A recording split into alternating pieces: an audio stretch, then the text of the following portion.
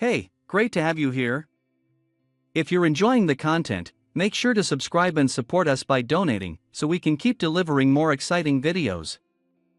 Now, let's jump into the story of Reality Quest right here on GMT Recap. Ed Rothstaler was the rebellious son of a noble family with a high social standing. He sat idly on his bed, lost in thought, reflecting on the storyline of his life, having ruled the academy like a prince. He looked at the information in front of him and said, "So, what you're telling me is they've erased me from the family tree, right? You were expelled for making disrespectful comments in front of the Honorable Princess Phenia. You also illegally interfered with the entrance exam for Holy Sylvania Academy. Your behavior showed blatant disregard for protocol and tarnished the family name. You were blinded by envy, and these are crimes that cannot be ignored." He gave a bitter, self-deprecating smile, feeling as if fate itself was mocking him. Ed Rothstaler, your life. Ed was kicked out of his house with nothing but his luggage. That's everything you have now.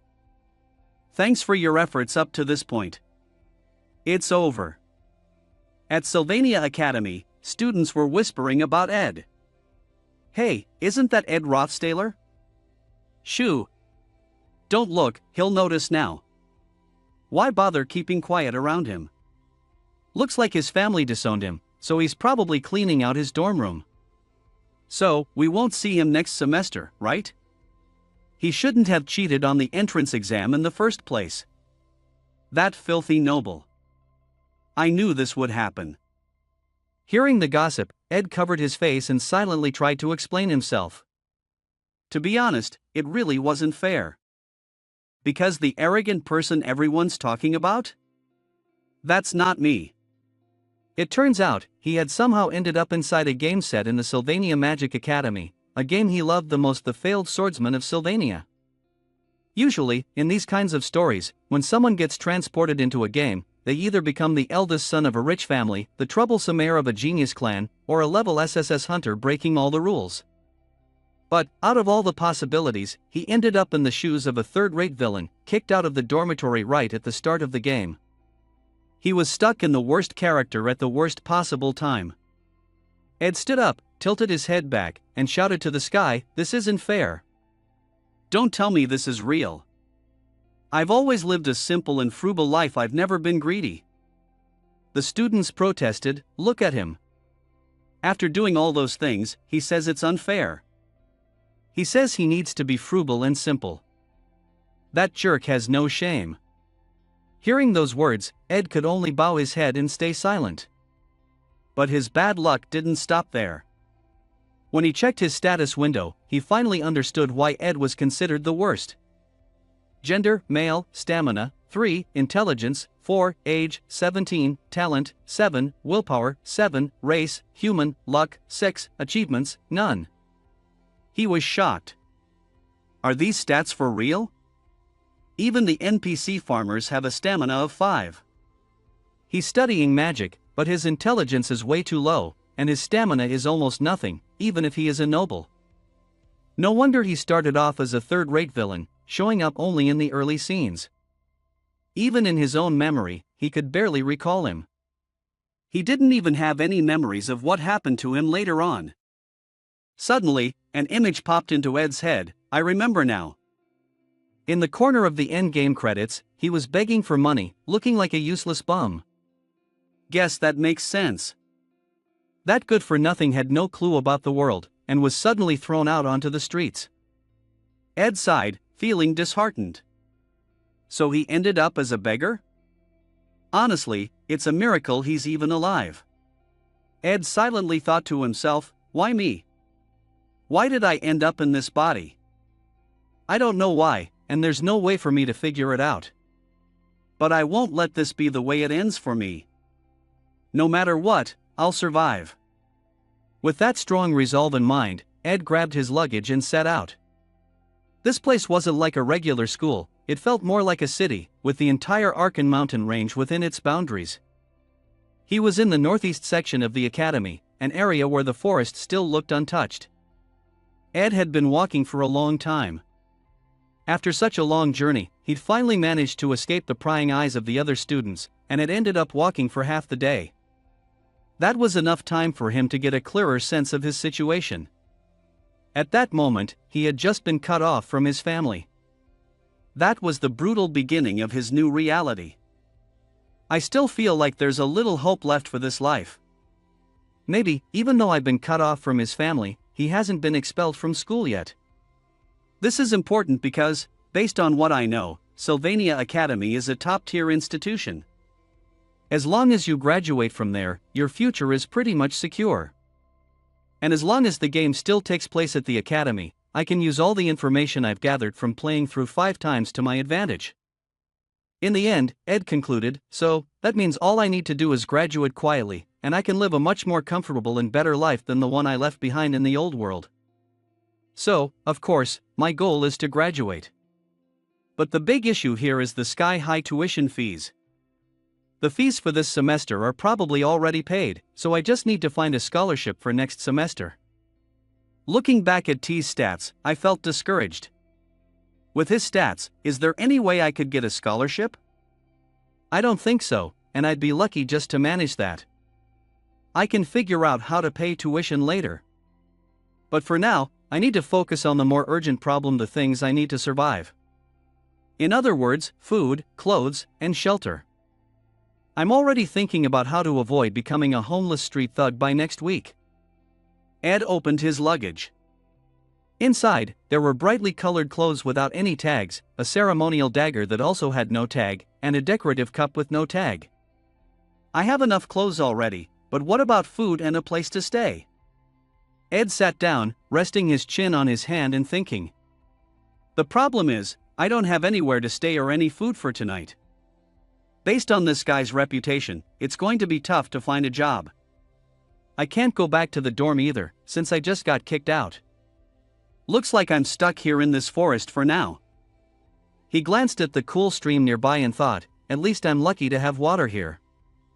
There are still 10 days until school starts. I guess I'll have to make sure I'm qualified to be a student by then. Ed stood up, filled with determination.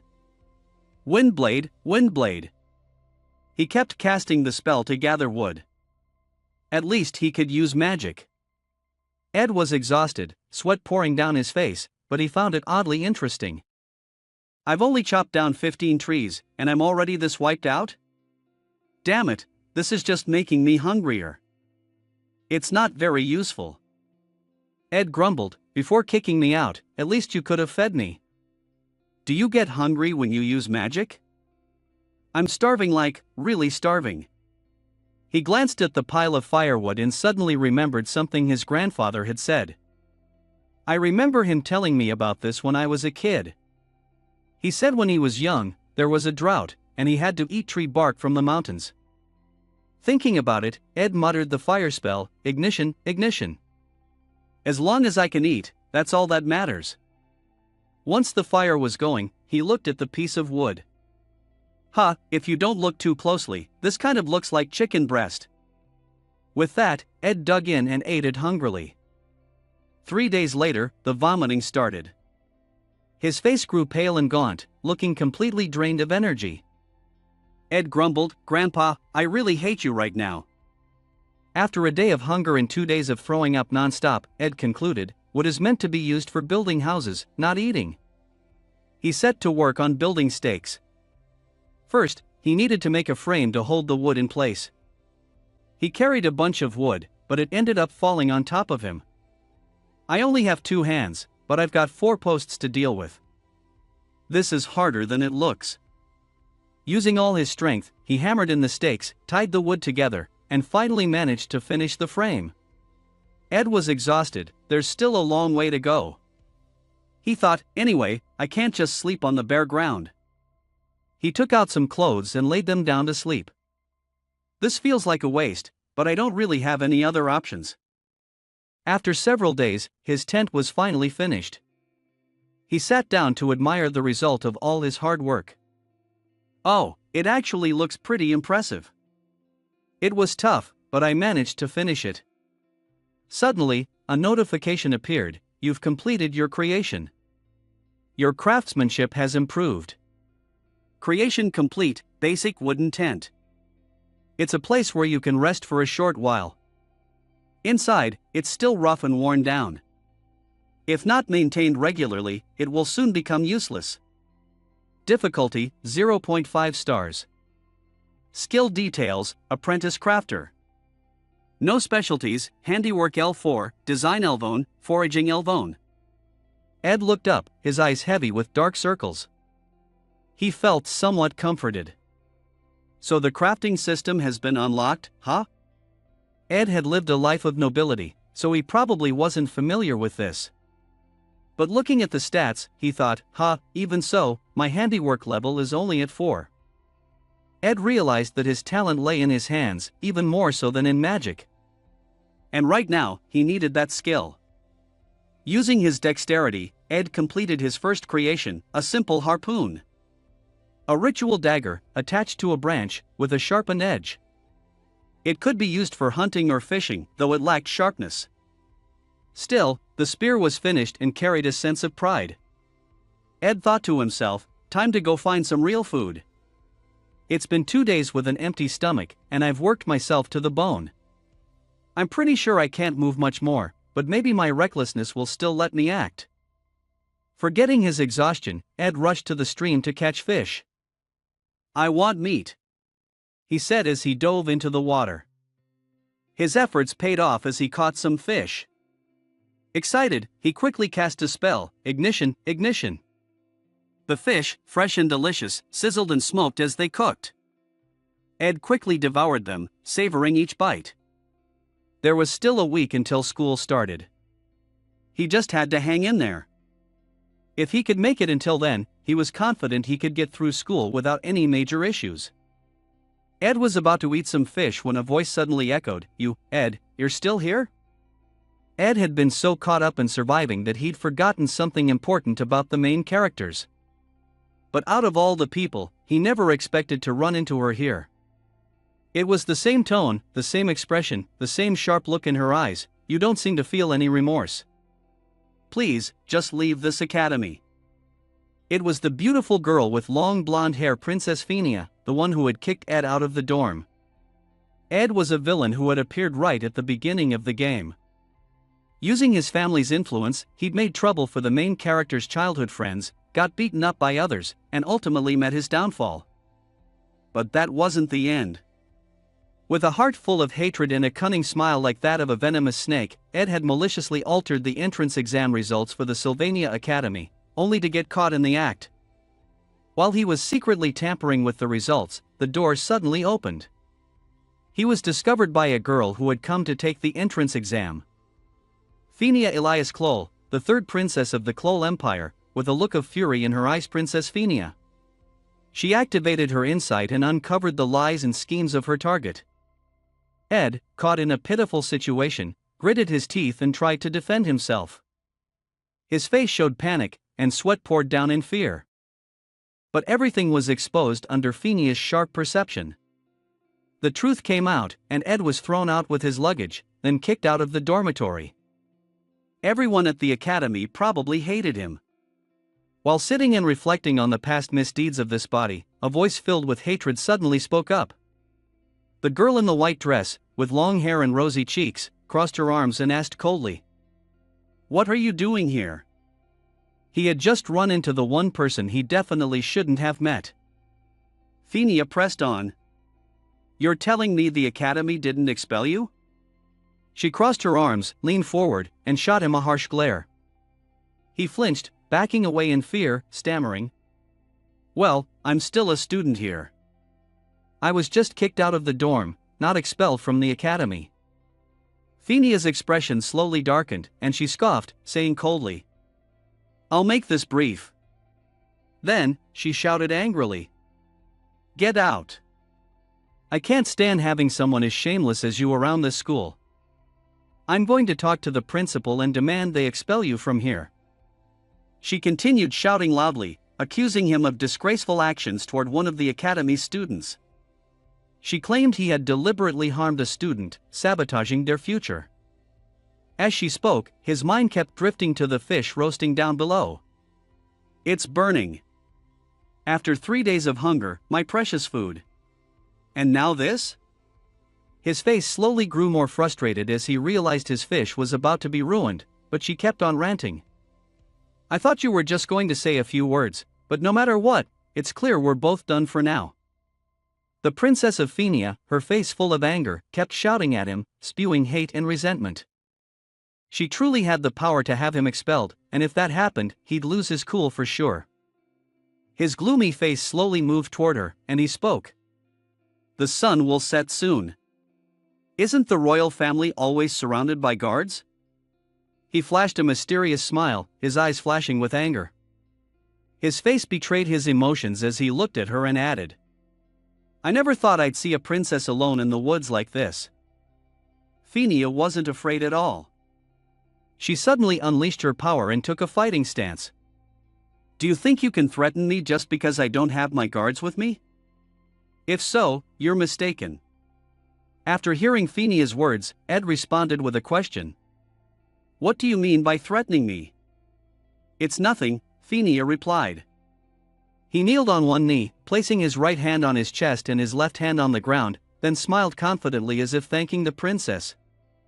However, her clairvoyance had been activated. She was both surprised and suspicious of his words, so she used her ability to look deeper. He said thank you? The truth was, there was no deception in Ed's words. Fenia was stunned, her eyes wide open as she stared at him, unable to believe what she was seeing. What? She asked, clearly shocked. He lifted his gaze to meet hers. Deep in his subconscious, he thought about the Ed family he belonged to. This family was well known and powerful, but they had exploited the people and carried out inhumane experiments on humans for a long time. It made him think of someone powerful standing in front of a blood-red castle, in a dark, gloomy place. It was where these brutal experiments took place, with piles of corpses buried deep underground. For the main character, that family was nothing but trash, and their fate would certainly be destroyed. The grim and eerie scene unfolded before me, with the guillotine standing tall like a symbol of merciless punishment. Its blade was still gleaming, reflecting the fiery red light of the sky, like flames from hell itself. Beneath it, a head lay quietly in a pool of blood, its lifeless face showing the marks of its final horror, against the backdrop of a blood-red sky. Dark flocks of crows flew overhead, creating an unsettling atmosphere as if they were signaling that a great crime had been committed, and justice was about to be served. The air was thick with a deadly silence, broken only by the sound of wings flapping and the heavy weight of relentless punishment. This is the place where justice and crime meet, yet it leaves an unsettling feeling. Everyone in the family would either be imprisoned or executed. However, I had been rejected. Burnt fish cannot be eaten. My only meal had been scorched. I would probably have to endure hunger and cold, but that was still better than dying. In the long run, it would actually be much better. He looked ahead with determined eyes, a sly smile curling on his lips. I need to convince Fenia without lying, or I'll get expelled. If I mess this up, it's game over. Everything will end right then and there. No, it'll be worse than that, won't it? As time passed, about a week before the apprenticeship started, Fenia still didn't drop her guard.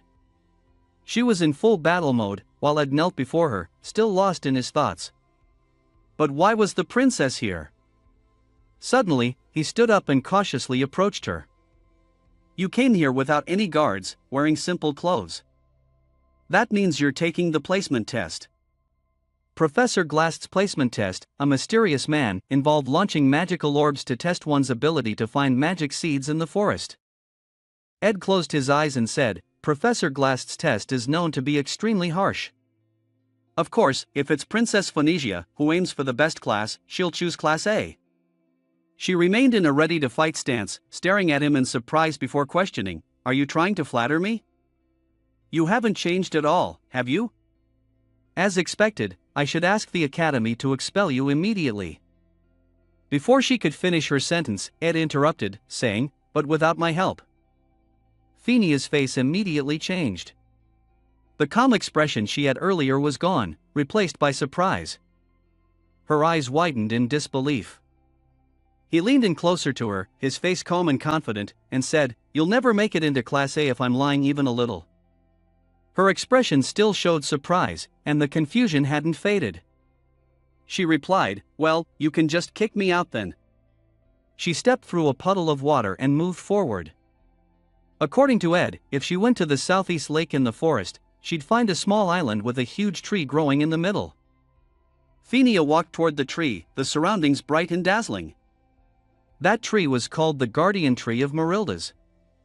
There, beneath the tree, something glimmered in the light. "You'll find the gift I left for you." She picked up the magic seed, examining it with a critical look on her face, recalling the instructions Ed had given her. The name Ed Rothstaler from 3 days ago was definitely a fraud, and an incompetent one at that. She could still picture his panicked face when Princess Phinia caught him red-handed. She remembered the situation clearly. However, the image of Ed kneeling and thanking her now came to mind. Ed Rothstaler, as he was now. Under the tree's shade, she held a magical seed in her hand, reflecting on the story she had heard earlier. It left her confused, unable to grasp what was really happening. The placement test had ended. The academy stood before her like a grand, vast castle, its beauty and scale fitting for royalty. The expansive campus felt like it could belong to the nobles of a royal court. Inside one of the classrooms, a professor stood before the students, calling out to them, holding up the magical seeds they had gathered. His serious expression, even a little intimidating, made him look at the students with intensity. He was Professor Glast, the magic instructor. The students below raised the seeds they had collected, gazing at him with eager eyes. He stared at them, silent and unsure of what to say next. Frustrated, he turned and ordered everyone to Class F. The students sighed in disappointment, unsure of what else they could do. What mattered most was understanding the true purpose of the test. This wasn't just about collecting magical seeds. Professor Glast raised 3 glowing gems, which should have been found by the students, and said, "Only those who can find seeds with this kind of magical power will make it into Class A." Only 3 people found them. The first was Zix, his face grim and his eyes like emeralds. The second one is Lortel, with her striking orange-red hair and a proud smile. And finally, the person who found the seed in Marilda's protective tree, which contains unusually high magical power. He declared loudly, pointing to the distance. "Yes, the one who found the seed was the one I had hidden." Phinia stood up at the teacher's call, her face serious. "You will be the leader of the class." On the other side, someone was still feeling down because the only meal they had was a fish that had been burned. A sorrowful voice echoed, "It's all burned. I don't have the strength to use the spear to catch more fish." The new creation needed a rough fishing rod made by cutting a branch with a knife, only using fabric, and replacing the hook with a small nail. It was fragile and very difficult to tell if the fish had bitten the hook. 1 star out of 5. His disappointed face showed as he hooked the worm onto the makeshift hook. He continued to think about her, the third princess of the empire, Phinia Elias Kloll. Since she was young, Princess Phinia had seen through lies and deceit. She sat below, gazing up at those people with sharp, unwavering eyes, seeing right through their trickery. That sharp gaze was the result of an innate skill. Her yellow pupils, when activated with her X-ray vision, could see through any lie. No one could escape her perception. Therefore, there was no choice but to provide her with accurate information. As he thought about it, Ed slowly lowered his fishing rod into the water. But this led to an even bigger problem. The reason Princess Phinia would be known as the Princess of Love was because of her golden hair and her pure white dress, which made her look like an angel. After failing the placement test, she would be placed in Class F. And that's when everything would begin. However, if Phinia, who had influence from the very beginning and an almost unbelieving look in her eyes when she heard Ed's advice about magic seeds, managed to find the hidden seed and get into Class A, the entire original storyline would start to fall apart. The image of her as the innocent, pure Princess of Love would be shattered. Even if he somehow managed to avoid being expelled, all the information he had would be useless. He'd be finished. Ed held his fishing rod and sighed, deep in thought. Of course, at that moment, Professor Glast's voice suddenly rang out, "Class leader, Lucy Merrill." Fenia's face instantly darkened, unable to believe what she had just heard. The class leader was someone who was snoring and completely indifferent to anything that was happening around her. The future probably wouldn't change. Frustrated, she stormed off. Fenia was also deep in thought, seeing the truth clearly. This was definitely a magic seed. Ed Rothstaler hadn't lied, but her hand, holding the magic seed, started to shake. This isn't a gift. Why did Princess Fenia hide her true form from the beginning? She held the seed, standing in front of the giant tree, reflecting on everything. She felt embarrassed by the privileges she would receive if her true identity was revealed. She wanted to prove herself. She knew that this magic seed would yield the best results for her test. The image of the magic seed glimmered beneath the tree. But Fenia didn't take it, because she hadn't found it herself. She left the magic seed where it was and walked away, her face showing clear dissatisfaction. The title of Princess of Love she would eventually receive wasn't a skill or stat boost. While everyone was praising Lucy, Fenia left the classroom with a dark expression. The title she received for following the correct storyline was actually a bait she had cast out for the princess. She remembered the words he had said to her, "You'll never make it into Class A. If I'm lying, you can kick me out." Whether it was a lie or the truth didn't matter. Halfway through, she stopped, reflecting on something. The princess would always care about it. If Ed really lied about the princess failing the test, suddenly, she punched the wall hard. She would confidently finish it and punch him in the face. However, Ed hadn't lied. While she was lost in thought, a fish suddenly tugged at the line, causing the water to stir. Not being able to get into Class A. The princess now. Fenia, her face filled with anger, gritted her teeth and said, "Ed Rothstaler, I'll keep an eye on you. There's nothing more I can do." The fish bit the hook. He pulled up the line, a joyful look on his face as he caught a big one. Got one. The dawn began to break. I've had to live in a place. He quickly ran toward the academy. He had to run like crazy in the early morning to make it to school on time. While running, he was out of breath from exhaustion. After running for a while, he finally arrived, sweat soaking his clothes, still breathing hard. But I'm back. He stood before the academy, its magnificent campus scene making anyone wish they could study there. Sylvania Academy, a voice called out loudly for everyone to hear. The opening ceremony of the academy is about to begin. We're happy to see all the students who've put in effort before the new semester starts. Feel free to enjoy the food while listening. Meanwhile, the atmosphere at Sylvania Academy made it easy to hear the murmurs welcoming me. Oh, look at him. How dare he show up to the opening ceremony? Does he plan to keep studying here? Other students whispered among themselves. He calmly sliced a piece of meat to eat. This is the reward of a winner. Just enjoy it. He put the meat in his mouth, surrounded by plates of meat that he had already finished, piled high like a mountain. This isn't Ed Rothstaler. My goal is to graduate. The gossip about him continued. The second-year upperclassman said the entrance exam was really tough. He looks a little different if you look closely. He eats so politely. I don't have any other purpose. I just want to graduate. The girls who had been talking about him moved on to another topic. I heard the dessert is from the head chef of Ophelis at that table over there. Let's go eat. We can chat during the break. What do you think, Anis? Sounds great, Clara. A soft, unfamiliar voice echoed, "That's strange." Somehow, I wish that. The pink-haired girl turned to look at him. He looks like someone else. Nothing unusual happened. The sky was clear, the air cool. A large, beautiful, yet modern school campus. Today was the opening day at Sylvania School. In the spacious lecture hall, students had gathered, and the sound of lively chatter filled the room. I am very excited to meet new, talented faces this semester, and to see the accomplishments you'll all contribute to Sylvania.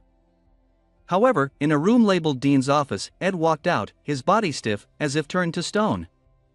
A dark cloud seemed to surround him. I was almost expelled. A middle-aged man with slicked-back hair stood there, smiling brightly and warmly. Who would have thought Fenia would tell the principal about me? Ed, feeling helpless, looked at him with suspicion.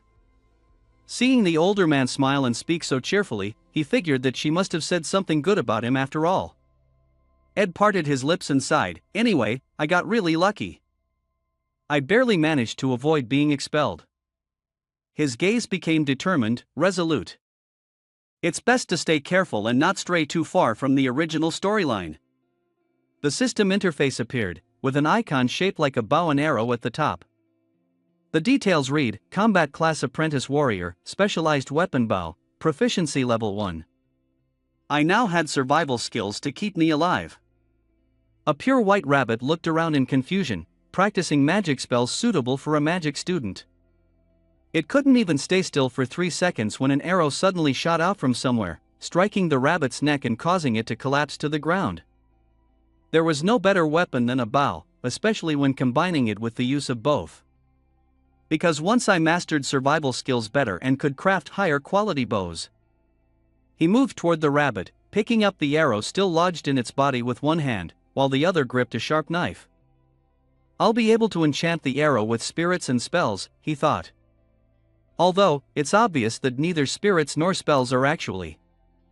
Suddenly, something made him freeze in shock. His eyes narrowed. Not far away, just across a river, a young girl with pink hair sat under the shade of an old tree, deeply absorbed in her book. Her name, a natural talent in her own right, was Janica Faylover. She read with such focus that she didn't even glance away from her book. Her hair gently fluttered in the cool breeze. Janica Faylover, a second-year student and the top of her class in the magical arts of elven sorcery, was completely lost in her own world. Suddenly, her gaze shifted, and her cheeks turned slightly pink. She looked toward Ed and asked, "You're the funny person Marilda mentioned, right?" To Ed's surprise, Janica Faylover instantly leaped from beneath the large tree, crossed the river, and appeared right in front of him. She smiled brightly, her voice full of cheer as she spoke. "Ed Rothstaler, right? I'm Janica Faylover. I'm in my second year, just like you. You can call me Janica." Startled and a bit flustered by Janica's sudden appearance, Ed stammered. "Huh? When did she get here?" With a playful look in her clear eyes, Janica teased. "Ah, did I surprise you? You're wondering how I knew it was you, huh?" She happily waved her arms and legs as she spoke. "You see, this forest is the territory of Marilda, a high-level spirit. I spend a lot of time here listening to her tell me all sorts of things in my head." He curiously asked, "The owner of this forest tells you about me?"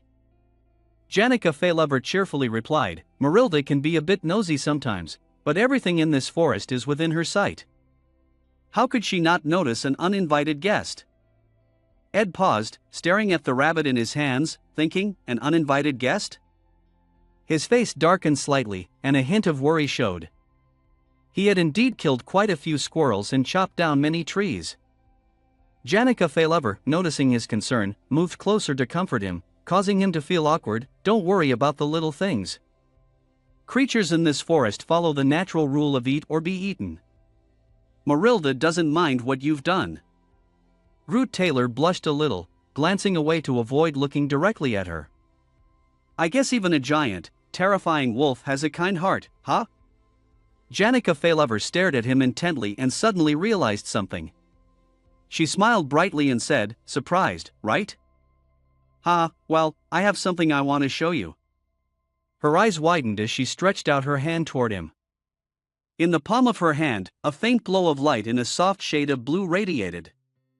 "Isn't it cute and lovely? I just met it yesterday, and I immediately made a pact with it." Ed stared intently at the thing in her palm, silently thinking, "A pact?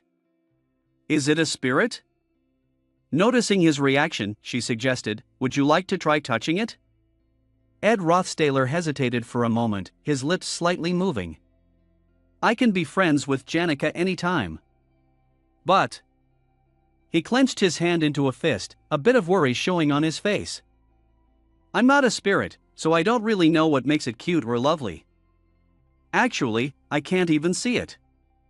Janica Faylover pretended to be surprised, asking, You can't see the spirit? Ed calmly turned to leave and replied, Yeah, well, I came here to get food, so I'm going ahead now. Taylor's face darkened and showed clear dissatisfaction. He knew that only by following the original storyline could he gather useful information for himself. Janica Faylover was incredibly important in the original plot. She had piercing red eyes and an emotionless face, surrounded by a dark, cold aura that he knew he was never allowed to approach. She kept her eyes fixed on his retreating figure. Her gaze gradually darkened, no longer the bright, sparkling look she had when talking to Ed. She remembered Ed's embarrassed, shy face as he had said, I guess even a giant wolf, as scary as it is, still has a kind heart, huh?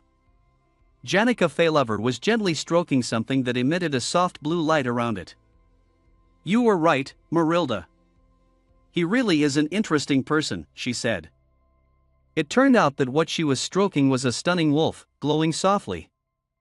As Janica continued to pet the wolf, she said, Come to think of it, maybe he really couldn't see her all this time. Who is he, anyway? Then, she jumped onto the wolf and lay down on its soft fur, sighing. I tried so hard to get close to him, but all he ever says is aha. Aha, what does that even mean? Good grief, you're so gloomy. Well, we'll meet again someday.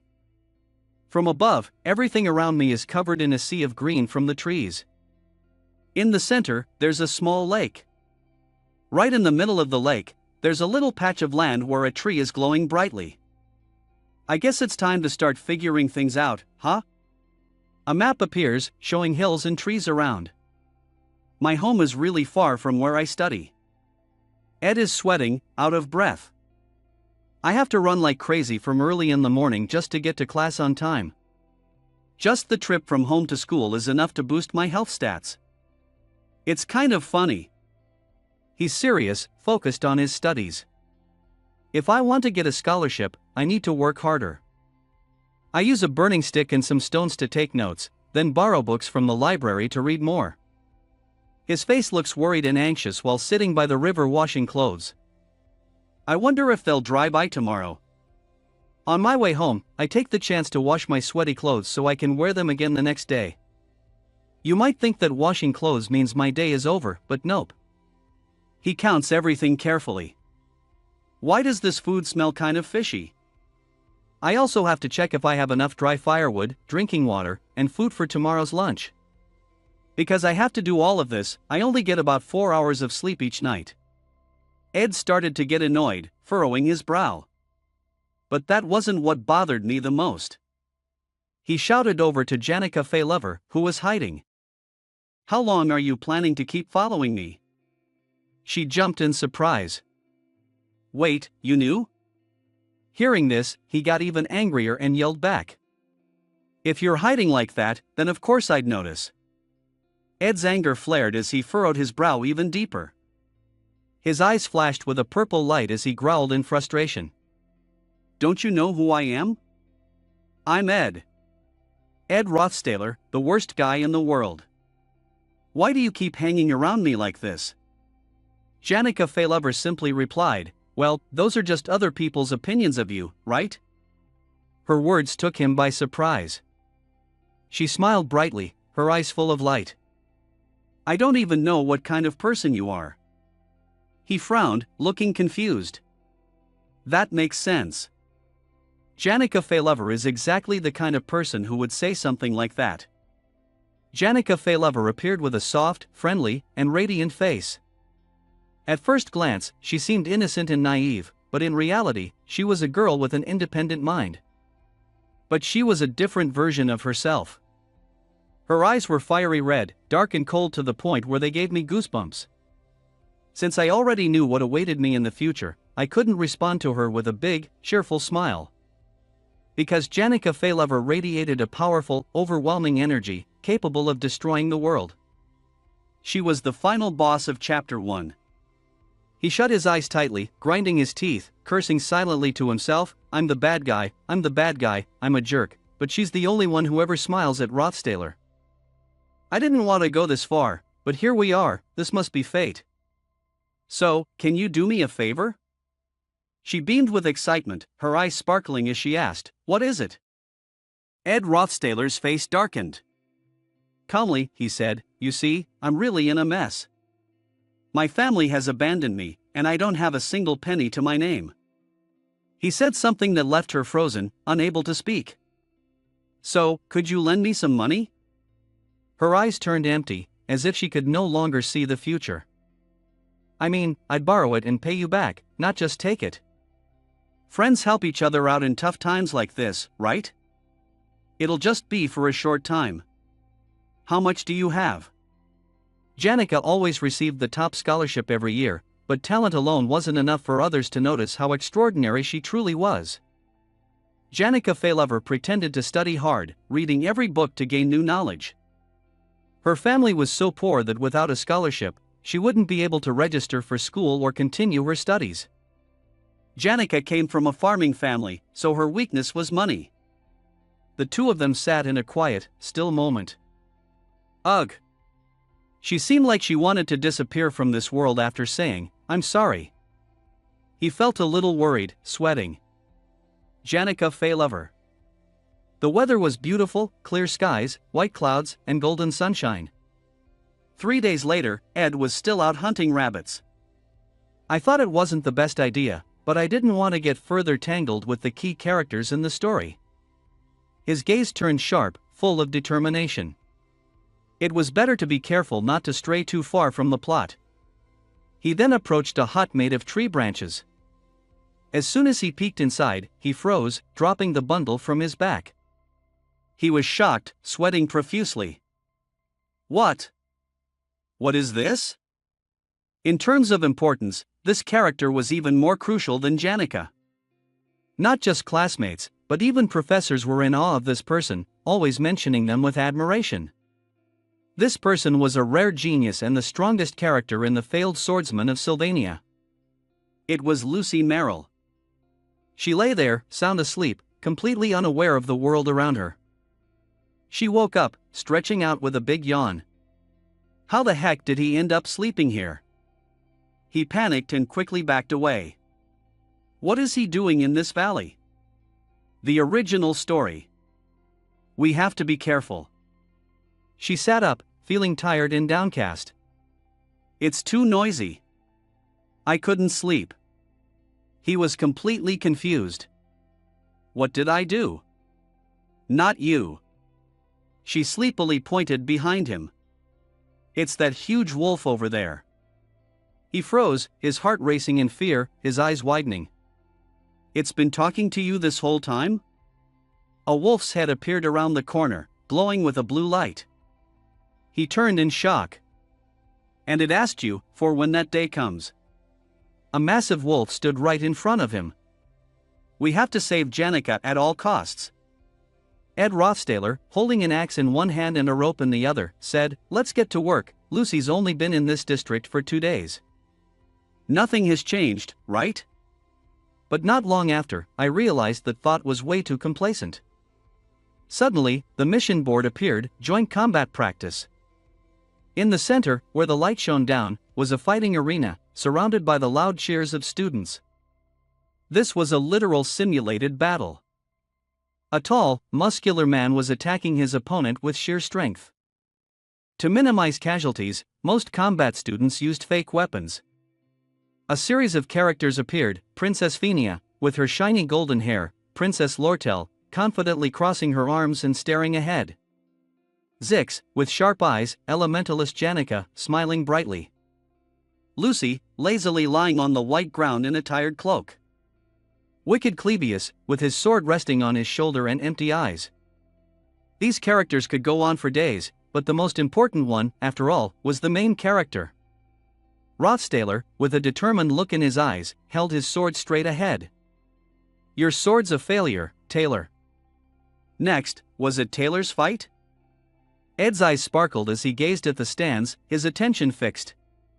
Someone was using their power to create a large whirlpool not far away, surrounded by thick smoke. On the arena floor, there was definitely a dent. Zix was surrounded by a green aura, which highlighted his confident demeanor. The winner of the battle practice session was a first-year student, along with the main character, Taylor, except for one unexpected incident. Suddenly, Janica appeared out of nowhere, happily saying, "Hey." To his disbelief, despite having asked her for money earlier, she still cheerfully came over to greet him. His expression darkened, and he gave her a disapproving look as she continued to smile and chat. "I've got the list of matches," she said. "If Lucy's like a stray cat, then Janica's like a cute little puppy." He turned his face away, refusing to look. "I'm not interested," he replied curtly. She laughed and asked, "Why? Aren't you curious about who I'll be fighting?" Ed Rothstaler froze, his eyes narrowing in shock and surprise. "Wait, I have to get in the ring too?" He quickly looked at the paper, his face blank and confused. In the original story, Ed Rothstaler was already expelled by this point. So, who was his opponent? This couldn't be right. Taylor clenched his fist, with his other hand on his chest, his voice clear and full of determination. "I'll show them." His eyes were filled with resolve, giving it his all. He smiled, watching closely. "That's right, who I'm fighting doesn't matter now. I have to focus on Taylor. Even though it's just through the screen, I've lived with Taylor's character for so long now." The image of Taylor kneeling, gripping the sword tightly, flashed in his mind. Game over, play again? Yes, no. But the painful ending and the true conclusions were unforgettable. Do you want to go back on that journey? I've been through countless times, among all the paths he could choose. He lowered his head, his eyes distant. There's no easy path. I knew I would live my own life, but... He clenched his fist, his eyes misty with tears, filled with admiration. I'm still rooting for you, Taylor. Suddenly, the loudspeaker crackled, startling him. I'll repeat, first-year academy student, Lucy Merrill. Is there a student named Lucy Merrill here? Ed Rothstaler was so stunned that he broke out in a cold sweat. Please finish preparing and get to the arena. Where did Lucy disappear to? He helplessly stared at a black box where someone was deep asleep. Lucy covered her mouth with her hand, yawning involuntarily, then stepped onto the arena floor. Let me finish my match first, she said. In her first year, at the top of her class, Lucy Merrill was facing off against Taylor McClure. Taylor had been waiting for a while, already in position and ready to fight. He gripped his sword tightly, full of fiery determination. The main character of this world, born with the destiny to become a swordsman, had never even held a sword before. But with just one swing, his first ever sword strike in his life, he put all his strength into it, swinging the blade forward. A bright light surrounded him, and he was able to cut through Lucy's thunder magic with ease. Lucy was stunned, speechless. I can't believe my eyes, she thought. My spell. It didn't work? She had been so sure of her victory, so confident that she would defeat her opponent, but now, nothing had happened. Taylor would definitely take advantage of her moment of weakness. Like a gust of wind, Taylor rushed toward Lucy, closing the distance in no time. Unexpectedly, Lucy cast a lightning-fast mid-tier lightning spell, striking Taylor. Huge, powerful green bolts of lightning surged across the arena, sending dust flying everywhere. Taylor was completely overwhelmed by Lucy's instinctive magic, but since she had used a mid-level spell, Lucy was disqualified. Taylor, covered in injuries but still gripping his sword tightly, was declared the winner. Ed, thinking back to that moment, closed his eyes and cried. It was a legendary scene. When Taylor and Lucy were both on the battlefield, the referee stepped forward and announced loudly, "All right, the match begins." The arena became the center of attention. Taylor, with a determined look in his eyes, raised his fist. I'm here. Lucy calmly created a powerful magic array. The massive energy shot out. In less than 3 seconds, Taylor was blasted straight into the wall, dust flying everywhere. The crowd in the stands was in an uproar, with Ed probably the most shocked of all. She yawned tiredly and scratched the back of her neck. As she watched the scene unfold, the people in the stands began whispering. "It's over. There's no way he can beat the top-ranked academy. It's pretty clear. Charging at a mage like it's a bare-knuckle fight? What did he think would happen?" Taylor McClure's life had always been filled with challenges. His hand twitched slightly. Born as someone who could never seem to fit in, he had always been a failure, never achieving anything significant since entering the academy. His hand trembled, a defeated person who had never been acknowledged by anyone. He moved toward the Sword of the Sun and gripped it tightly. While everyone else thought he had lost, despite all the mockery, he stood up, his body battered and bruised, even in that moment of utter despair. From the stands, he looked down and smiled with hope. Taylor never. Taylor slowly got to his feet, a red aura swirling around him. Gives up hope. His smile grew wide, full of pride and satisfaction. That's it, buddy, you've got this. Keep going. He charged toward Lucy, who was standing still. Her eyes widened in shock. Lucy Merrill. From the stands, his laughter grew louder and louder. At that moment, Lucy was preparing to cast a thunder spell. But unexpectedly, his eyes widened in disbelief, his pupils shrinking in alarm. Just as the sword was about to reach Lucy's face, a blast of green energy shot out, stopping Taylor's sword in midair. A powerful force radiated from it, making Lucy take a quick step back.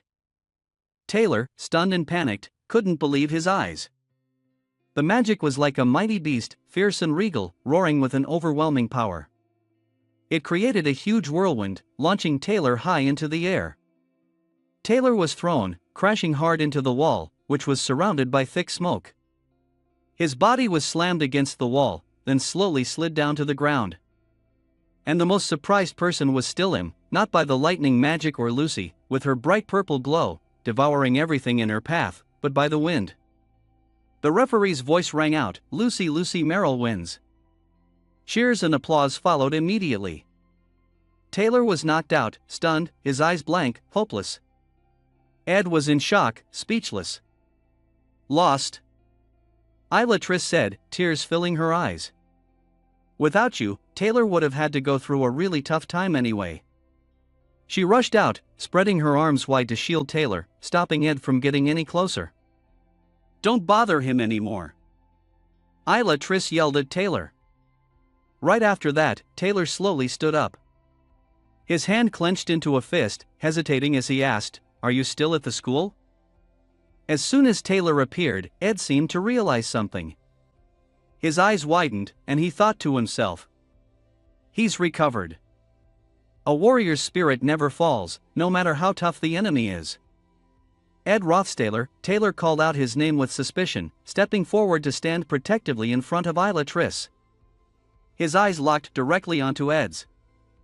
Ed met Taylor's gaze and thought. His eyes are burning with determination. "I get it now." He remembered the moment when Isla Triss ran off and realized that while he was facing the princess, Taylor's closest friend and his greatest source of support had sprinted toward the door without looking back. Ed could almost picture Isla Triss slinging his arm around Taylor's shoulders, his body covered in battle stains, comforting him. "You'll get through this too. It's what you're best at. Don't let this defeat get to you." Taylor's voice brought Ed back to the present, snapping him out of his thoughts. "Why are you here? Do you have a problem with me?"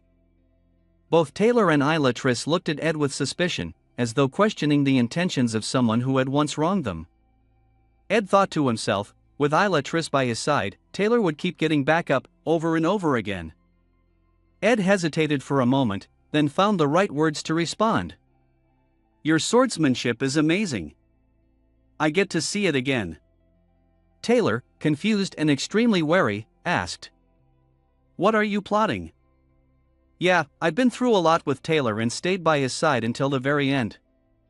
Being honest, Ed casually turned around and answered, "Not at all." In his mind, Ed recalled that he had once thought Taylor would save the world, so all he had to do was figure out how to survive. He had treated him differently because Taylor was the protagonist and would handle all the difficult tasks that Ed couldn't. But now, Ed felt at ease. A small smile tugged at the corner of Ed's mouth, and his face softened. It wasn't because the plot had returned to its original direction, but because Taylor, the one he had fought alongside, was fine. That was enough for him.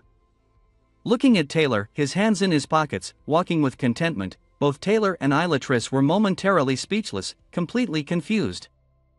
But then they quickly reacted, still frozen in place, their whole bodies losing color as they simultaneously sneered. What the hell, why is he acting so cool? Well, I guess this was inevitable.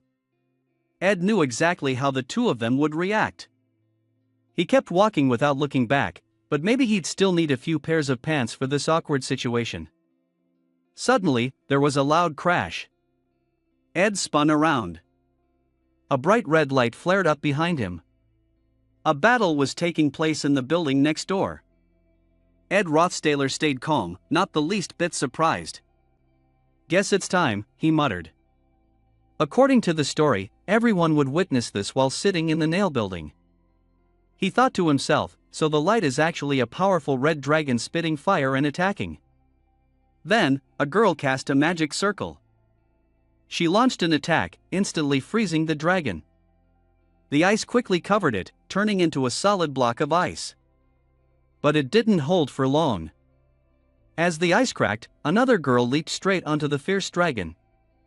She was a pink-haired girl with red eyes, wearing a soft smile. It was Princess Lortel and the elf mage Janica Feylover practicing their combat.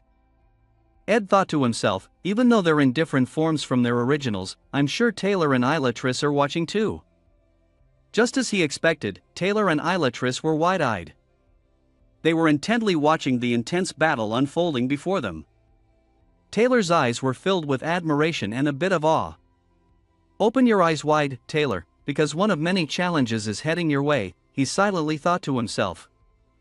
At this moment, things seemed to be going badly for the red-haired girl. Her struggle and difficulty were clearly visible on her face.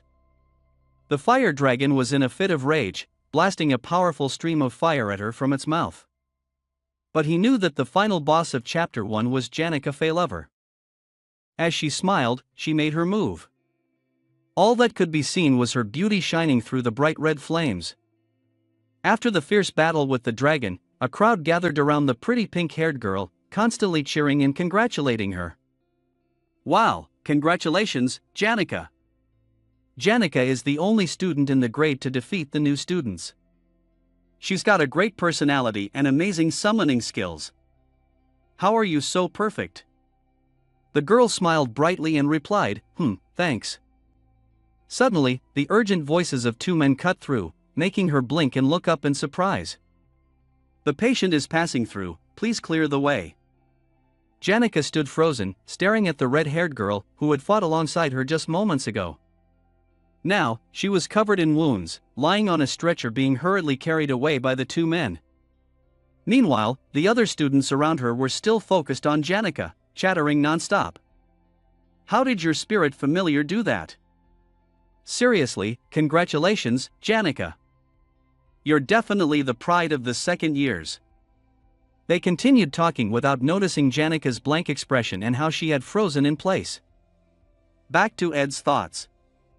Unlike the original story, Lucy had defeated Taylor. It ended with the main character joining the actual battle. This time, Janica Feylover had become the defender of honor for the second-year students. Outside, more and more people were gathering around Janica. He kept thinking, brushing the dust off his jacket. Janica already had a lot of friends, but this accident would only make everything even crazier for her. Then, he walked away, his back fading into the distance as his footsteps echoed toward the door. Well, it's probably for the best. I won't have to see her around the tent as much anymore. One evening at Ed's place, he was thinking about recent events, especially his involvement with the main character. His mind started to spin in panic. It had been 2 weeks since the last real-life training session, and without the main character around, he could focus on his studies and survive without worrying so much anymore. Ed glanced toward the cage by the creek.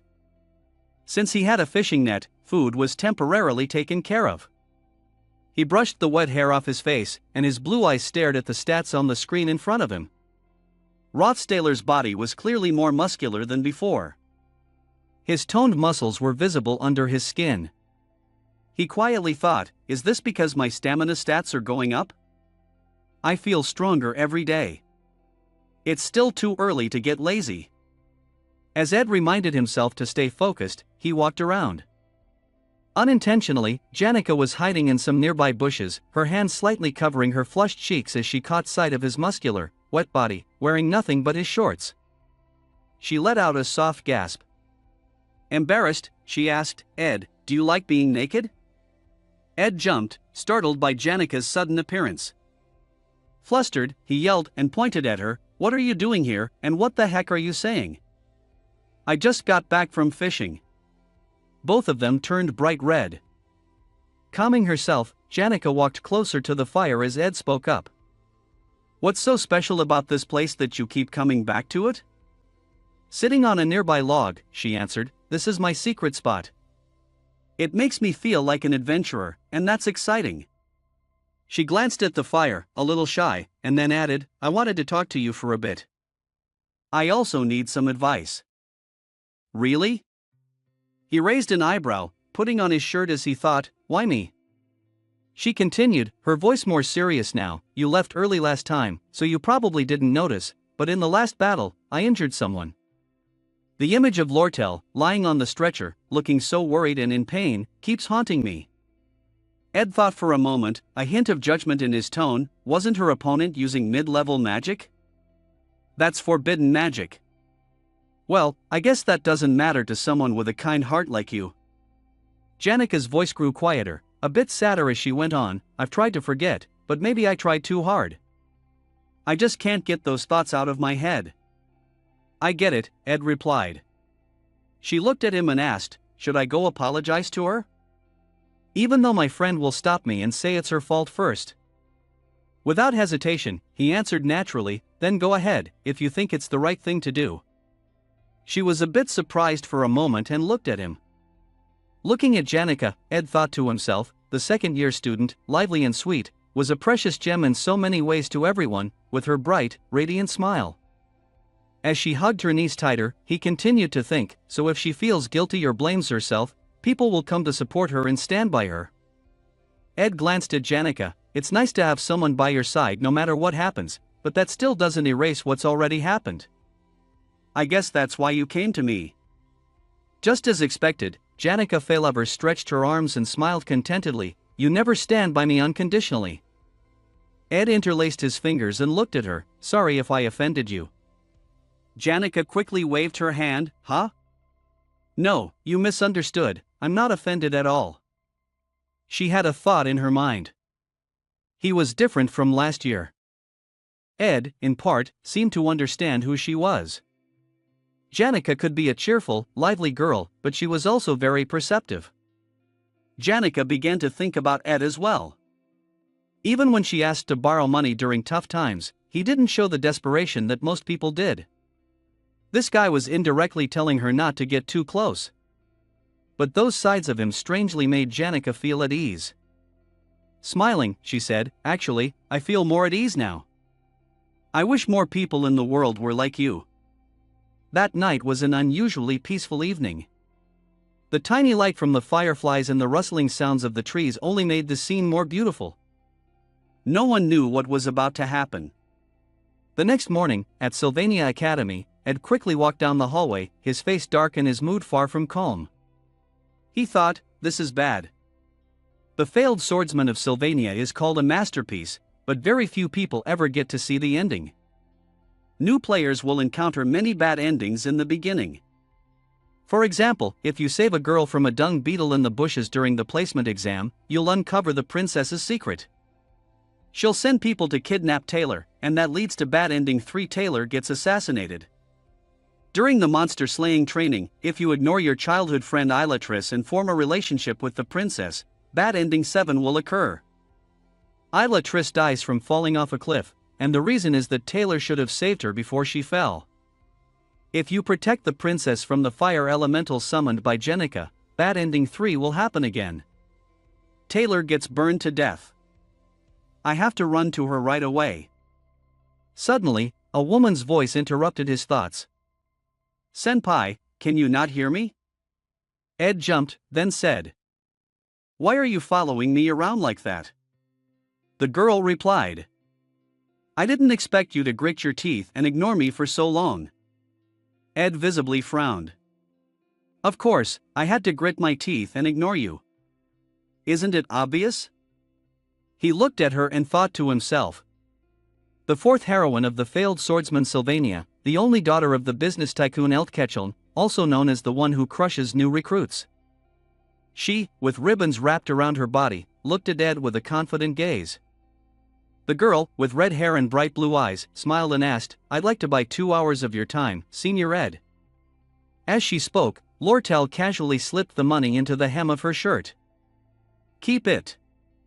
You know, I think the more people on my side, the better, she added. The 3 coins jingled and landed in Rothstaler's pocket. His gaze became thoughtful, as if he'd figured something out. She sensed, purely by instinct, that she would have to fight Princess Fenia through politics to take control of the academy and that she needed to start gathering allies right now. Along with that came an image of Lortel, eyes gleaming with cunning, standing in Fenia's shadow. The corner of his mouth curled upward, as though he understood exactly what was happening. He extended his hand toward Lortel and said, All right, then, at least let's shake on it. Thinking she had achieved her goal, her eyes revealed a calculating glint. She reached out her hand, her mind drifting to those who had lived their whole lives in luxury. A little bit of poverty was enough to shatter their hearts. The two shook hands, but surprisingly, for people in their situation, even a small amount of money was enough to make them collapse. They would sell everything, their wealth, their dignity, and even themselves, all in the pursuit of money. The metaphor here is violence. The man, with his sunken face and poverty, grabbed the few coins that another had disdainfully thrown his way. It's so easy to lure people like this, which is sadly true. It shouldn't be this way. She stood there, stunned, after he left. The 3 gold coins, which had somehow ended up in her possession, were now back in the hands of Lortel Ketcheln. She knew for sure that Ed had used their handshake as an excuse to return them. She wasn't angry, she just watched Ed Rothstaler's figure disappearing into the distance, thinking to herself, interesting. Meanwhile, as Ed walked away, the tension was unbearable. He clenched his teeth and thought, if I accepted it, I could have lived better. But if I did, it would be so shameful. Ed couldn't even begin to imagine the nightmares he'd have to face if he got caught in the middle of the new recruits being crushed in Janica's schemes. And then, he made a firm decision, no matter what, he had to avoid anything that would divert him from the original path. That night, at the Sylvania Academy dormitory, Lotelkachin didn't feel hurt by the blunt rejection or the insult.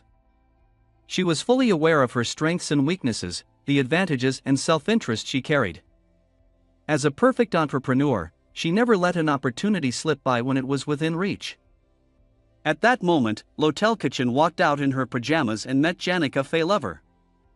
Oh, I didn't expect to see you here, she said.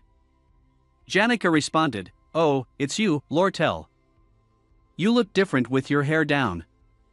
The opportunity right in front of her stirred Lotelkachin's unyielding spirit. She was determined to make Janica Faylover pretend to be an ally. Her green eyes gleamed like those of a crafty serpent. Recalling their previous sparring match, Janica began to speak. You know, people have been talking a lot about you for using the banned intermediate level spell in the group battle. It's been a while, but if I get the chance, I just want to apologize. As she listened, Janica nodded, showing sympathy. Meanwhile, Lotel thought to herself, I just wanted to see how the top second-year student would react. Still, I know I'll have to pay a pretty high price for it.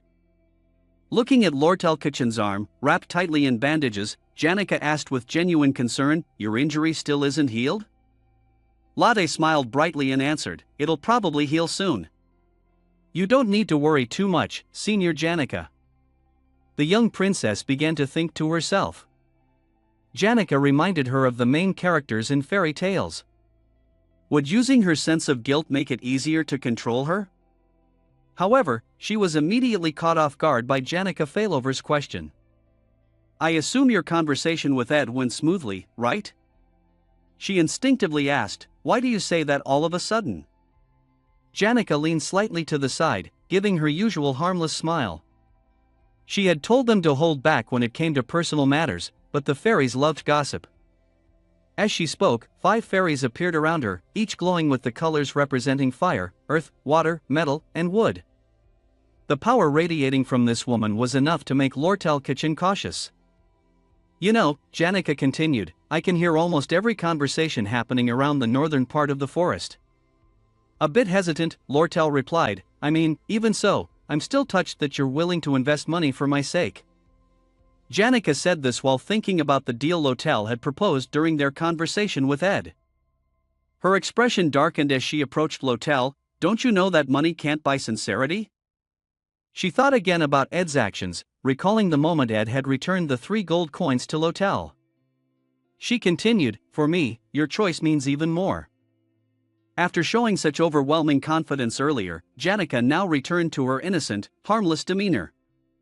The girl blushed slightly, saying, I guess I've gotten a bit too proud, huh? Since it's my first time being a senior, I might have talked too much. I'm embarrassed. However, Lortel Kitchen remained cautious, thinking, I need to keep an eye on her. I have to go now. It takes a lot of preparation to make a pact with a high-level spirit. Recently, I've received a lot of support, so I have to push myself even harder, Janica said before turning and leaving under the moonlight streaming through the academy's window. Lortel Kitchen realized something. Janica Failover had a lot in common with the main character of a fairy tale. I was wrong. A perfect person? Not at all. Janica Failover suddenly stopped in front of the door and said before leaving. Oh, right, Lortel. I'm sorry about the other day. You got pretty hurt because of me, didn't you? I hope you'll recover soon. She said this with a look and smile full of hidden meaning. Lortel thought for a moment. Even though she fully understood the dark side of this world, Janica still managed to keep up her cheerful personality. Click. The door shut as Janica Failover left, leaving Lortel standing with her arms crossed in the same spot. She tilted her body slightly and whispered. This is going to be tough. Her brows furrowed slightly. But just a moment ago, Janica had looked strangely tense. Now, behind the door of Janica Failover's room, she no longer hid her inner tension. Sitting with her back against the door, she hugged her knees and looked up, speaking softly to herself. I have to try harder, because it's really nice that people are placing their hopes in me. One morning, the weather was clear, and the sun was high in the sky. The sunlight shone down on Taylor's clothes drying on the line. Nearby, a girl named Lucy looked at the pile of clothes and visibly grimaced, saying, "It smells so bad." Suddenly, a loud bang rang out. Taylor's clothes were struck with force, dust flying as they scattered everywhere. He shouted, "Ugh, I just hung those up." Then, he noticed the presence of a stranger. He looked in their direction, still with a shirt draped over his head, and asked, "Wait, who's that?" It turned out to be Belle Maya, the head maid of the upscale dormitory, Ophelis Hall. The short-haired girl stared at him with piercing golden eyes. Her outfit clearly marked her as a maid, and she carried a basket in her hand. Ed remembered her now. She was the one who had kicked him out of there. Ed Rothstaler gave an awkward smile and said to her, "Oh, you mean this?" Belle Maya looked around at his place. Her voice was cold and serious, almost like a stern authority figure. "I knew you were here. Miss Janica has told me a lot about you. Still, I didn't realize you were living like this." She glanced at him again and added, "I'm glad you've noticed the positive changes, and I have to say, I'm impressed." Ed wondered, where? But he could only mumble in response. Belle's words seemed to pass right through one ear and out the other, while his gaze remained firmly fixed on the ground. Inside his head, a whirlwind of thoughts raced. The maids at the Ophelis Hall were a group of elite women, responsible for keeping the living spaces spotless, including cooking meals for the students. His eyes were glued to the basket Belmaya held, as if it were a treasure. Ed kept thinking to himself that the basket must contain the finest ingredients the maid had gathered from the forest. These were the kinds of high-level details he couldn't learn just by reading books. He examined the basket, trying to figure it out. Belmaya's involvement was significant to the main story. Meanwhile, she continued speaking, "You don't have to be so formal." Her eyes remained cold and distant. "Just talk to me like you used to back at Ophelis." Suddenly, Ed replied, "Never mind." Belmaya widened her eyes in surprise. After a moment of thought, Ed came to a conclusion: Belmaya didn't have any direct influence on the main storyline after all. His attitude immediately shifted to one of flattery, and he began trying to win her over. "How could I speak so casually to a hard-working maid like you?" As for the basket, he spoke with a pleading tone, silently thinking, "Well, being friends with her should be fine, right?" The system screen displayed the message. "You have been given an explanation of the edible mushrooms, herbs, and vegetables from Belmaya." The basket was filled with edible ingredients that could be found right in the forest, a treasure to Ed. With the creation complete, his craftsmanship skill increased, and the system announced, "New item, fishing net. You've woven the net properly, attached it to a branch, and set it up to avoid collapsing when exposed to groundwater. The fish caught in the net will survive for several days. Difficulty, 2 stars. In addition to the fishing net, the place where he stayed now also had drying racks for storing meat. I've gathered so much meat and fish. My food supply should be sorted soon." Placing the gold cup, now filled with water and some ingredients, in the middle of a pile of firewood and stones, he called out loudly, "Ignition!" A bright red flame immediately flared up beneath the cup. Ed looked at the screen displaying the fire magic, ignition level 10, wind magic, and wind blade level 10. He thought, "I still only have 2 basic spells, but I've used them so much that I'm completely fluent in them without even realizing it." The tea was ready. Its fragrance spread through the air. The screen lit up again. New product, herbal tea. Tea made from the herbs Belmaya showed you. Difficulty, 1.5 stars. Ed continued thinking, "Using these for chopping wood or cooking has really improved my survival skills. The proof is..." As he thought, he lifted his cup of tea. To avoid burning his fingers, he held a small leaf between his hand and the hot cup. The sunset unfolded before him, the sun gradually sinking below the horizon. Ed Rothstaler sat there, satisfied that he had finished his work before nightfall. Honestly, this was kind of fun. The more he thought about it, the more he smiled, completely content, like he had achieved exactly what he wanted. Suddenly, he looked up and saw a star shining brighter than any other. It seemed to be heading straight toward him. At that moment, his train of thought ended. Boom! A deafening explosion echoed as the star shot down like lightning. Both Taylor and his tent were sent flying. Amid the thick cloud of dust and smoke, Ed lay in the flattened remains of his campsite. Stunned, he gasped, "What the hell? My tent!" Ed looked sadly at the wrecked tent. Where the star had fallen, he could hear the sound of coughing. It seemed lucky for Ed Rothstaler, because the star wasn't a monster, but Lucy. The girl with silver hair and purple eyes was sitting in the crater she had made when she fell from the sky. "I almost died," she said, coughing violently from the smoke and dust. She was still wearing her pajamas, and a mystical purple glow surrounded her like a magical aura. Ed Rothstaler stared at the girl in the midst of the smoke, shocked. Lucy! He thought. In the deep crater in the ground, created by her fall, Lucy was sitting, trying to gather herself. Her heart was still racing from the close call, and she muttered, "I almost died." Ed Rothstaler stood up, brushing the dust off his clothes, and looked at Lucy. "Huh? You almost died?" He wondered to himself, who is the most powerful sorceress on the continent talking to right now? She stayed sitting, still shivering, as she called out the maid's name, Belmaya. Even though Ed already knew who it was, he asked anyway, "Who's that?" Are they a good person? Lucy shuddered as she remembered the image of the maid Belle, her eyes bloodshot and filled with murderous intent, fists clenched as she marched toward her. I was acting normal, but for some reason, she became so sensitive.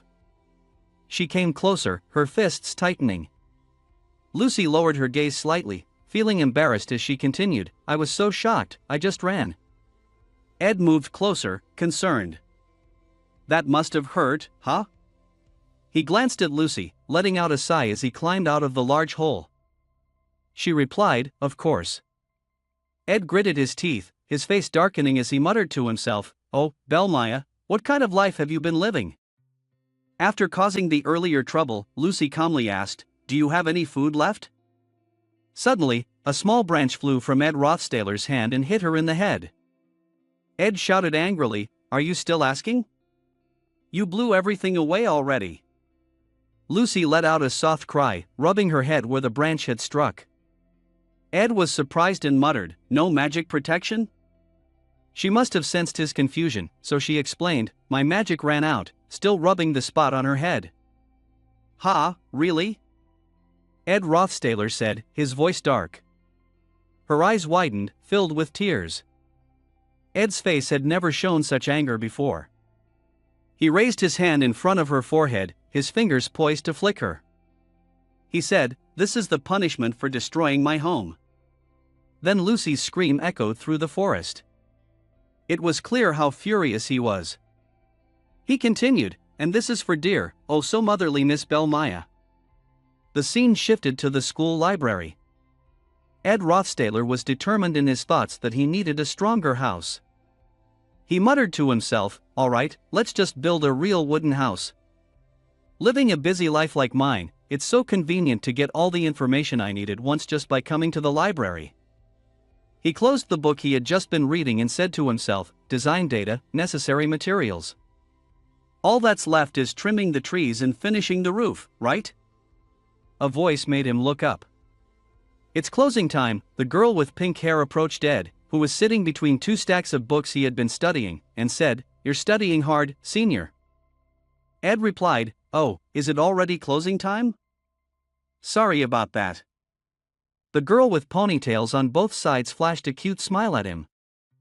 That was Elka Island, a first-year magic student. Smiling warmly, she said, if I see someone like you, who is so focused on studying, it really motivates me to study too. My name is Elka Island. Her gray eyes sparkled as she stared at him with admiration. He broke into a sweat and thought, what's going on? That look is so intense. Does she want to know my name? Ed slightly turned his head, looking away as he answered. I'm Ed Rothstaller. As soon as Elka heard his response, her face immediately showed a reaction Rothstaller knew all too well. The excitement on her face quickly vanished. Ed thought, just as I expected, my reputation isn't going to disappear that easily. A bad reputation is one of the hardest things to shake off in this academy. But compared to the rumors, Elka's attitude was completely different. She continued. In just a few days, you finished all the books on elemental science that I've always found hard to understand. Even now, you're sitting there reading so diligently, and you've already gone through more than 6 specialized books in one go. As she spoke, her eyes stayed fixed on the stack of books next to him. She continued, why is there a rumor that you're someone who doesn't know anything and just pretends to be skilled? She laughed cheerfully, clearly unable to believe the gossip. The image of Ed Rothstaller walking proudly in his red cloak popped into her mind. I'm lucky to have the chance to know someone as genuine and talented as you. That's why I'll support you with all my heart. Elka clenched her hands together, her voice even more excited than before. Ed replied, thank you. As she prepared to leave, Elka Islan waved goodbye to Ed Rothstaller. Take care on your way home. I'll clean up here for a bit and then head back to the dorm. Suddenly, there was a loud rumble. The ground started to shake. What's going on? Ed Rothstaller widened his eyes, and both of them struggled to stay on their feet amid the unexpected tremors. Elka quickly glanced at the nearby bookshelf, where several books were tumbling toward her. The screen shifted to a mystical purple hue, signaling the system. Chapter 1, Final Section. The Glassen battle begins. A massive magical circle appeared in the sky above the academy. From its center, a powerful beam of light shot straight down, creating an enormous shockwave. It was 11:30 a.m. at the temporary base near the Student Assembly Center. With the active presence of the main character, Taylor's group, many students were probably joining in. At this moment, a dark purple hue had covered the entire academy. 2 hours had passed since the unexpected event occurred. It was something I had read about in the book The Soul of Magic. From inside a building, the sound of lively discussion could be heard. "That's the highest level Dark Soul," one person spoke up. "That's the Glassen summoning circle." The center of the massive circle is emitting a purple aura full of overwhelming energy. Fionia Kloll, who was leading the discussion, crossed her arms and said seriously, "This is bad news. Because only someone with the ability to sense souls at such a high level could summon such a powerful Dark Soul. The most likely person behind this is our enemy, the valedictorian of the second-year class. You've been possessed, Janica Feylover." One could easily imagine Janica radiating an eerie, dark energy. It seemed as though her soul had been taken over by dark magic. The room fell silent in tense shock as everyone processed this information. Until Fonia continued, "Unfortunately, this isn't the right time to do this. But as Isla said, we shouldn't waste any more time." Taylor McClure suddenly spoke up, getting Fonia's attention. "If Glassen is summoned, the casualties will be much higher. We need to get inside the student hall now." He raised his hand firmly. Claire, the captain of the Royal Guard, added her voice with concern. "People outside the barrier will quickly realize what's happening. If the Royal Guard and the professors deal with this situation, it will be over quickly." Alvira Anishjan, a first-year advanced class student known for always getting involved, put her hands on her hips and added, "If this is the barrier created by a high-level shadow spirit within the academy, it will be very strong. Outside help will have a hard time getting through. This needs to be handled internally, and with Principal Abel away, we're on our own." She then spoke directly to Fonia, Taylor, and the others around them. "But if everyone here works together, even a high-level spirit could be defeated, right?" Taylor and Isla seemed to agree. Clebius Nortondale, a first-year combat student, curled up in fear. His face was full of terror. He spoke up. "I oppose it." He explained that they had defeated all the spirit beasts and entered the building to confront Janica. These once gentle spirit beasts were now tainted with dark energy. He continued. "But that's not all. A purple wave of power shot through, and there are high-level elementals inside the tower. I think there are 2 of them." His voice grew more fearful. "The high-level fire elemental, Tarkan, and the high-level dark soul, Velosfer, have taken control inside. The dark soul is taking the form of a humanoid creature with a goat's head, and its wings are like those of a bat. Tarkan, the fire elemental, which used to be bright red, now carries an evil aura, and their eyes burn with hostility." Clebius Nortondale clutched his head and screamed in panic. "Charging in there would be like suicide. I can't go." Lortel Ketchon hesitantly spoke up.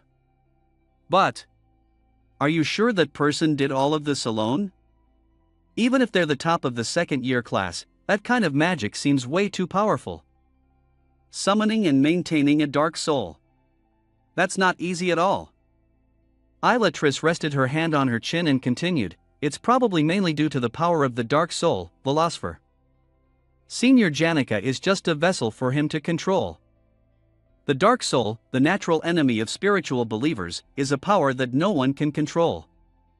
In fact, they're demons trying to disrupt the peace of this continent." The high-level dark soul, Vosfer, appeared in their minds. A demon was controlling Janica Feylover like a puppet on strings. The dark soul's threads were tightly bound to her, making her act according to his will. This is why all spiritual practitioners keep their minds pure, staying far from the darkness. They don't want to be corrupted by it. Isla continued, "However, Senior Janica is more skilled than anyone else in the dark elemental sciences. Along with her words came the image of the demon's blood-red eyes, which looked dangerously intense. She added, "No one knows how Vosper managed to use her and control Senior Janika's soul." One of the guys present suddenly interrupted, saying, "That's not important anymore." Zix continued, "What matters now is deciding our next move. Only one person can make that decision." He looked sharply at her and suggested, "Princess Phonia, please tell us what to do." Phonia glanced back, hesitating in silence. All eyes were on her, the one most suited for the leadership role, and everyone was waiting for her decision. Suddenly, the words of the indifferent guy from before flashed through her mind. Phonia pressed her lips together as she recalled the moment she heard Ed Rothstaler's words. "No matter what burdens I carry, they can't compare to the weight the princess has to bear right now, right? You're going to have to make a lot of tough decisions, and none of them will be easy." His words rang so true to the situation Phonia Kloll was facing now. She silently wished, "I wish I could live as carefree as he does." Finally, like a true leader, Phonia Kloll spoke up, giving her orders. 1 hour from now, we will move in, but..." She continued, "This includes me and my escort, Claire, as well as the top students from each class and students from Class A. Only those whose skills have been proven will be allowed to enter. So, everyone, get yourselves ready." Everyone listened in silence, and each person wore a different expression. The royal guard looked a bit tense, while Zix remained calm. Alvira Anishjan was excited, showing her sharp teeth in a grin. Lortel just listened quietly, without revealing much emotion. Taylor and Isla were the most determined and passionate. As for Clebius, he still looked scared. Phonia declared firmly, "I will take full responsibility for leading this battle." Suddenly, someone stepped forward, kneeling respectfully before the princess and said, "Princess, what about the others? Audrey Hall and some of the mages are sitting out, protesting and refusing to participate. It's hard to expect much from them right now." He spoke urgently. The princess replied, her voice heavy with sadness, "In truth, we are the only ones who can act in this battle." The male student added, "Also, not many other students share the same opposing views as they do." Suddenly, a girl appeared, running frantically toward Phonia. She said, "Actually, there are still people who can help us. When I was at the student library, there was just one trainee librarian and a second-year student left." Phonia asked in surprise, "Really? What are their names?" The girl answered, "Elka Iceland." Zix seemed almost agitated by this information. It was clear that Elka Iceland was someone very important to him. He immediately grabbed the girl's shoulders, repeatedly asking as if trying to confirm the truth, "Elka, Elka? Really?" The girl, taken aback by Zix's reaction, replied, "Yes, yes. We're studying grimoires management together in the trainee librarian class." Zix's expression showed both urgency and concern for Elka. He quickly turned around, ready to leave, after hearing the girl's confirmation. "Damn it, we have to find her right now. Elka can't defend herself." Even Princess Phonia was caught off guard by Zix's intense response. Both Princess Phonia Kloll and Princess Lortel Ketchum quickly stepped forward to stop him. One by one, they tried to calm him down. Lortel spoke first, "Calm down, Zix. The library is still quite a ways off, there's no rush. Right now, the first thing we need to do is deal with Senior Janika. She's the one who caused all of this." Then it was Fionia's turn. "That's right, Zix. Also, there's another second-year student in the student library. Why don't we trust that person for now?" Zix, still full of worry, asked, "Huh? Who is it?" Phonia turned to the girl with purple hair and asked again, "Hey, is there still another student in the library?" The girl nodded and answered, "Yes." Before the princess could stop him, Zix charged at the girl, grabbed her by the collar, shook her up and down, and yelled, "Stop hiding it! Tell me, who is it?" Though scared by his temper, the girl replied, Ed Rothstaler." Zix's hands were still gripping the girl's shirt, but his eyes burned with killing intent as soon as he heard the name. The girl, with 2 lines of tears streaming down her face, explained, "I'm sorry, that person sat there until late. I was so frustrated that I gave the task to Elka and just walked away. You all know what kind of person that is, right? Elka doesn't care about rumors like that, so she. The atmosphere around them shifted slightly. Everyone thought of the terrible reputation that person had, which had already spread to every corner of the academy. The two students standing behind added. Ed Rothstaler, that immoral guy and the librarian, always by himself in the library. Damn it. It seemed they realized they had just provoked the monster in front of them, but it was too late. Phonia spoke up, wait. Only Phonia Kloll and Lortel Kachin-chen, the two people present, had noticed the positive change in Ed Rothstaler, but they couldn't stop Zix's anger. She stepped forward, spread her arms to block everyone, and said, "Hold on, everyone." Realizing this was really hard to explain, she hesitated, then added, "But should we trust that person, just once?" The intense light from the magical formation above continued to shine down. Claire, Taylor, and Isla stood frozen, stunned by her words, as if they couldn't believe their ears. She looked toward Lortel, but it seemed pointless. Lortel was just as awkward as she was, his face as dark as Zix's. In the blink of an eye, he released the purple-haired girl and soared into the sky. No one could stop him now. The Dark Souls roared viciously when they saw him, but that didn't make him hesitate. Filled with overwhelming rage, he silently warned, "If he dares to touch even a single hair on Elka, I'll make sure he dies in pieces." His fury exploded, crashing into the monsters and causing the head of one to fall from its neck, while another was split in two. His anger was matched only by his concern for Elk Iceland. He growled and shouted Ed Rothstaler's name, only speaking one phrase, the dragonborn in the miraculous, unexplainable stream of Zix. Zix hid in the grass, waiting for his prey. He crouched low, evaluating the creature, noting its size. It was a full-grown male. Judging by the state of the surrounding plants, it had just passed through here.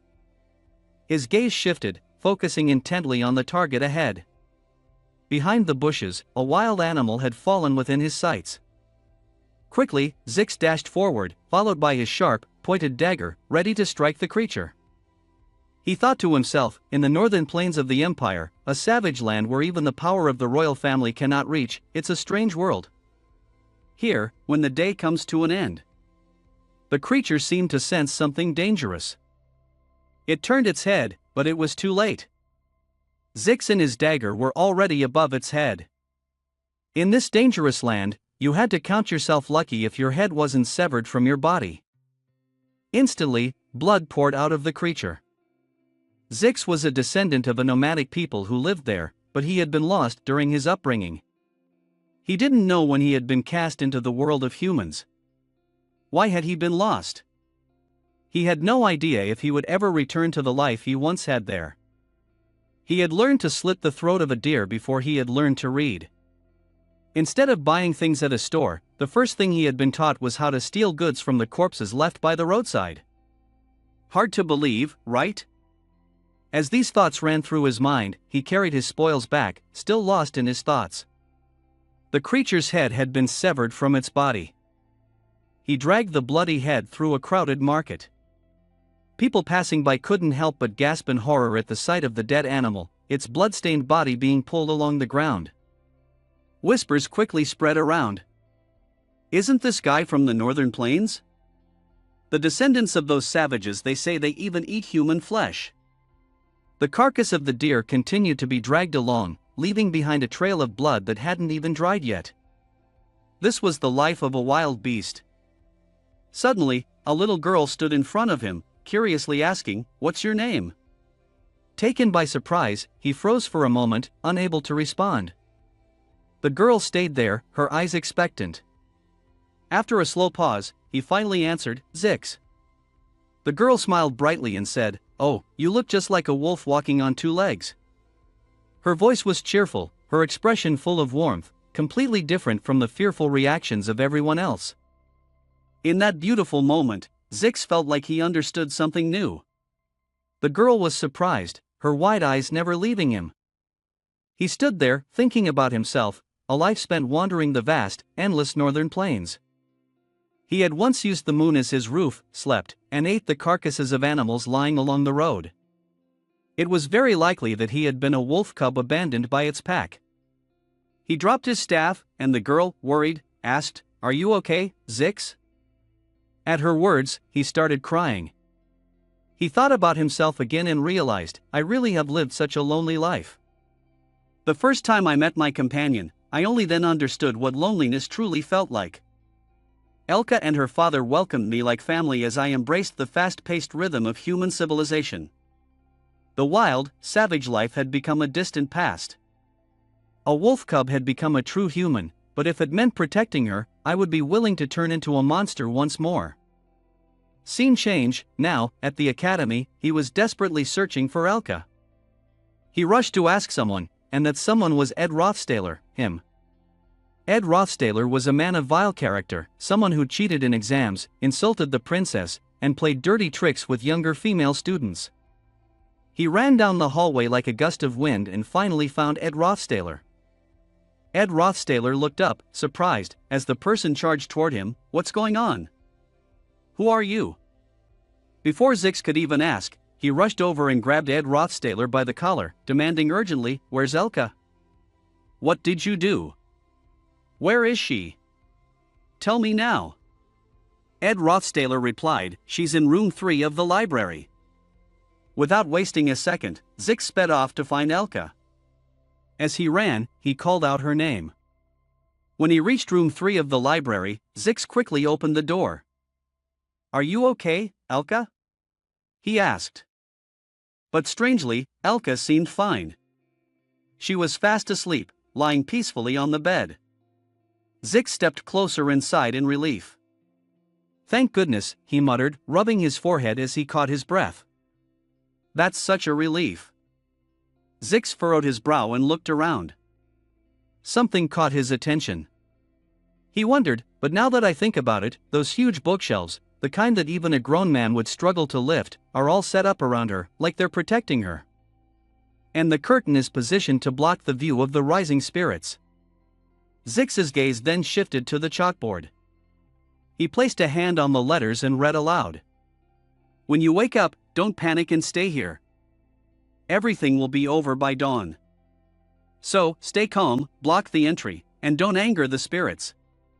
Always prioritize your safety and don't move hastily." Zix paused after reading the words on the board. Someone had tried to protect Elka. Suddenly, Zix spotted a red coat. It looked like the Academy's uniform, but strangely, it was stained with blood. Blood. This isn't Elka's blood, this is. He looked toward the bloodstains still on the floor. The stains pointed toward the large door he had just entered. From the blood trail, Zix quickly realized who had tried to protect Elka. Even though he's injured, he didn't take care of himself.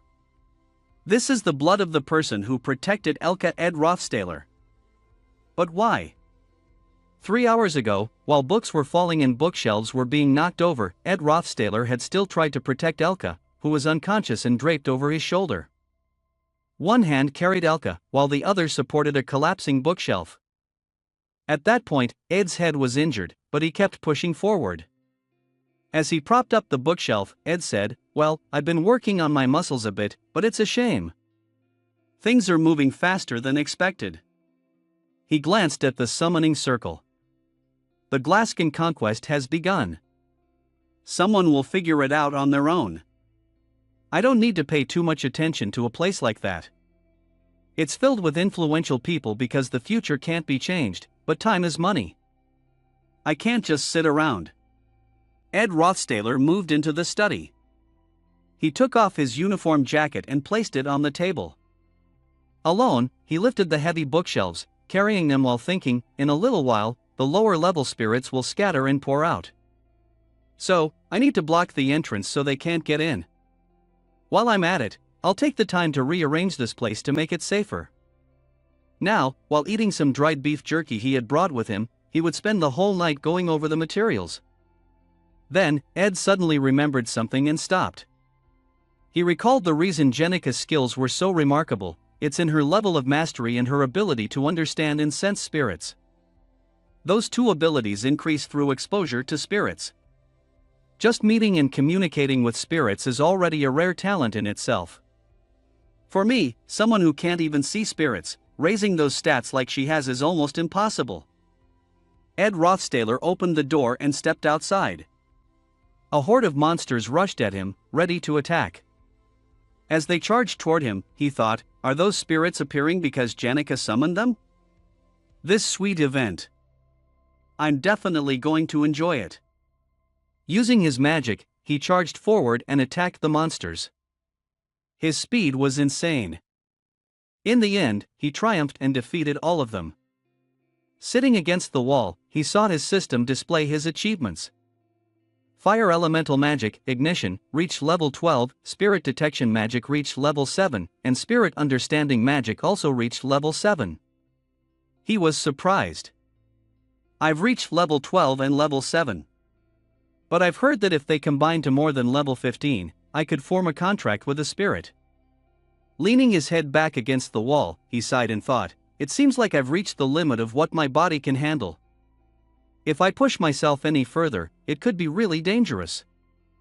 At that moment, Zix happened to be carrying Elka and walked over, asking, what are you sitting there for? Ed Rothstaler looked at him with curiosity, wondering, why is he asking that? Does he seriously think I'm just resting here without noticing all my injuries? And why should I give him a long-winded answer? Ed Rothstaler replied briefly, I'm meditating. Hearing this, Zix could only sigh and mutter to himself, even a 3-year-old wouldn't believe that answer. Zix responded, oh, I see. Now I feel like I understand you a little better. You've been like this from the start. Ed Rothstaler stared at Zix in surprise. Zix lowered his head and said, honestly, I owe you a lot, Senior Ed. He continued, I'll pay you back when I get the chance. Ed Rothstaler glanced at both of them, feeling like he had figured something out. Ah, Elka must be Zix's lover. She was mentioned in the guidebook right from the beginning. I completely forgot about that. Seems like Elka is pretty important to Zix. Zix looked up at Ed Rothstaler with an unfriendly expression. Ed Rothstaler continued, looking at the situation, it seems like you've left the student lounge and ended up here. He turned to Zix and reminded him, once you're sure Elka is safe, get back to work. Head back to the student lounge. You're not supposed to be here. Ed Rothstaler added, go help Taylor. If you follow what he says, things will somehow work out. Zix asked, Taylor, you mean Taylor Implore? Ed Rothstaler replied, yes, that guy always manages to avoid failure by the skin of his teeth. Zix skeptically said, I don't understand why Taylor is so highly rated. I've never even talked to that guy.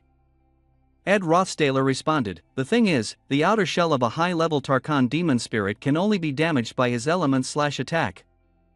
Taylor's skill, learned in Act 1, Scene 9, Element/ is critical for this fight. The success of this battle depends on that skill. If you can get Taylor to use it, your chances of winning are much higher. Zix replied, thanking him for the advice. Ed Rothstaler answered, no time to waste, so hurry up and go. I'll rest here for a bit. Seeing Zix and Elka walking away, Ed Rothstaler sighed and thought to himself, I've given so much advice, I really hope it works. It has to be this way. Taylor thought back to what Zix had said earlier about not knowing him, which made him curious. But why hadn't Zix become friends with him yet? Ed Rothstaler remembered what had happened during the first scene. Scene 9, the final evaluation of the first semester. In their duel, Taylor had been defeated, but he'd learned how to control elemental magic and disrupt Zix's spells. After seeing Taylor's determination, Zix recognized him, and they eventually became friends. However, the final scene of the first act had come a month earlier than in the original story. As a result, the two of them weren't friends yet. Taylor still hadn't mastered how to sever the elements. No one in the current combat team was capable of inflicting damage on Tarkan. It was hard to accept that the entire storyline had completely fallen apart. In the student square, where the assault force was stationed, Taylor lowered his head and said, I'm sorry I'm late. I know I'll have to pay for my mistakes. Fonia responded, alright, even with 6, it seems like we're still going to be defeated. The attack team failed in the first round. Claire sat tiredly on a chair, his body covered in wounds. He forced himself to speak, if you plan to attack again, it's best to gather more volunteers. I'll join as soon as the pain in my leg goes away. Fonia spoke up, Claire, alright, Claire, just rest for now. You can't move around normally at the moment. Claire replied, Princess Fonia, if you truly care about me, please withdraw your orders. Fonia gritted her teeth and said, Claire, I also have something called a human heart. Luckily, the retreat was successful, but Claire had completely drained his strength. Clebius, the president of the first-year combat club, was also injured. What exactly happened? Fonia, with a dark expression, said, First, use whatever strength you have left to destroy me. Claire interrupted and responded, I don't have the time to take down Tarkan, but... There was complete silence. The atmosphere grew even heavier after Claire's words. He spoke tensely, looking at the state of the summoning ritual, it will be completed very soon. His words immediately made Fonia frown in anger. You. That's the situation I want to avoid the most, but there's nothing I can do about it. Suddenly, Ed Rothstaler appeared. He walked slowly toward the group. We'll split into 2 fighting teams, he said. His cold gaze and firm expression gave his words an undeniable authority. I'll lead one team and do things my way. From now on, I'll take charge of this battle. Ed calmly explained, we need to get past Tarkan's fire spirit, summoned by Jenica, and deal with Jenica, who is being controlled by the dark soul, Belosphor. The terrifying image of the monster flashed in everyone's minds for a moment. But since they had already faced Tarkan before, they knew what it was like. However, because of its form, we can't use our full strength to fight it. So we won't have to face Tarkan directly, Ed continued, outlining his strategy. One team will distract Tarkan, while the other moves into the combat training area to subdue Jenica, who is under control. If we ignore Tarkan, we just need to handle Jenica. Lortel Ketchel responded, that's impossible. It's completely different from what we know about Tarkan's training in combat. The only reason we were able to retreat was pure luck. She explained her point. If the decoy team fails and Tarkan chases down the suppression team, or if the decoy team is completely wiped out, we'd have to deal with both problems at once. The risk would be too high. Ed Rothstaler turned to respond to Lortel Ketchel. Risk assessment can only be made when there are other options available. At that point, the most important goal is to subdue Jenica. Once that's done, Tarkan will be neutralized. Zix walked up from behind and asked Ed Rothstaler, the real question is, who's going to be on the decoy team? Alvira Anishjan added, being part of that group is like volunteering for suicide. Suddenly, a hand shot up from the crowd, accompanied by a confident voice. Oh, it's Taylor Implore. He raised his hand and said, I volunteer for the decoy team. But Ed Rothstaler spoke up, refusing, no, don't do that, go inside. No matter what, you're still part of the fighting group. Ed Rothstaler pushed Taylor Implore away. As he walked, Taylor Implore turned his head back, trying to convince him, I have quick feet. I don't know how long I can run. If I have to sacrifice myself, I'll do it, it's the right thing to do. Ed Rothstaler responded, you're starting to understand something. He continued, we don't choose sacrifices. We don't necessarily have to split it up like that. He said calmly, Clebius and Lortel will handle that. The 3 of us, including me, will lure Tarkan. Clebius and Lortel were both shocked, protesting loudly, why me? I don't want to die. Lortel quickly refused, I'll politely decline this one. Ed Rothstaler responded, trust me. There's a way to trap Tarkan. The more he spoke, the more determined Clebius and Lortel became in their opposition. Clebius spoke first, dealing with Ed Rothstaler and Tarkan? I'm as good as dead already.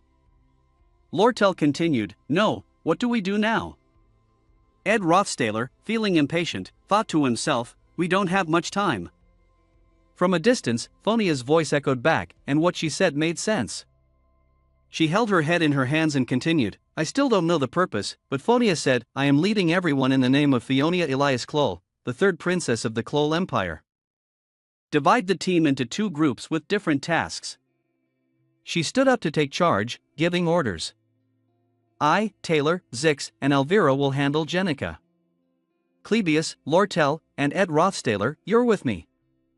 Before her words were even finished, the faces of the 2 looked full of helplessness and resignation. We'll be the bait for Tarkan. She quickly added, finally, and most importantly, don't die. I'll keep it brief since time's running out, but that's the main thing. Her instructions were clear, and failure was not an option. As soon as she finished speaking, the 2 teams split and quickly moved in separate directions to begin their missions. Ed Rothstaler's team was already moving down the hallway. Lortel turned to him and asked, how do we stall the fire lizard? Ed Rothstaler replied, we stick to the plan. Then the 3 of them charged forward, heading straight toward the dragon. We'll win, no matter what. Ed Rothstaler turned to reassure Clebius. Don't worry, Clebius. Clebius was nervous and didn't feel confident in his abilities. As a first-year student at the Combat Academy, the pressure was overwhelming. Ed Rothstaler continued. We'll make it, trust me. Clebius looked at Ed Rothstaler with a confused expression. How is he so confident? Inside, Clebius felt a mix of emotions. Was there really a way to win this? Due to the loud noise, the dragon named Tarkan seemed to have woken up. It stood up and stared at them. In the training room behind the door, Jenica Feylover only needed to distract the dragon, Tarkan. Clebius glanced toward Princess Phonia. The princess's strong and determined appearance made him admire her, which was why he had followed her here. Clebius smiled to himself, thinking, but I'm not alone. Feeling re-energized, he picked up speed as he ran toward Tarkan. Maybe I can find the courage after all. As soon as Tarkan arrived, he reacted immediately. He was about to unleash magic from his massive mouth. Clebius stood frozen in place, right in front of the dragon. In a panic, he turned to look at his companion and shouted, oh no, it's coming. The fight's starting, how are we going to lure it now?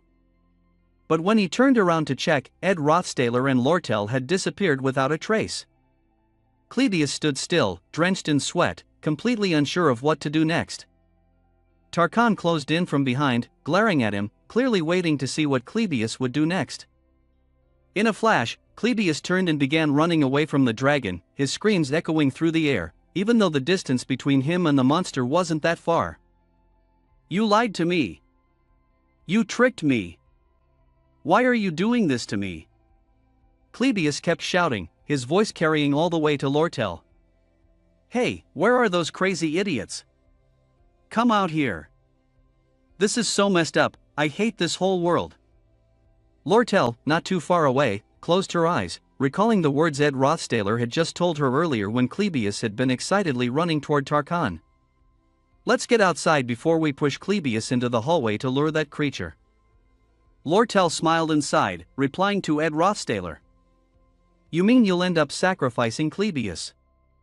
It might not be so bad if it saves more people, but you can't escape the moral dilemma there. Ed Rothstaler responded. No, it's not about sacrifice. He glanced at Clebius and added. Just looking at him, you can tell he has the presence of a leader. To dodge Tarkan's attack, Clebius was incredibly quick. His physical strength and agility are impressive. Her face barely changed, always keeping that cold, composed look. Besides, in this operation, the most important role will be yours, Lortel. Ed Rothstaler led Lortel to the wall outside the corridor, next to the combat training room. Lortel followed Ed's instructions and cast her spell on the wall in front of her. Ed Rothstaler continued to explain to Lortel. Your job is to secure the entrance for the Jenica suppression team. In reality, your role will be crucial in creating a safe passage for the team attacking Tarkan. Lortel laughed as he cast his spell, saying, "Wow, you really can't judge others just based on rumors." At that moment, Ed Rothstaler turned around and said with confidence, "Everyone's hesitating, unsure if they should go for it, but you're great at these kinds of things." Lortel struck the wall, sending chunks flying as they were blasted away effortlessly. The huge explosion shook the entire building, and debris from the wall scattered everywhere. The wall was torn into pieces, with many sections now broken, and a cloud of dust filled the air. Lortel had successfully created a path for Phonia's assault team. Seeing this, Phonia's team was left stunned by the scene in front of them. Everyone stood frozen, almost like statues, unable to hide their surprise. "What's going on?" Lortel turned around and smiled, saying, "Let's go, time to take control." Lortel thought back to the huge explosion earlier. Reflecting on their training together, he remembered how he had watched me use forbidden mid-level magic to blow apart a nail tube ceiling. She smiled with excitement. "So, you've assigned me this role. You're quite an interesting guy, Ed Rothstaler." She watched Phonia's team leave, quietly thinking to herself, "Well, at least the path is secured." Lortel glanced back at the others, focusing on Clebius, who was being chased by Tarkan. Even though he was running for his life, Clebius still had enough energy to shout. "Lortel, Ed, did you really think I was dead? I won't let you off that easy." Lortel quickly used magic to help Clebius, while Ed Rothstaler stood by, frantically saying, "Even if the mission succeeds and the fighting force gets through safely without encountering Tarkan, Clebius and I still have to deal with him." At that moment, Lortel stepped out. Seeing Clebius in distress, running and leading Tarkan away, she thought to herself, fighting Tarkan in the student hall, with no escape route? Dead? No way. He'll run. Meanwhile, Clebius was shouting in panic. "No, I'm sorry, help me. I'm sorry for saying I'd kill you. Please, save me, just this once." Remembering what Ed Rothstaler had said earlier, Clebius screamed, "Run! Now that we have a moment, we can figure out how to deal with him." She thought about the menacing appearance of the creature. Its thick, armored shell made it impervious to attacks. "Didn't you see it during training? I lost to it once. Besides, no one on the team came out unscathed when facing that monster head-on." Ed Rothstaler pulled out a small pouch and said, "This is what we need. Focus your magic, and get ready." Lortel, a little confused, asked, "What is that?" Ed Rothstaler hurried up the stairs, carrying the pouch. As he ran, he couldn't help but worry. Lortel's right. Without elemental cutting magic, there's no one on the team who can break through Tarkan's shell. Meanwhile, Lortel was still helping Phonia's team. She used her ice magic to support them. Just as the dragon broke through the ice wall she had created, Ed Rothstaler burst through the door, out of breath. The solution was clear, overwhelming firepower. In front of him, Lucy Merrill was peacefully asleep. Almost no one had completed the extra task.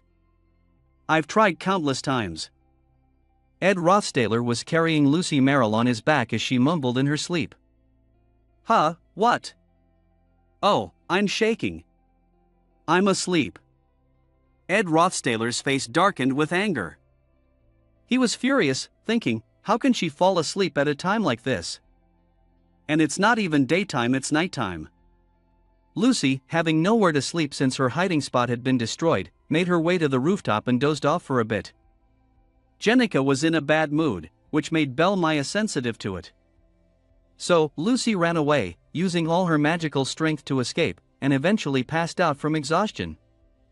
This could have been a twist in the scenario to remove this unstable human from a dangerous situation where her help had been needed right from the start.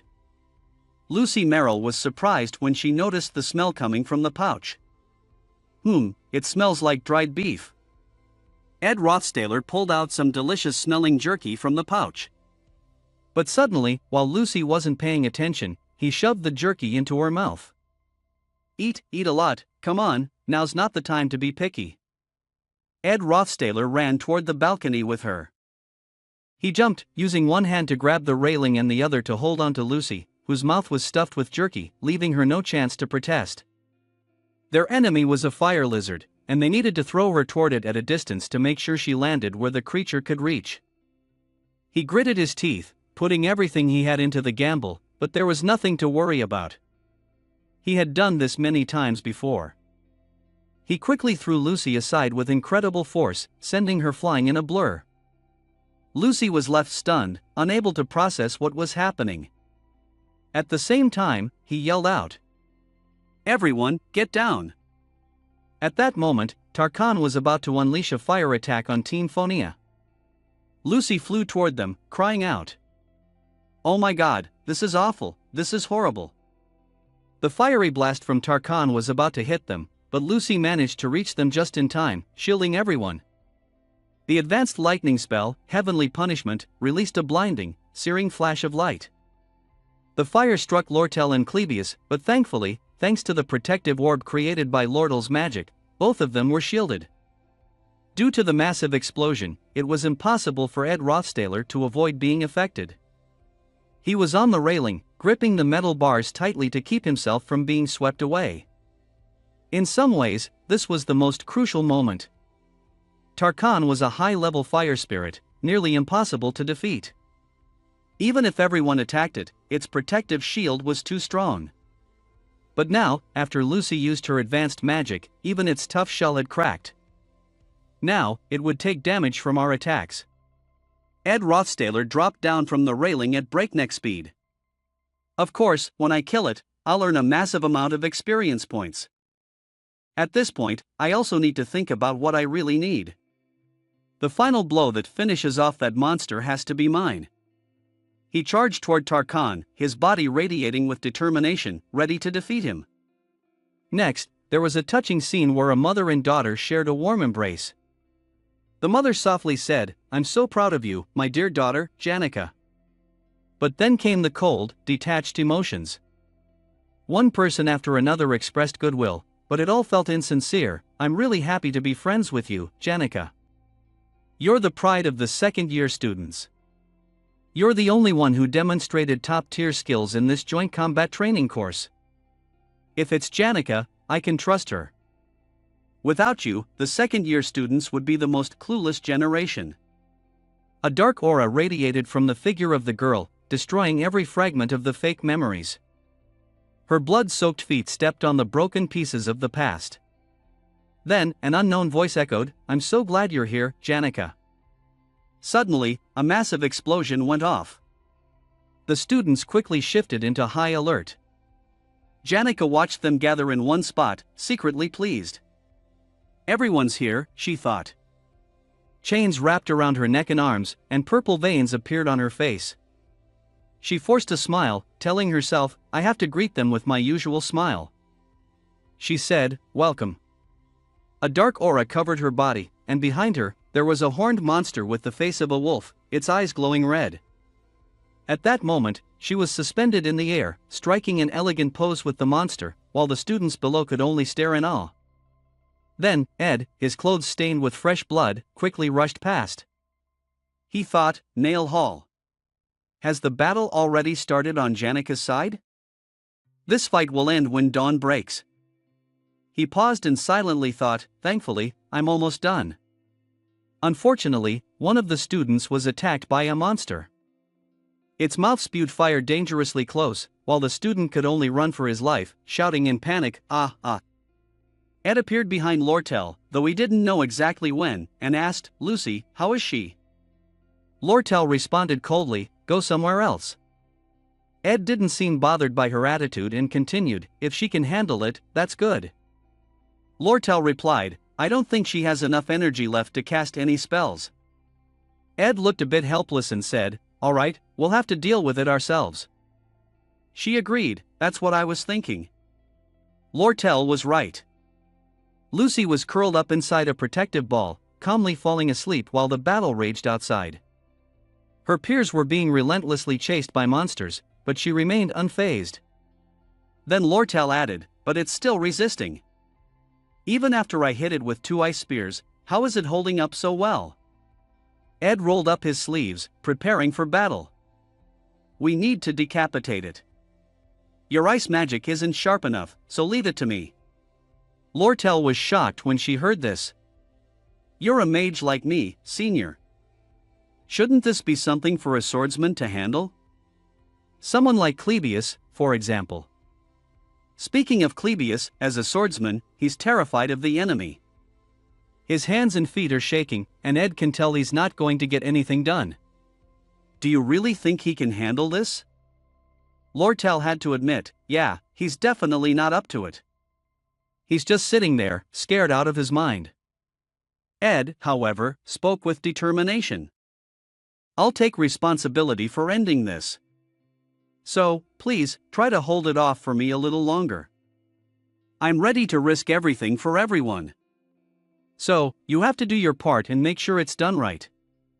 Lortel was stunned by Ed's words. She paused before responding. You talk about things like responsibility and risking your life like it's so simple. It seems so casual, especially with a dragon breathing fire and people running for their lives, and yet you two are still standing around chatting. But when I think about it, it's like you're betting your own life, isn't it? She ignored the situation and kept trying to stop him, but Ed remained confident. It's not a gamble. A life is worth more than that. He turned his head and glanced coldly at Lortel, speaking seriously, this is an investment. It was like finding a teammate who shared the same goal. Lortel smiled and said, an investment? That's right up my alley. As she spoke, she began to use magic. Maybe I am a princess who holds everything in her hands, and because of my royal blood, I let myself be influenced by the flow of life. But because you, my senior, are willing to bet your life for me. Sharp blocks of ice began to appear around her. With the resolve to unleash her power, her voice rang out confidently, then I will also risk my life and gamble everything. He finished making his preparations and rushed forward. I'm going. As he charged in, that was when Clebius was knocked out of the way by the monster, shouting in panic. He panted heavily, I'm not sure if I'm going to make it. The monster opened its mouth, ready to strike. He muttered to himself, I'm at my limit now. And so is this thing. Seeing the monster gathering a terrifying amount of power, he understood, even so, I can understand why Clebius is so terrified. On both sides, it's one person and one beast, pushing towards each other. The monster let out a horrifying roar. At such close range, its scream made his head spin. It was hard to stay focused. Even though the power isn't fully gathered yet, we need to get closer. Suddenly, a scream echoed, distracting him for a moment. A giant arm shot out from the magic circle and flew straight in front of Clebius, making him tremble where he sat. What's that? He thought. Ed glanced over and immediately recognized it. It was Glaskin's right arm. So that means Taylor and his team have pushed it to its final stage, right? This meant the story was unfolding just as expected, though not at the best time.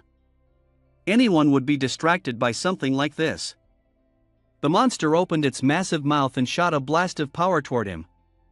However, he realized the ice blocks Lortel had conjured earlier were working. They helped him block the attack. Luckily, when she cast her spell in time, she shouted out. At that moment, his thoughts continued. Even in the middle of such a disaster, Lortel made no mistakes. The creature struggled against the sudden cold attack, and just when it opened its mouth wide, he seized the opportunity. With the creature distracted, he closed in quickly and focused his strength. He told himself, and I'm doing the same. Then, he strained to channel a sphere of energy in his hands, a spell he'd probably used thousands of times before. It was Wind Blade. A burst of incredible green light shot out, landing a devastating blow. The creature's head was instantly severed. It was clear it was dead, no question about it. The huge head dropped heavily to the ground with a loud thud, echoing for a few moments. At that moment, a system notification appeared. You have defeated the high fire elemental Tarkan. Then, a series of rewards followed. Increased connection range for spirit magic. Increased understanding of spirits. Unlocking a contract with a spirit. Spirit contract is now available. he didn't really pay attention to the system's messages. What grabbed his interest was something off in the distance. Oh, that's Taylor. Following his gaze, a figure shot out from beneath the tower, charging straight toward the massive metal structure, which looked like a glowing red hand reaching for the sky. In an instant, the figure vanished, and from within the pile of metal, a blinding light exploded. Before anyone could figure out what happened, that heavy mass of metal was effortlessly subdued, with several cracks appearing across its surface for reasons no one could understand. What was bound to happen, happened. A huge explosion went off, and heavy metal debris rained down. Taylor was also strongly affected by the blast, losing consciousness and falling freely from the sky. He slipped into a coma, his hair turned white, and he hit the ground. Ed sighed, truly, what a strong main character. When the monster was finally defeated, the battle came to an end. Cracks like broken glass began to appear above. After a while, it shattered into a large piece, revealing a blinding light that drew the attention of the students below, who looked up in awe. It's over. After the battle, the sky cleared, and everyone took a moment to rest. Underneath an ancient tree, one of them said, I've heard so many people talk about risking their lives for something, but so many never follow through. They're all just a bunch of cowardly idiots. Hearing this, he simply responded with a quiet hum. Noticing his lack of reaction, Lortel turned to tease him. What's up, senior? We just went through a terrifying ordeal, almost died, and yet you're still so calm. She extended her hand, signaling a reintroduction. Let me introduce myself again. I'm Lortel Ketchum. Ed politely shook her hand in return, aha. But suddenly, he realized Lortel was offering him something. It was 3 gold coins lying in her palm, which left him confused, huh? This time, you win. She stuck her tongue out playfully, you let your guard down, right? Now, you owe me a favor. So, what should we do now? Lortel smiled mischievously, we'll figure it out, senior. Hearing her, he understood a little of her intention. You mean you want to stay in touch? Truth be told, he wasn't eager to get involved with her. But then, he shifted his attention to Taylor, who had now woken up and was standing up irritably. Really annoying, you probably know why I'm upset. Ed silently observed and quietly assessed Taylor's appearance. It was clear he had mastered the elemental sword, looking just like he did in the game. Impressive. Taylor walked up to Ed and said, which left him a bit stunned. Then, unexpectedly, Taylor bowed respectfully before him. I owe you this time. Thank you. Clebius shouted at that moment. Taylor, you don't need to show respect to this type. One day, he'll stab you in the back. It's because of him that I almost died. Before Taylor could speak up, Phonia, Zix, and Lortel shot him glares full of disdain. Shut up, Clebius, you're talking too much. Clebius, you're so noisy. He shrank back, bullied by the group, and sat there crying. No matter how much he whined, Phonia ignored him. She turned to Ed and said, Ed Rothstaler, you contributed a lot in the last fight. If I send a letter of recommendation to the student council. Before she could finish, Ed interrupted. No. Ed struggled to get up from under the tree and said, anyway, Lucy was the one who contributed the most to defeating Tarkan, and Taylor was the one who took down Bilofer and Glaskin. So, please focus on them. Suddenly, Elvira popped her head out and grinned mischievously. That's right, don't change the subject. Sure, everyone knows Lucy and Taylor worked hard, but we're talking about something else here. Are you embarrassed or something? After hearing that, Zix felt the need to speak up and set things straight. He's a senior, you know. Speak respectfully, Elvira. Zix's words made her furious, her temper flaring up like a cat's for standing on end. Why are you taking his side? She shot back. Zix repeated, speak properly. Watching them, Zix couldn't help but feel a sense of warmth in his heart. He thought to himself, to avoid affecting the original story, I've kept my distance from the main characters. But now that I'm seeing them up close, I feel so moved. Seeing them fulfill their roles in this world, solving problems time and time again, it brings a strange sense of comfort. Taylor grew stronger through every challenge. Isla became stronger too, all because of Taylor. Phonia gradually matured, accepting her fate as the ruler of the kingdom. Zix had found his own path, gaining wisdom and understanding of various civilizations. Clebius grew more confident in himself, and Elvira realized that joy and attention aren't everything in life. Lortel, on the other hand, began to wonder, can life really be controlled by gold coins? Each main character, with their different roles, reached the same conclusion, the trophy of victory. Understanding this truth, I've returned. Finally, he appeared at the site where the battle had just taken place, holding a weight testing stone. It seemed pretty ordinary, so he tossed it aside. Ed was in the middle of the debris, in a place you couldn't find during an active game. After the story ended, at the reserve podium, there was a wooden cabinet, the same one Lucy had used to sleep in during the joint combat training sessions. He approached it and opened the door. No matter how many times he thought about it, he still didn't see it as a good option. However, the person had no other choice but this place. He knew that for the main characters to shine, someone had to stay behind the scenes. The door opened, and Janica, covered in wounds, appeared before him, but she smiled. It seemed like she was happy because it was him.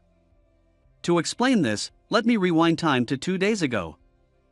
On a clear morning that day, an incident broke out at the Ophilis Hall. The system screen flashed, detailing the combat abilities: trainee fighter type, specialized weapon, BOW, proficiency level 6, key firepower level 3, emergency fire level 2, retreating missile level 1, targeting vision level 2, overall observation level 1. Ed looked at the footprints still imprinted on the ground. He could sense the prey was nearby, following these tracks. He held his bow and arrow, hiding behind a tree. Ed Rothstaler really has no fighting skills at all, he thought. That's why I'm always forced to use the bow when I go hunting. The opportunity came. In front of him was a large deer, carefully grazing. He quickly drew his bow, taking aim. But he felt powerless. The entire semester had passed, and the vacation was already half over. Yet his skills with the bow were still completely hopeless. More importantly, he had recently noticed something strange in the hunting grounds. More and more people were showing up, like the high-ranking maid Belmaya. Zix was running toward him, working out. How should I put it? It felt like I was living in the northern forest. Every golden-haired figure would hide behind the grass, watching him shoot his bow. It seemed that word had spread to a lot of people. Among the regular visitors, a strong magical energy appeared in the sky. 3 people stood out in particular. Guest A, a rare magical genius, was none other than Lucy, who would often drop by on a whim. Lucy approached the window and said, "Oh wow, there's a door here. Should we make another door at the back? Are you planning to build a chimney too?" He didn't answer her. Instead, he kicked Lucy out of the window. Lucy didn't mind at all. She kept offering her suggestions, not sure if they were needed. "Can't you make a glass door? It won't break, right? We can't use magic here, after all. Or maybe we should add another window on the roof?" In his mind, he thought, this guest.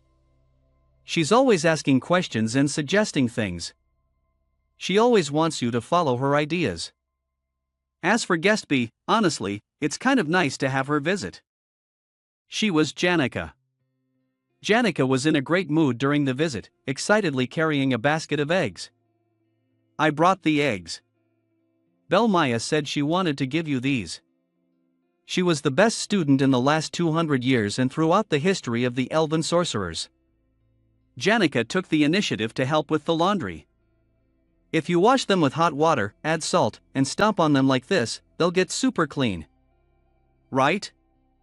My parents used to do this with the dirty clothes on the farm. Even though she visited often, I didn't find it bothersome at all." Ed felt like she came by to chat with him almost every day, always cheerful and ready to help him with little tasks. He was incredibly grateful to her. He looked at her and, without thinking, complimented her. "Janica, you're amazing. How do you know everything?" Hearing his words made Janica shyly turn away, leaving him staring, eyes wide and mouth open, completely confused. It was just a compliment. Janica replied, well, actually, she may seem easy to figure out. Then she turned back to face him with a slightly intimidating smile. Lucy comes by here a few times a week. Though, honestly, sometimes I can't make sense of her. But still, she's the guest. Be the main reason I need to explain all of this to you guys. One late night, with a clear sky and a gentle breeze, though the person hadn't even shown up yet, her voice could already be heard. Oh, Ed Rothstaler, it seems like you're really busy, aren't you? 2 feet step over arrows stuck in the ground. The guest, C, has arrived. The owner of the voice earlier was Lortel. I've been waiting for you. Behind her was a woman with white hair, someone known to the world as the Golden Woman. Lortel smiled and said, I need your help. Lortel is the hidden villain of Act 2. He turned around with an unwelcoming expression. It's likely that she's trying to gather useful people to take control of the Awfulest Hall. But this time, I don't want to get involved. I'll simply refuse all her sweet talking offers. Ed was about to leave but was stopped by Lortel's words. You see, at first, I wasn't planning on asking for your help. He thought to himself that as long as he didn't intervene, everything would follow the original plot. But then she said, if only Toad hadn't passed out. At this, Ed's eyes widened. Why did it go off track? He quickly turned back, stunned, and shouted at Loam, making her freeze in surprise. Why did he faint? Tell me, now. That's right, according to the original story, Toad had fought with Taylor, but that day, Toad stood in the middle of the hall, surrounded by a crowd of people who were mocking him. This is ridiculous. This useless guy actually beat Glaskin? Everyone here saw you get knocked out by Lucy with just one punch, they sneered. Taylor had intended to just hit him lightly, but after that, this guy started spitting out insulting words. He angrily yelled, you're even dumber than that worm Ed Rothstaler. And just like that, his mouth got him into trouble. He got punched right in the face and collapsed, unconscious on the floor. Lortel said she wasn't sure whether it was because of Taylor or something else, but Elvira mentioned that this was the first time she had ever seen Zix this angry. She added, that's why I can never trust sentimental people. What I asked him for wasn't even that difficult. Taking Alice's key, he walked into the Awfulest Hall. When the weaker students arrived, all he had to do was open the door. He made one thing clear, I'm sure there are plenty of others who are capable, just like me.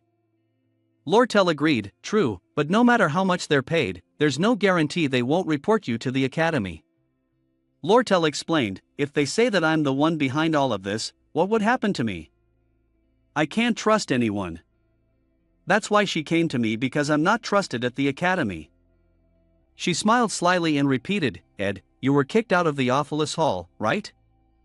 Don't you want to make the academy pay for that? He answered honestly, I really don't want to do that. This surprised Lortel a bit. But even though he said that, Ed still went on, but would you agree to my terms? I just need to do a little bit of work. Hearing the request, Lortel grinned mischievously. 20 gold coins. Before this situation gets out of hand. Ed nodded. Agreed. I'll make sure everything goes back to how it was. It was pouring rain, and the incident broke out at Awfulest Hall. The takeover of Awfulest Hall started just before the fight over the sacred teacher's secret book began. Ed sat under the eaves, flipping through the pages of a book. Lortel had orchestrated a scheme that brought the academy's finances to the brink of disaster. It felt like a scene bridging 2 different events. According to the plan, Lortel's plot was incredibly successful and created a shining opportunity. A group of students worked for the Academy's profit, building a new world, directly challenging the student council of Princess Fionia. The ideal student council and the real stars. The important thing here is who Taylor will choose, and whichever side that is will win in the end.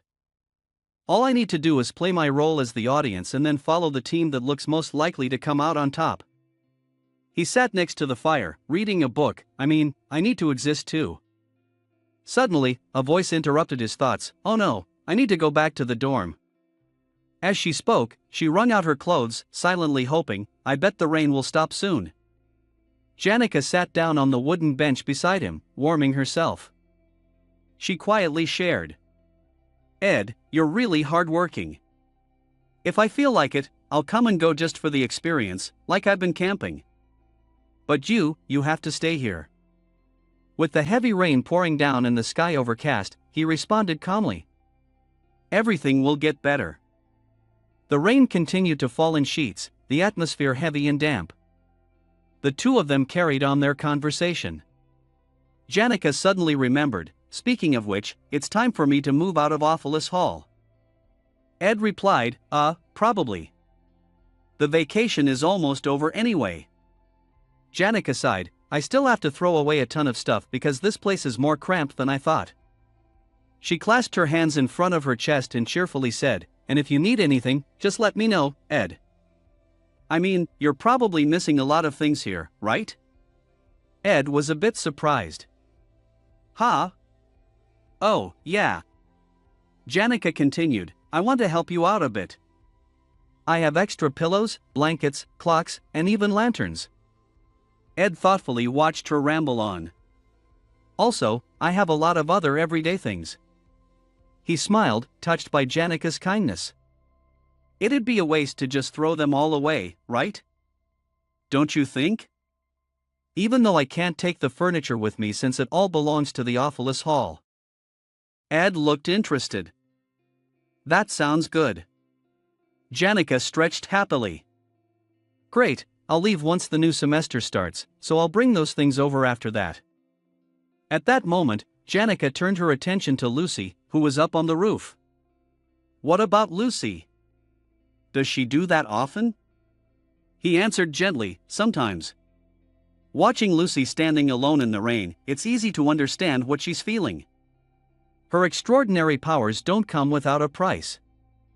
She's been avoiding life, using laziness as an excuse. For years, she's been trying to run away from the fate that was set for her. Lucy stands by herself on the rooftop, staring off into the distance. Rain like this always makes her feel down, and she ends up reflecting on the ups and downs of her life. Ed says, Lucy, this always happens when it rains. Just warm your hands up and don't worry about it too much. Honestly, I don't think about it that much either. Hearing that, Janica seems happy. Got it. So, you're just acting normal around Lucy, right? Ed adds, oh, and Janica, I just realized she's still in the office lobby. When the lobby gets taken over, the ancient defense spell activates on a large scale, trapping the students in their rooms. But Janica can easily get out of there. Still, Ed doesn't seem entirely reassured. I need to ask you for a favor. Janica responds, sure. What's up? Ed said seriously, tomorrow, around 9:00 p.m., his eyes shifted to Janica beside him as he suggested, could you meet me at the Rose Garden in front of the Office Hall? Janica was taken aback. Huh? She quickly covered her mouth with both hands, her face turning bright red. The Rose Garden. Ed didn't notice the surprised and embarrassed expression on Janica's face. He continued calmly, I'll explain everything tomorrow. Ed knew this was hard to explain. Right now, I don't even know how to say it. I should get her out of here, make sure nothing bad happens. Find somewhere nearby where we can take cover from the rain. Janica stood up quickly, stammering, it's fine. Then, with a blush in her cheeks, she ran off into the rain, her mood clearly lighter. I'll go now. Goodbye. He sighed as he watched Janica leave.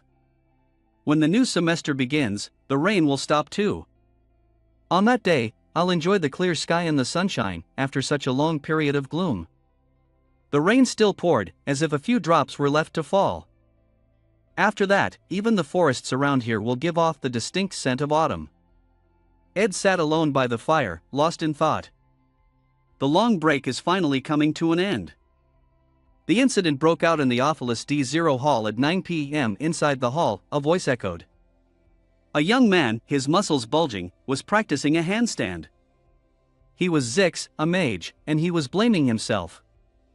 He told himself that it was best to avoid acting on impulse. He hadn't expected Elka to be this angry. After practicing for what felt like enough time, he stopped and lowered his feet to the ground. Zix approached the window to check the situation outside, only to notice something unexpected. A figure in a black cloak, completely covered, was sneaking toward the Awfulest Hall. It was Ed Rothstaler, braving the rain to do something shady. When Ed arrived, he was assisted by a maid. He asked, "What about the other maids?" The maid answered coldly, "Except for the key staff, most of them are in the meeting room." The head maid asked them to gather to discuss something important. Zix quickly pieced it together. They were planning to block the way into the hall after gathering the maids. The leader had been bribed, so everything was running smoothly. The maid led Ed inside and said, "I've also prepared the items they requested earlier."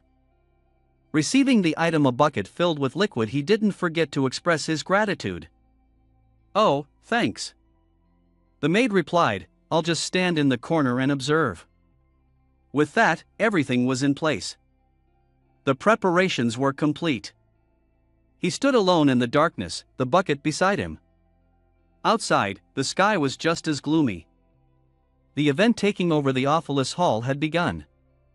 Below, a deafening chorus of shouts filled the air. A crowd had gathered at the entrance, each person holding a burning torch. They roared, "We can't take this anymore. This is supposed to be a land of knowledge. At the very least, you should ensure fair competition."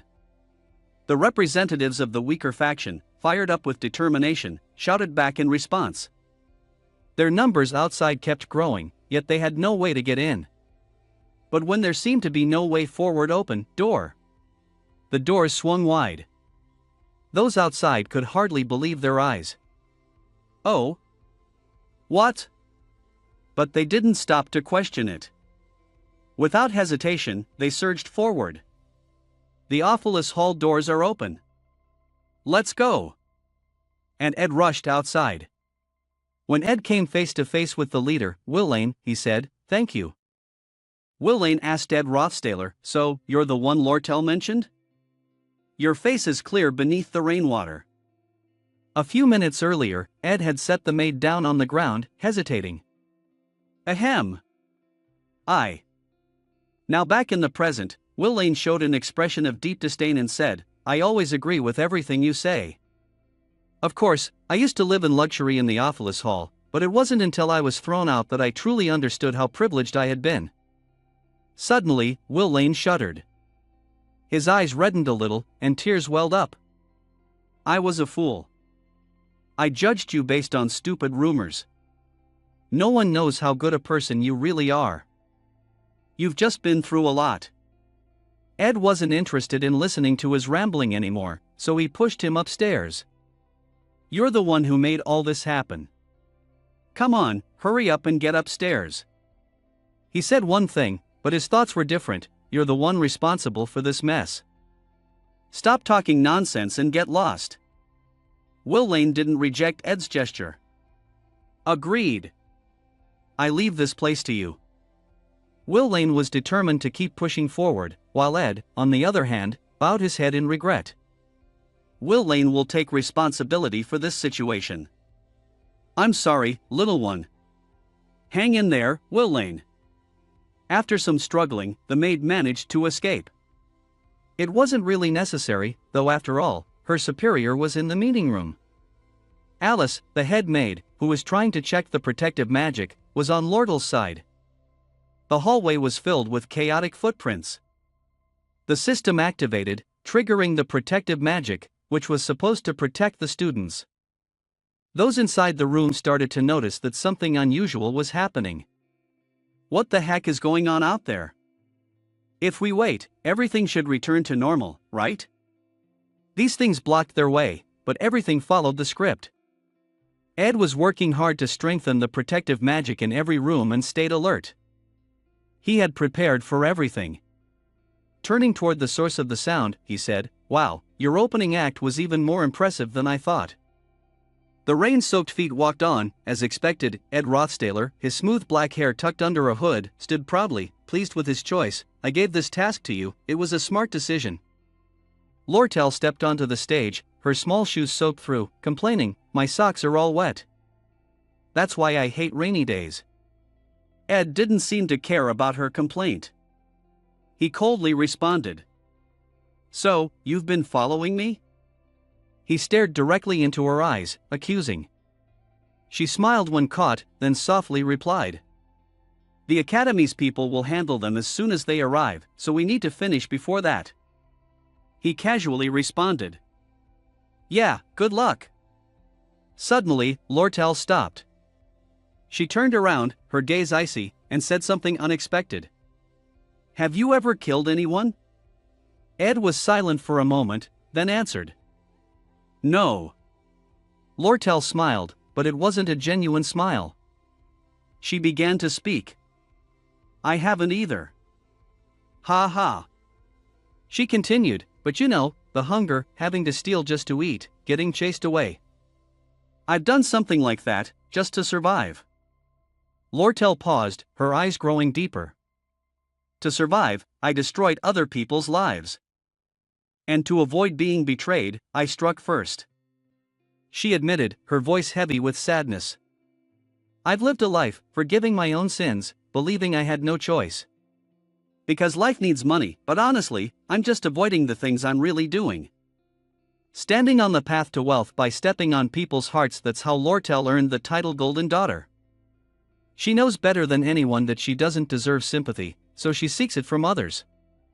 After a pause, in a position of conflicting goals, Lortel stood on the stairs and asked, can you sympathize with someone like me? As if haunted, no matter good or bad, people are always approached by loneliness. Through the window, the rain continued, and to escape it, people had no choice but to look for others like themselves, those who struggle in the dirt and filth. He looked at Lortel with disgust, knowing that only when they find someone to sink into this mess with them would they feel any kind of salvation. And then, he answered firmly, no. She heard the answer without showing any emotion. Ed's eyes flashed as he spoke in a low voice, you have to take responsibility for your own decisions, Lortel. But of course, that person isn't me. The two of them stood in the darkness, silent as a shadow. Lortel smiled, breaking the stillness. That was a pointless thing to say, not like you at all. She gave him a knowing smile. I have things to do here, things that need to be done. There isn't much time left, anyway. With that, Lortel turned and walked away, carrying out the mission she believed in. Ed sat down with a sigh. Phew. His eyes turned sharp. Now, Lortel will tell Alice about their upcoming plan. Ed was certain that once they disrupted the ancient defensive script of the Awfulous Hall and transferred control of the script to the representative of the weaker faction, the course of events would only escalate further. After that, Winlane, who was tightly protected by the Hall's ancient defenses, would rise into the air. The immense power unleashed from the ancient script, shrouding him in a dense, ominous aura, would transform him into the fourth stage boss. The objective of this segment was clear: defeat Winlane, who would lose all rationality amidst the chaos of the unraveling defensive script.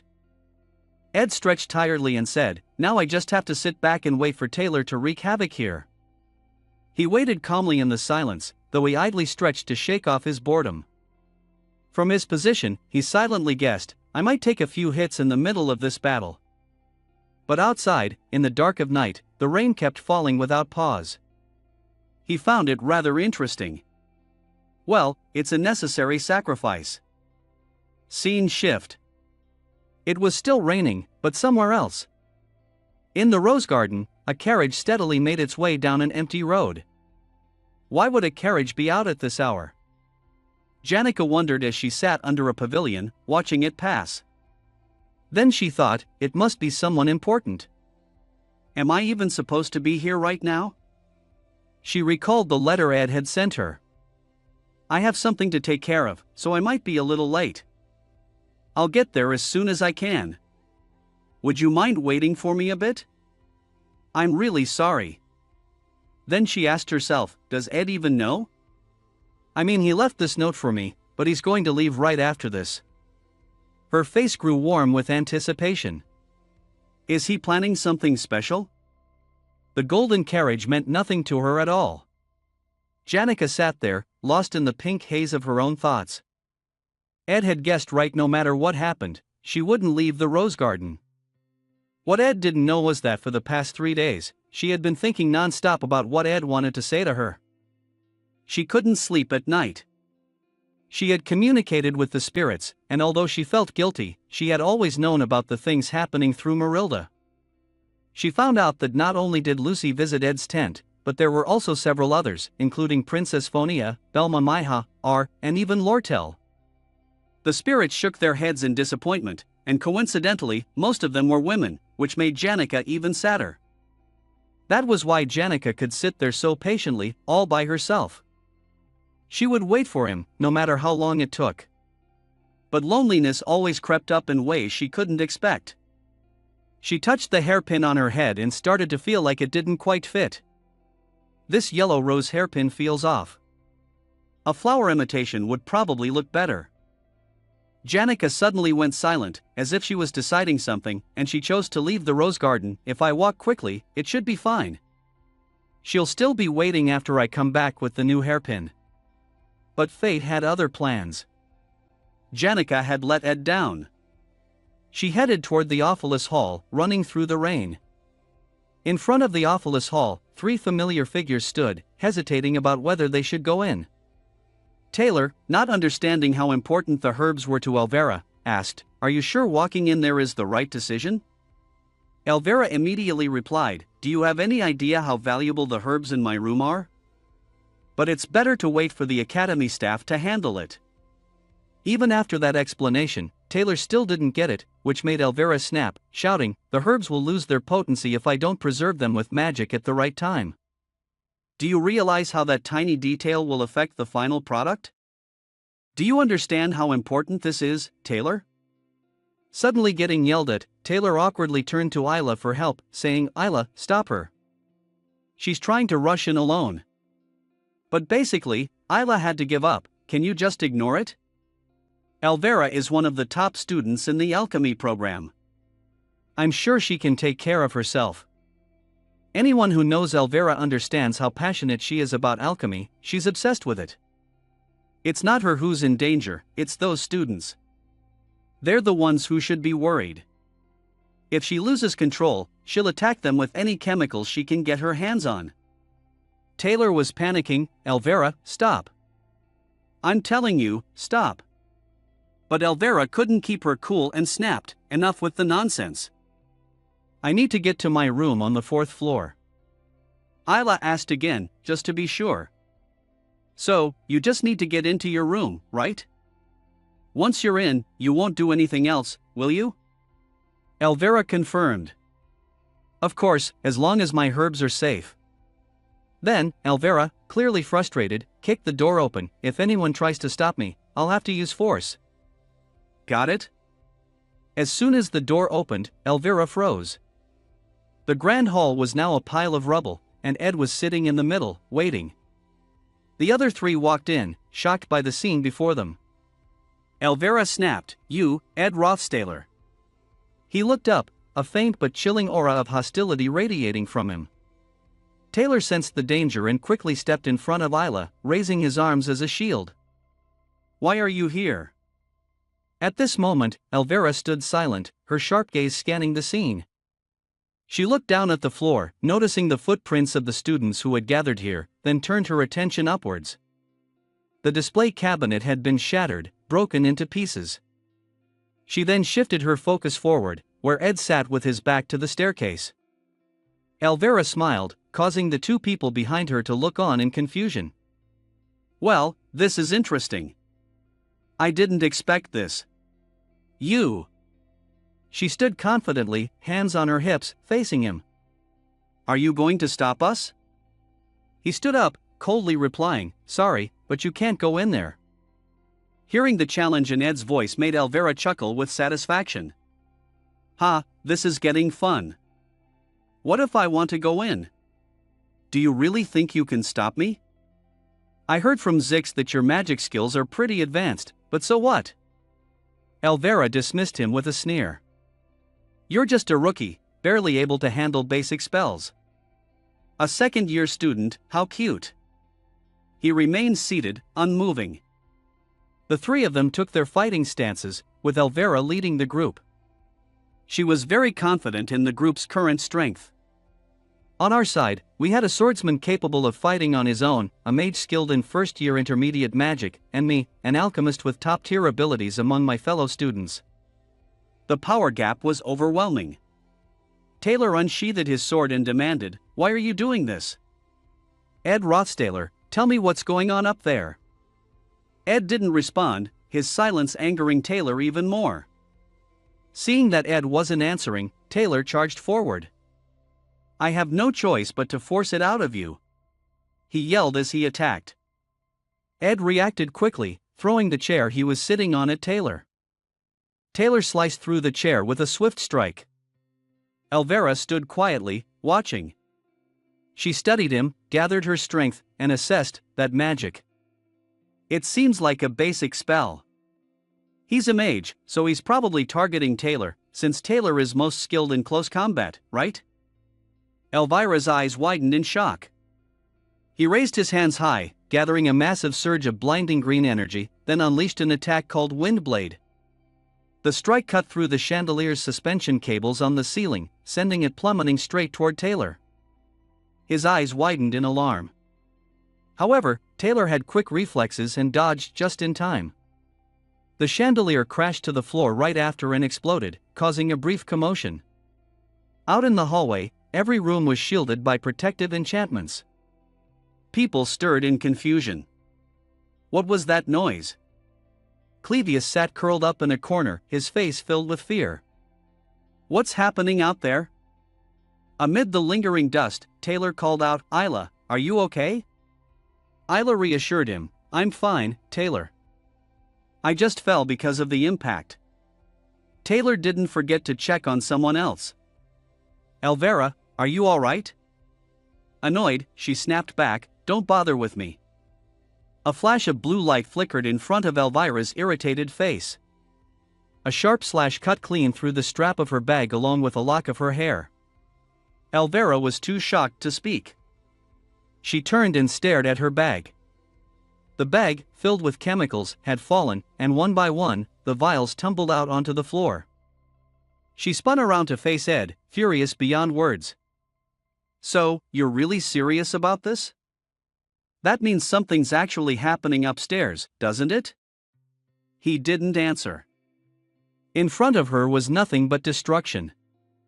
Elvira glanced at the scattered vials of chemicals spread across the floor. She dropped to her knees, reaching for one of the vials when suddenly, she heard Ed's cold voice utter two words. "Ignition." At once, flames erupted, blocking her from grabbing the nearby vial.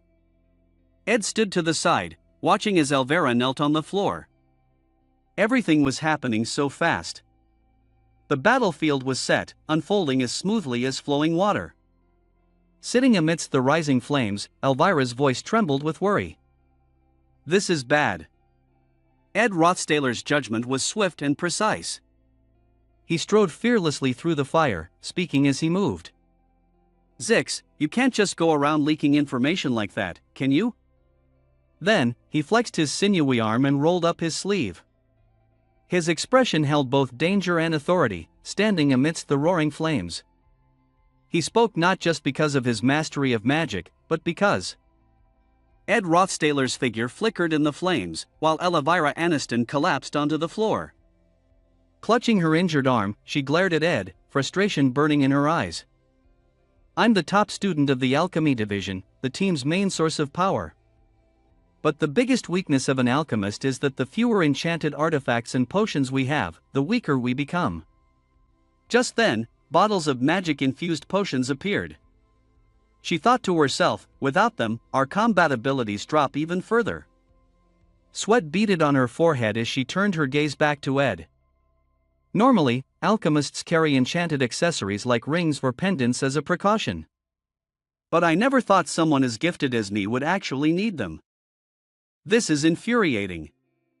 Ed remained still, unmoving. A sudden realization struck Elvira. Don't tell me he planned for this from the start? She pieced it together. Breaking the chandelier and using the flames to create a wall of fire, it was all to cut me off from my supply bag. Her eyes widened in shock as she looked down at her side, the spot where she kept her items. Elvira frowned, angry. No, no. Then he should have aimed for the bag, not the strap. That doesn't make any sense. She continued, watching S, who was gathering energy into a glowing sphere in his palm. She was quite surprised by Ed Rothstahler's power. Without hesitation, she reached into her coat pocket and pulled out a small magic stone. Frustrated, she threw it to the ground, and in an instant, it transformed into a spirit, a winged rabbit. I still have a few tricks up my sleeve. Determined not to lose, she infused more power into the spirit, forming a magical pattern beneath it. I'll grant it fire resistance and berserk combat abilities. Then, I'll strengthen it even further. Immediately, the small rabbit spirit transformed into a massive beast. Meanwhile, Isla was panicking, unsure which spell to use. Which one can put out the fire? In her panic, she hastily fired a spell at the flames. But instead of extinguishing them, it caused an explosion. Terrified, Isla stumbled backward, screaming. Out of nowhere, a golden sword slash cut through the air. It was Taylor, who swiftly struck down, suppressing the explosion. He shouted, "Get a grip, Isla!" Isla narrowly escaped, gasping for breath in shock. She was quite confident in her knowledge of magic, but her combat skills were only average compared to other first-year students, who had just started learning basic spells. At that moment, Taylor was still swinging his sword, protecting her. The enemy was blatantly targeting them. Aya is making me defend her, and I can't get close to him. No, just moving through these flames is already tough enough. Elvira's voice rang out as she called, "Taylor." Taylor turned to look at her. If you can corner him, I can take him down, right? Before Taylor could respond, she immediately took a stance, preparing to attack. Then watch this, she shouted, summoning a fierce spirit rabbit that lunged forward. The spirit rabbit shot through the air, letting out a mighty roar that made the surrounding flames flicker. Seeing this, Taylor gripped his sword tightly, ready to charge. There's no time to hesitate, I have to rush in now, Elvira said, pulling her cloak around her. Yes, good idea. She ran quickly, throwing herself into the flames without hesitation. Seeing this, Isla gasped and called out her name. Elira! Elira found her things and immediately tossed aside her cloak. It turned out to be bottles of magic potions. Elira gently caressed them. My dear ones, do you remember me? Though we must be apart for a moment, I miss you all so much. Turning toward Ed, he had a cold expression, his hand still holding the energy sphere, aimed at the rabbit spirit. But in the blink of an eye, Ed changed direction and threw it toward Isla. Elvira, still holding a bottle of potion, thought to herself. He's also preparing to seal the deal. But now, I can use the potions. Without hesitation, she threw the potion bottle toward S, and Isla shouted loudly. You've made a mistake. In that instant, just as the sword's strike was about to reach Isla, the potion bottle intercepted it. The bottle shattered into pieces, releasing a special potion made from walnut flowers, small brown sand mushrooms, and a spell to unleash magic. In an instant, the vial of magical elixir exploded with a powerful blast. Its effect was immediate. The explosion restored Isla, granting her control over limitless magic. A chilling gust of ice swept through, extinguishing the flames and reducing them to ashes, temporarily halting the magical derivatives in their tracks. However, in stark contrast to these favorable outcomes, the spirit rabbit was pierced through the heart by Ed's sword. Seizing the opportunity, he used the lifeless body of the spirit rabbit as a shield against the incoming icy wind. Elvira's thoughts raced. Do you know what this means? Ed tossed the rabbit's body to the ground. Though there was no light, his aura alone illuminated his face, revealing a deadly expression and piercing blue eyes fixed on them. What happens when a great mage suddenly loses the ability to use magic? Elvira and Taylor shouted in unison, What are you talking about? We have a warrior on our side. Realizing the situation, Taylor immediately turned and fled. The others chased after him, but he quickly changed direction. Ed clawed at the wall and, with a swift motion, brought it crashing down to block their pursuit. High above, a barrel of oil, knocked loose by the impact, tumbled downward. Then, the oil from the barrel spilled out, creeping closer to the fire. Finally, the oil reached the flames. Of course, oil meeting fire was like a fish meeting water. It triggered a massive explosion, sending everything flying and forcing them to stop. Taylor, his hands slick with sweat, wondered, "This smell, is it oil?" Seeing Taylor frozen in place, Elvira shouted, "Are you insane? This is the awfulest hall. If the fire spreads to the hallway, someone is bound to get hurt." Taylor, gripping his sword and ready to draw it, responded, "Whether it's magic fire or oil fire, I can cut through both with an elemental slash." Potions have their limits, they only last a few minutes at most. With that, he took a stance, preparing to lunge forward.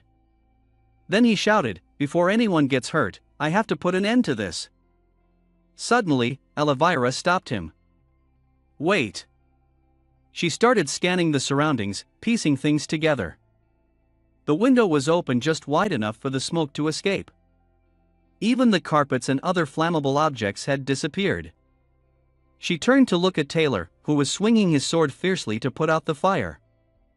Continuing her thoughts, he had planned for this step. Elira, terrified, tried to stop him. "No, Taylor," she called out, but it was already too late. At that moment, Ed had drawn his bow and aimed it at Taylor. Holding his sword, Taylor dashed toward Ed. "He didn't expect me to know how to use a bow," Taylor thought. "He knows how to use a bow, but can I stop this arrow?" Suddenly, Taylor's eyes widened with suspicion. Ed had already released the arrow. The arrow didn't target Taylor. It flew past his shoulder, heading for the person behind him. Wasn't he aiming for me? Taylor wondered. But to his surprise, Ed's target was Isla. She gasped and raised her hand to shield herself, but it was too late. Green electric currents surrounded her hands. Isla couldn't cast her basic defensive spell in time. Isla was stunned, frightened, her eyes wide in terror. They yelled her name, Isla. But fortunately, someone had cast a spell just in time to stop the arrow, enveloping it before it could reach her. Isla still had her hand raised to protect herself. The user was still drawing energy from the sphere, letting out a relieved sigh. That was close. It turned out to be Elvira. She collapsed to the ground, breathing heavily in relief. That sphere is the claw hand, a magical tool that creates force to hold small objects from a distance, as long as they're within the caster's control, she thought, still surprised. But that arrow. Elvira wiped the sweat off her forehead, staring at the arrow's tip, which had been wrapped in thick cloth, forming a round shape. This is just a stick with cloth wrapped around the tip. What kind of crazy trick is this? She turned to Taylor, panicked. Wait, Taylor, be careful. He's definitely hiding something. Before she could finish, Ed and Taylor rushed into battle. Ed used his bow to block Taylor's sword, giving him a sharp glare. A loud noise came from somewhere, probably from the second floor. Elvira's voice rang out again. Run! Or we're all going to die. Act 2, Final Chapter, The Awfulest Hall. At this moment, Clavius was holding his head in pain. The gloomy Clavius had escaped. Back with Ed, he was breathing a sigh of relief, phew. Finally. While Ed was distracted, Taylor struck, sending Ed crashing into the wall, dust and smoke filling the air. Evrila, witnessing this, was shocked and exclaimed, "What? How the heck?" At that very moment, Ed was slumped on the ground, covered in wounds from the impact, with a large crack forming on his body. In the chaotic, broken room, the fire still burned. Taylor spoke up, "Are you crazy?" He grabbed Ed by the collar in anger. "There must be a reason you did that." Elira gritted her teeth, feeling extremely frustrated. It was as if he was completely outplaying them. If he really wanted to defeat us, he shouldn't have shown himself and destroyed the chandelier to cause a distraction. But he appeared right in front of us to block our way. Even during the fight that followed, he stayed unnervingly calm. There's definitely something strange going on. Despite being grabbed by the collar, Elira remained unfazed, her face emotionless as she asked, "Are you done?" As soon as she finished speaking, Taylor threw him to the floor. Ed said, "Now go upstairs, stop messing around." The group stared at each other, confused. "What are you talking about? You've been blocking our way this whole time, and now you're saying crazy things?" Outside, the rain was pouring down in sheets. Ed glanced at them with half an eye and said, "Why are you holding back your strength like this?" At Elvira's question, the group was shocked. "Isla, what are you saying? Hold him back? To fight us?" Elvira stepped forward, her eyes locking onto Ed's as she demanded, "Yes, I can't let this go. Answer me quickly, why aren't you using all your power?" Their gazes locked, filled with hatred and anger. Suddenly, the door creaked open, and a faint light filtered through. The girl had taken a flower on her own and pinned it into her hair. She appeared, removing her cloak. After staying up all night thinking, who could blame the innocent girl? She walked away, leaving droplets on the floor. Even if it was just an illusion, anyone could imagine a perfect future for themselves. But illusions and reality are brutally different. Elvira grabbed Ed by the collar, even though Isla tried desperately to stop her. Taylor, furious, slammed his fist into the wall. The young man, who seemed poised to walk into a garden of roses with a charming appearance, was ambushed by a group of people. He sat helplessly on the floor, his face covered in blood. At that moment, some kind of miracle caused his face to be stained with blood as well. A voice called out. He turned to look, and the voice continued. "What are you people doing?" A girl glared at them, her eyes full of murderous intent. "What do you think you're doing?" As night fell, a voice echoed from within the awfulest hall. "If it goes on like this, I'll be there soon." The group had made it to the second floor. Clevius was grimacing. Taylor McClure, holding a rope, stepped down hard on Clevius, causing him to wince in pain. They had caught Clevius, who had been trying to flee on the second floor, defeated him, forced him to join their group, and then moved on to the third floor. Maid Kelly had tried to stop them, but they quickly overpowered her, defeating the boss of the third floor, the washing machine, Kelly. Facing the group, Kelly, covered in wounds, spoke weakly through the pain, "I'm so sorry, Miss Alice. I couldn't fulfill the task you entrusted to me." Without her twin sister, she was no match for Taylor's group. Of course, Taylor and his team hadn't realized that one of the twin maids was acting alone. Because of that, they had managed to reach their target Ophilus Hall, 4th floor. Leading the way, Taylor McClure and his team advanced to the next floor far more easily than expected. First, flames roared fiercely around Ed Rothstaler. He clenched his wrist tightly, his gaze growing colder strangely. The first floor had been far more difficult than anticipated. Lordle's eyes were vacant, filled with fear as a loud scream rang out. Then, a surge of red flames suddenly erupted. A voice echoed again, "Run!" And in an instant, the group scattered in all directions. In the chaos, a scream suddenly rang out, "Ah, help me! I can't control it, help me!" Will Lane was trapped in a glowing red magic circle, shouting endlessly. He was the boss of the 4th floor. Will Lane was being controlled by a defensive spell. This was all part of Alice and Lordle's plan. They had left behind a crystal orb to activate the magic circle management system in the control room. The defensive spells were etched all over the Ophilus Hall. The crystal orb emitted bright golden sparks through small holes placed across the surfaces. It had originally been designed to protect the students from external threats. But in the current situation, the sparks seemed like they were sealing the crystal orb, merely a child who had lost control due to magic that the Academy's spells were too powerful for him to manage. Taylor McClure's group kept fighting against the powerful sparks. The building seemed to be sinking deeper and deeper. Isla Triss was startled and shouted, "What's going on outside?" Clebius Nortondale urgently replied, "If this keeps up, the building is going to collapse." "Ah, where are the maids, and what the heck are they doing?" By now, the students of Ophilus, who had been trying to stay calm, were calling out to each other, "We need to get out of here now."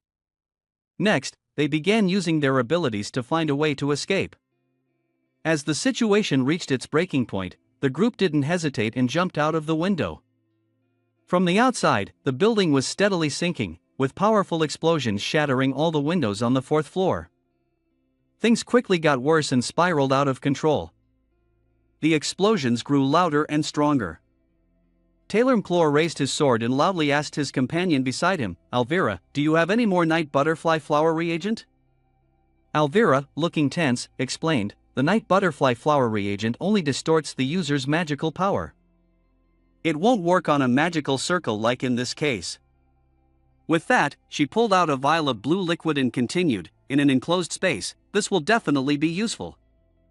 This is anglerweed reagent, a mixture of anglerweed seeds and emperor clam shells." After speaking, Alvira clenched one hand and, with her other hand, poured the anglerweed reagent in response to Taylor McClure's urgency. After a series of quick movements, she said, "This should be enough to block all the basic magic down the hallway. They're all support spells. There's a lot of them, but I can still handle it." Clebius Nortondale was left speechless, listening in shock. Anvia gritted her teeth and continued, "So, you don't need to worry about this side. You two go ahead and defeat Winlane." With that, she kicked Clebius Nortondale out of the way. Tears welling up in his eyes, he quickly ran off, followed closely by Taylor McClure, who was holding his sword and chasing after him. As they ran, Clebius shouted loudly, "Why me? Why does it have to be me?" At the same time, Winlane, surrounded by magical barriers, was shouting, trying to push all his power to its limit. From a distance, he appeared to be floating in the center, where the red light of a crystal sphere gathered. Dark winds surrounded him on all sides. As he noticed someone approaching, sparks of red energy shot out violently. Winlane's tears suddenly began to flow. One side of his glasses had shattered, but it didn't take away the joy on his face. His eyes were wide open, tears streaming down both sides of his cheeks. He joyfully spoke, "Ah, finally." At the same time, a loud explosion went off. A massive fire engulfed the entire fourth floor. The building was burning fiercely from the outside, while the rain continued to pour down. Ed Rothstaler and Janica were standing not far from there. Janica looked at Ed Rothstaler with concern and said, "Ed, what are you doing? If you don't stay still, your wounds will tear open again." The two of them were standing behind a tree. Even though Ed Rothstaler was covered in injuries, he remained focused on the building. He then replied indifferently, "It's not that bad. Most of this blood isn't even mine." Janica sighed in frustration, "You're unbelievable." Taylor let out a deep breath and muttered under his breath, "Damn it." Through the rain, a group of people dressed in black coats stood respectfully by a wooden carriage. The scene looked simple and unassuming, without any exaggeration. From the outside, the carriage seemed to belong to someone noble, someone of high status. But when you considered the person sitting inside, even the carriage itself appeared low-class and cheap. When the man stepped out, it was Golden King Elt. He wore an expensive cloak, was covered in pricey jewelry, and held a piece of paper in his hand, his face twisted into a menacing scowl. Normally, he would be accompanied by more than a dozen carriages and followed by a whole entourage. But today, he arrived alone, signaling that he wanted to act quickly and secretly. Elt is Lortel's godfather. After being betrayed by Lortel, he became a powerful figure, a key player. However, he can't appear at the academy right now. The paper in his hand was slowly burning away. No one could guess what he was planning to do. At the same time, under the rain, a maid holding an umbrella walked past Taylor and Phonia. It seems like the carriage has been stopped there for a while now. Why is he only getting out now? Is he waiting for the Ophilus Hall to be completely destroyed? When Ed saw the maid, he stared at her in surprise and thought, "Who is that?" The maid, escorted by a group of people in black, had a cold expression. It was none other than Shinny, the twin maid to the boss of the third floor, in charge of dishes. Shinny was one of the orphans raised by the head maid, Alice. Alice had been fully won over by Lortel, and she was supposed to be the boss of the third floor. Shinny held a sword, with mysterious red light radiating from her body. However, the strange thing was that she was with Lortel's enemy. Shinny couldn't betray Alice, but Alice had been bribed by Lortel.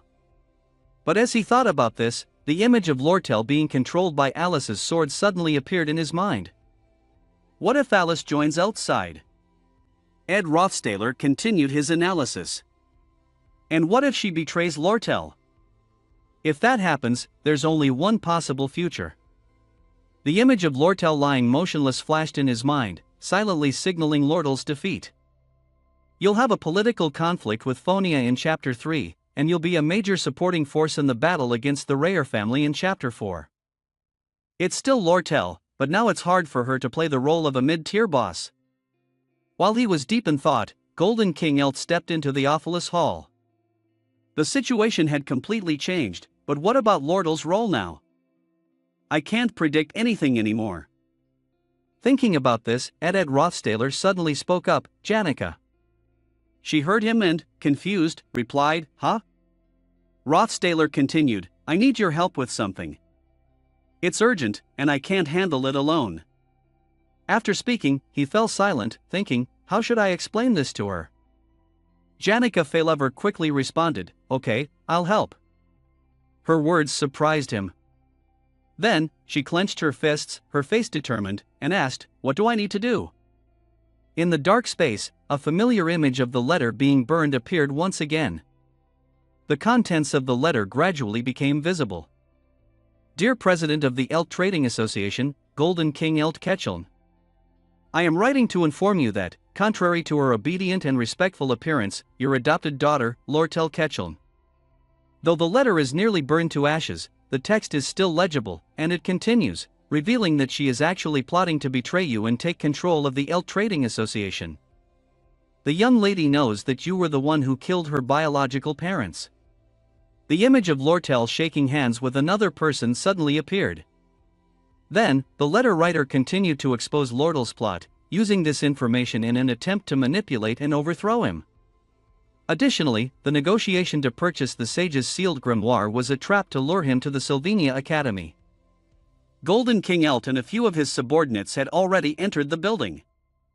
The contents of the letter kept running through his mind, preventing him from responding in time to the ongoing situation at the Elt Trading Guild headquarters. I'm revealing this information to you for certain reasons. Golden King Elt's expression grew colder as the writer continued to expose more details. I have a secret document that can prove Lortel's scheme. But you know, nothing comes for free. Miss Lortel had promised me a large sum of money. At the same time, no one knew that Lortel was being threatened by Alice's sword. The letter kept going. So, if I don't receive even more money, I may switch sides and join Lortel. I'm about to go blind, and I've nearly lost all my hearing after an accident. This may be my last year as a maid. At this point, Alice's gaze grew colder. I was the only one backed into a corner, and I was the only one who knew the whole truth. It all depended on the decision I made. Alice's anger continued to grow. The green flames around her spread without stopping. The letter continued, revealing how things could either get more complicated or simpler. The contents were detailed in the attached document. What was revealed was nothing less than the names of the organizations I secretly managed: the CERN region, Crook's Orphanage, Coelton Orphanage, Athens Crozel Orphanage in the Odell region, Alton Orphanage in the Temel region, and the Community Orphanage. The amount of gold sent to these facilities would determine my next move. I hope you will show mercy and make a wise decision. Outside, the rain grew heavier. The letter was coming to an end. With kind regards, Alice, head maid of Awfulest Hall. Suddenly, a sharp sword was pressed against someone's neck. A voice then rang out, commanding, "Don't move." The voice continued, "Lord Elt will be arriving at the hall soon." The person holding the sword was none other than Alice. Seeing her opponent remain silent, she continued, I didn't expect you to be someone with a cool head. The two of them stood in the middle of the wide hallway, the sword still pressed against Lortel's neck. Alice kept talking. Miss Lortel, you said you would get revenge on Golden King Elt. Suddenly, she paused for a moment before adding, however, if you don't mind me saying, I don't think there's much difference between the two of you. And honestly, between all of us. Before she could finish, a loud explosion sent both of them flying. A voice echoed through the air, someone like Winlane would never be able to reach the defense magic system. There was Winlane, tied up tightly in a thick rope, and the voice continued, as expected, the real culprit behind this is. The group led by Taylor Marlor stood at the door. Alvira, leading the charge, shouted, Head Maid Ellis, she's holding someone hostage. Everyone, be careful. Seeing the newcomers, Lortel quickly crouched down, leaving Alice standing frozen in confusion. Clebius Nortendale saw her scrambling to the ground and urgently asked, Lortel, are you all right? I'm fine, Lortel replied. Look over there, that's the one who started all of this, she added, pointing toward the culprit. Then, she bit her lip tightly and said with a strained voice, Do we need to defeat her quickly? After speaking, she thought to herself that she had to say this and blame Alice right away. Alvira was shocked, her eyes widening. She raised her voice and called out to Lortel, then asked, What's with your expression? Upon hearing this, Lortel sneered and said in a low voice, What's wrong with my expression? After that, Lortel covered her face with her hand and quickly ran off, ignoring the others calling her name, Lortel. As she ran, Lortel thought, the Golden King is coming. He doesn't trust his subordinates, so he's coming here himself. She quickly ran down the stairs, her thoughts racing. The plan to bring him down and take control of my Elt Trade Association is almost complete. All the blame for manipulating public opinion and the damage caused will fall on him, forcing him to resign from the Elt Trade Association. The calculations continued to echo in Lortel's mind. Fortunately, Elt Ketcheln hadn't arrived yet. I need to contact the operators at headquarters, send them the secret letter hidden in my room, and then I can just run off somewhere. Lortel was trying to run as fast as she could out of the hall. She quietly concluded that the key to her plan was simply not getting caught. Her steps gradually slowed down. She comforted herself, thinking, that's enough, I can't let myself fall apart. I need to try harder. Memories began to flood her mind. The cold image of Ed Rothstaler appeared, making Lortel sigh, no one understands me. She remembered the moment Alice had threatened her with the rusty sword, and felt a mix of worry and frustration. If I were to betray them, I would have been prepared for this. And honestly, I've been through this kind of thing too many times. Suddenly, she stopped, her hand resting on the wall. The thoughts in her head kept echoing. And so, my heart breaks right here, right now. With that thought, Lortel covered her mouth with her hand, her body trembling. Tears streamed down her face uncontrollably. She sadly thought, it's not mine, but I become stronger. Lortel slowly kept walking. At this point, it seemed that Lortel had made up her mind. She slowly accelerated, thinking that she needed to do everything she could, that she had to keep running. Tears kept streaming down her face. Lortel gritted her teeth, running and thinking, I need to get to that room before Elt Ketcheln does. Outside, the rain continued to pour. Ellis confidently thought that everything would be resolved as long as she could send the letter. Meanwhile, in the main hall on the first floor, things were a mess. Golden King Elt Ketcheln, along with his servants dressed in black cloaks, entered one after another. He frowned and then spoke in a demanding voice, What did you just say? Student, evacuate immediately. Suddenly, a pair of legs appeared. Then the person spoke, due to the risk of the hall collapsing. The one who had arrived was none other than Ed Rothstaler. He continued, No one is allowed into this room for safety reasons until the professors arrive. Although he was alone facing a group of people, Ed Rothstaler stood firm, continuing, I cannot let anyone pass. Hearing this, Golden King Elt Ketcheln asked, Did you receive orders from the Academy office? Ed Rothstaler didn't even look at him as he bluntly replied, No, we act based on our own will. Sylvania has a reward system for situations like this. He then opened his eyes and silently considered the situation. There are 3 people controlling the flow of this story: Lortel, who intends to overthrow Eltkecheln.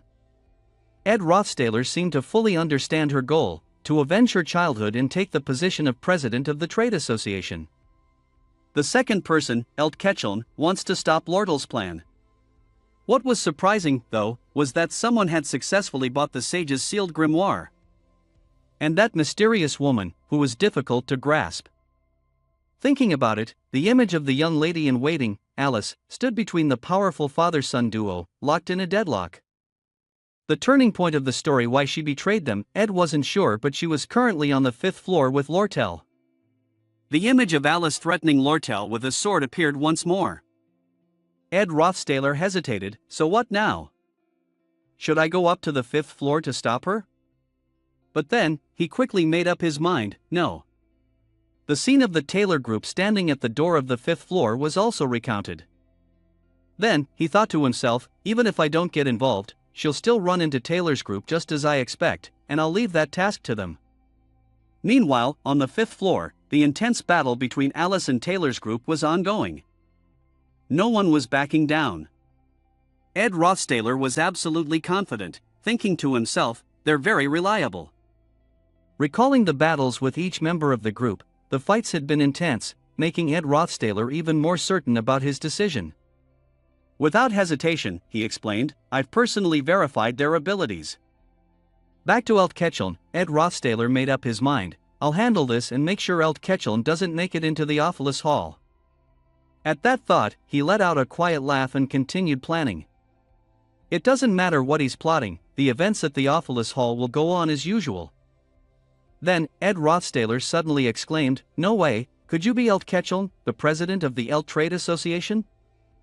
He then extended his hand in front of his chest and performed a formal gesture, continuing, if a noble as distinguished as you, Lord Elt, has come all the way here, it must be for a very good reason. Eltkecheln listened seriously, and Ed Rothstaler went on, but you should speak with the Academy first, so that you can be welcomed properly, according to your status. Upon hearing this, Eltkecheln spoke in a low voice, I see, so you. Ed Rothstaler lowered his head, pressing his lips tightly together. Soon, Eltkecheln's expression grew colder, and an intense, green aura of killing intent surrounded him. He then said, you're with the Lortel faction. 10 minutes before Ed Rothstaler was cornered, the large ship, its red lights flashing, was floating on the ocean. Ed Rothstaler and Janica Failover stood before a large hole in the wall caused by an explosion, peering inside. He looked at the people in the room and said, that's the situation outside. He then asked Zix, who was planting banana trees with one hand, so why haven't you left yet? Zix stubbornly replied, well, I can't act impulsively. Even if this whole building crashes down, I'm not going to die. He quietly mocked, so you think just because you're strong, you can do whatever you want? Elsa, also known as Frozen, is a fictional character from Disney's 53 RD animated feature film. Zix flipped over and got up. His whole body was covered in sweat. And why did you put such a huge hole in the wall of my room? It's freezing in here. Are you trying to turn me into Elsa, sleeping on the bed? Ed Rothstaler looked at him and silently thought, who would have guessed this guy is a magician? Zix scratched his head and bent down politely, saying, Senior Jenica, I should have greeted you properly earlier. Although their relationship wasn't great because of the Glaskin incident, Janica Failover pretended to be polite and replied, yeah, I'm really sorry about that. Ed Rothstaler comforted her, don't be upset, Janica. You've already completed the disciplinary action. Janica Failover pretended to be grateful, saying, yeah, that's true. Thanks. Ed looked at the two of them and casually asked, by the way, are you two a couple? Jenny Failover flustered and waved her hands, no, definitely not. She blushed and jumped slightly, nervously glancing at Ed Rothstaler. Hesitantly, she asked, Ed, did I make you uncomfortable? He lowered his eyes and replied, no, it's fine. It's just that he was rude first. Hearing this, Zix felt embarrassed and said, oh, I see. He bowed 90 degrees and apologized to me. Zix looked up at the two of them before turning back to the main issue. So, what exactly made you two break through the wall and barge in here? Ed Rothstaler affirmed. That's right. I need to ask you for a favor. I'll pay you later. He politely bowed to Golden King. Your Excellency. If a noble as distinguished as Lord Elt has come all the way here, it must be for an important reason. But you should speak with the Academy first to ensure you're welcomed appropriately for your status. His voice grew more serious as he spoke. I see. The man glared at Ed Rothstaler with a sharp, icy gaze. His voice dripped with menace as he emphasized each word. You. A powerful aura radiated from him, overpowering Ed Rothstaler, who was from the Lortel faction. He lowered his head, leaning in close to whisper in his ear, "Has her beauty sparked something in you? Instead of staying loyal to the gold coins you might never receive, you should seize the immediate benefits in front of you." His amber eyes showed no sign of emotion when he spoke about his own flesh and blood. That girl was born with the blood of a fox. She's the kind of person who'll stab you in the back the moment she gets the chance. I, her father, the one who raised her from childhood, understand her better than anyone else. He tried to convince Ed Rothstaler. I'll give you double what she promised. Now, get out of my way. Ed kept his head down and spoke quietly. I appreciate your offer, but... His deep ocean blue eyes met the man's, unwavering. I haven't received a single gold coin. So, what does it matter if it's double or triple? The man's face darkened. Fine. The soldiers drew their swords and, following his command, surrounded the two of them. Looks like we're not on the same page. Ed shot a glance at the soldiers as the man ordered. Take care of this quickly. Ed Rothstaler quickly fled from the soldiers wielding swords. Immediately, two soldiers stepped forward to block his path. Where do you think you're going? One of them demanded. A surge of green magic sent the two soldiers flying away from Ed Rothstaler. Zix extended his hand, casting a spell, with Jenica following closely behind him. Are you okay, Senior? She asked. Ed Rothstaler turned to look at them, speaking urgently. Once I assess the situation, I'll be back. Please buy me some time. I'll repay this debt later. Jenica activated her magic. Got it. Zix agreed readily. Didn't you owe me something from before? He frowned, showing clear impatience. Despite still being a student, they were still formidable opponents. Charge! He ordered. Zix and Jenica rushed into battle with the soldiers in cloaks, wielding swords. Ed Rothstaler took advantage of the chaos to escape. He quickly formed a plan in his mind. Right now, he needed to find Lortel and update her on the situation outside. As he was running, he stopped short when he spotted Lortel Ketchuln. He approached her and asked, "Why can't you go outside?" Lortel Ketchuln hesitated before answering, "Well." He extended the invitation to her, "We should go around the window and sneak out first. Do you still have the strength to run? Follow me." Kindness and trust often go hand in hand for a reason. This was why Shero, the receptionist at the Elt Trading Company, treated Lortel so kindly. The elderly servant smiled warmly and bowed, hoping Lortel might accidentally reveal some confidential information. This was also the reason Cadden, another employee at the trading company, seemed especially happy around Lortel. The big, bearded man laughed cheerfully because Lortel had given him advice. The little green bird perched on his index finger. The reason Teeny, the pet bird who was always around Lortel, stuck close to her was because she fed it premium food. Every gesture of kindness, like the coin engraved with a sailing ship, had its reason. Just like the value of money, at least in Lortel's world, everything had a cause. Ed Rothstaler didn't seem to have time for me to explain everything in detail, but Alice betrayed you, right? Lortel Ketchuln gritted her teeth, remained silent, and blamed herself quietly. "It's my fault. A stupid mistake. Lortel thought back to her childhood, growing up in a home filled with love and care. She treated the world with that same love and attention. The image of Janica Faylover smiling while holding a basket of eggs came to Lortel's mind. Janica Faylover was very different from her. She remembered the day she made a proposal to Ed Rothstaler, a moment Lortel would never forget. Lortel recalled the way Janica Faylover looked at Ed Rothstaler. Her gaze passed over him, full of longing, as if she didn't expect anything in return. The girl with white hair lowered her eyes, standing behind her. Lortel wondered if she could ever have a relationship like that. The girl with white hair held a sword close to Lortel Ketchum's neck and said, "So, you told Alice the whole plan?"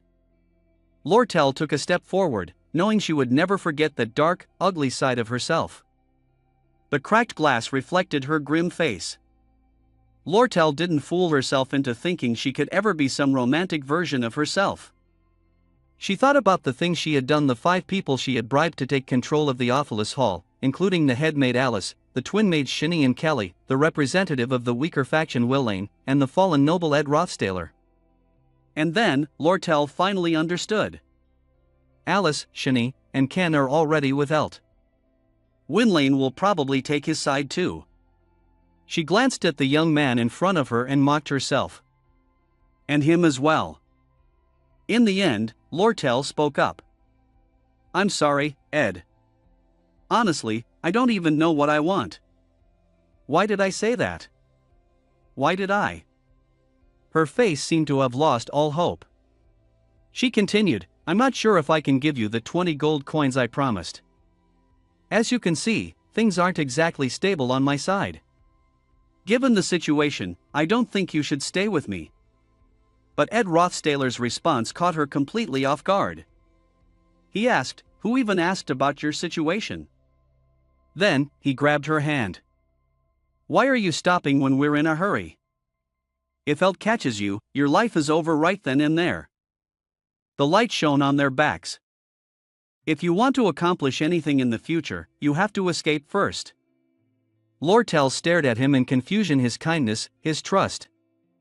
She looked at him, standing in the brilliant light. "Now, explain everything to me. Why did you do it?" She pursed her lips in silence, often accompanied by a deep thought. "For a reason. If the reason is unclear, then trust should be withheld." Of course, that was the truth of her life. Lortel finally explained everything. "The central office of the Merchant Guild planned to manipulate prices, and it's likely that your father is behind it." She described his weapon storage. "You know, the prices of equipment have dropped since the monster attack in the eastern mountain range. By buying up all the remaining gear and holding a monopoly, he can trade internally without stopping and manipulate prices on everything." Ed Rothstaler understood perfectly this was his illegal operation. She had already summarized the rest. She quickly went on to explain something she had discovered. "What?" "Oh, yes, my father needs money to carry out his plan. He said he found someone willing to pay a high price for the sage's sealed grimoire. That's why he sent me to Sylvania to steal the book." At this point, Taylor interrupted. "All right, no need for more details." By now, he had gathered all the information he needed. Money laundering transactions were a classic tactic for artificially inflating market prices through 3 traders A, B, and C. These individuals would monopolize cheap goods in the market and trade them amongst themselves. He mentally sketched out an up and down diagram in his mind. However, money laundering transactions relied on mutual trust. If B and C secretly unloaded goods onto the market, the prices would drop immediately. So, A, who had endured to monopolize the goods and taken out loans to buy equipment, would be affected. Ed Rothstaler seemed to foresee how quickly wealth could rise and fall. Elt would bear all the losses alone and be pushed out of his current position. Later, he had bought dozens of other companies, corresponding to B and C, over the years to set up for this plan. But then he saw that, despite this, Elt would have to leave the central office so that the 6 shareholder traders could gain the right to sell, and among them was Lortler. As he ran, he said, "You raised the scale of the Awfulest Hall takeover to pressure the finance office and to make the deal for the purchase of the sage's sealed grimoire happen. Your plan was to use that to kick L, who's desperate for money, out of the central office, and sell off the equipment there. Am I right? Ed Rothstaller's understanding left Lortel stunned. She thought to herself, how the heck does he? Ed Rothstaller glanced at her and quietly said, then you just need to do one thing. She was skeptical, hardly believing it. He had grasped the situation so easily, and then suddenly asked, you're trying to find a way to send that secret letter to the central office of the trade guild and tell them they need to sell the equipment immediately, right? Lortel understood now. Her room had a messenger pigeon. She remembered it was directly connected to their internal communications at the trade guild's central office. If she sent the pigeon and kept it hidden until the equipment sale plan succeeded, she would win. Still, she wasn't entirely sure. But surely her father had guessed part of it. He probably planned to make her reveal everything, the full plan, and all the people close to her. Ed Rothstaller suddenly fell silent. He turned away, then spoke sharply, listen carefully. He became serious and said, from now on, you must stay hidden and avoid being seen at all costs. If I were Elt, I'd send people to block both bridges leading to the island. They would definitely catch you there. The heavy rain outside blurred the view. Tell the coachman waiting outside to take the empty carriage to the island. Tell him to leave the carriage somewhere safe and then go somewhere else. That way, they'll think you've left Arkan Island. Lortel couldn't believe it. Then what about me? He looked at her and continued, I've built a small shelter in the northern woods. You just need to stay there for 3 days. He asked again, I'll go to your room and leave the letter with the messenger. As long as the message says something like sell immediately, everything will be settled, right? She hesitated before answering, yes, that's right. Suddenly, his eyes widened.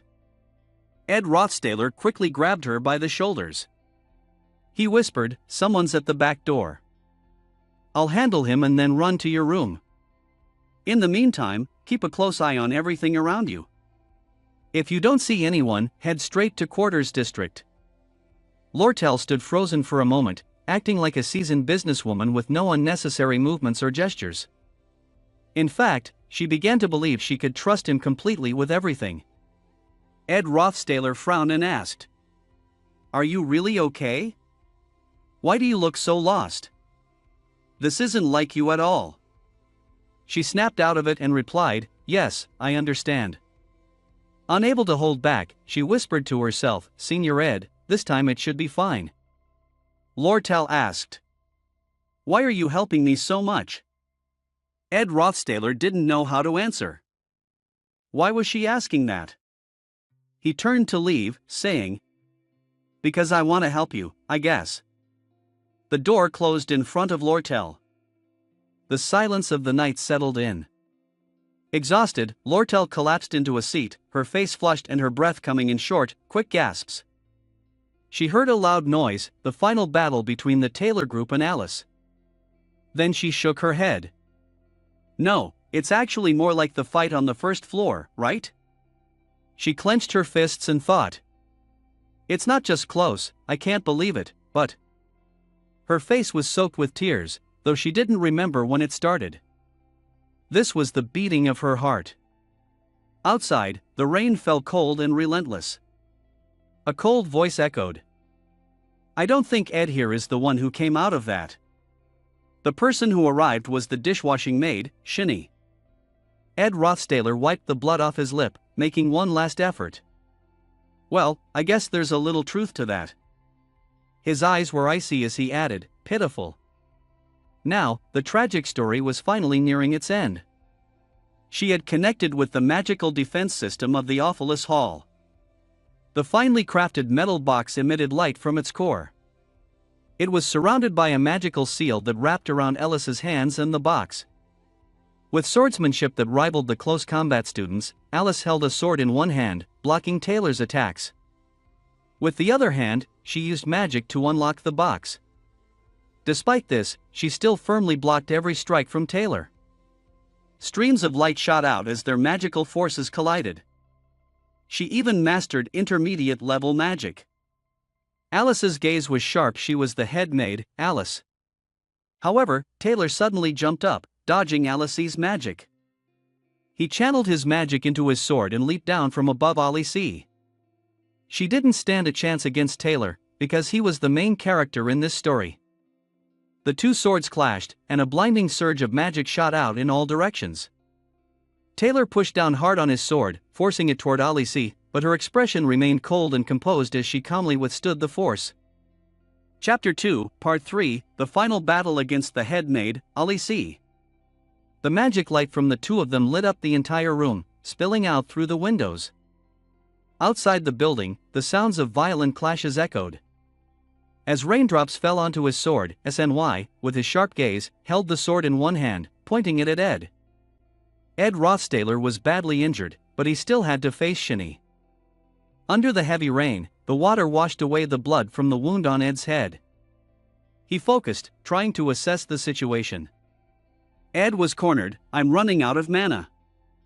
I only have enough strength left for 2 or 3 basic spells. Shani suddenly dashed forward with lightning speed. Moving in a zigzag pattern, she leaped, leaving behind trails of light and purple magic, closing in on Ed. But as she reached the final step of her jump, she arced her body, swinging her sword closer to him. The cold, sharp blade rushed toward Ed, but he quickly dodged the first strike. She was taken aback that he could avoid her blow. What's aiming for the area between my lower stomach and thigh? Ed lifted his foot and stomped on the blade of her sword. I know this trick already. The issue isn't how fast your reflexes are. Her face twisted with frustration as she lifted her skirt, revealing a series of daggers wrapped around her thigh.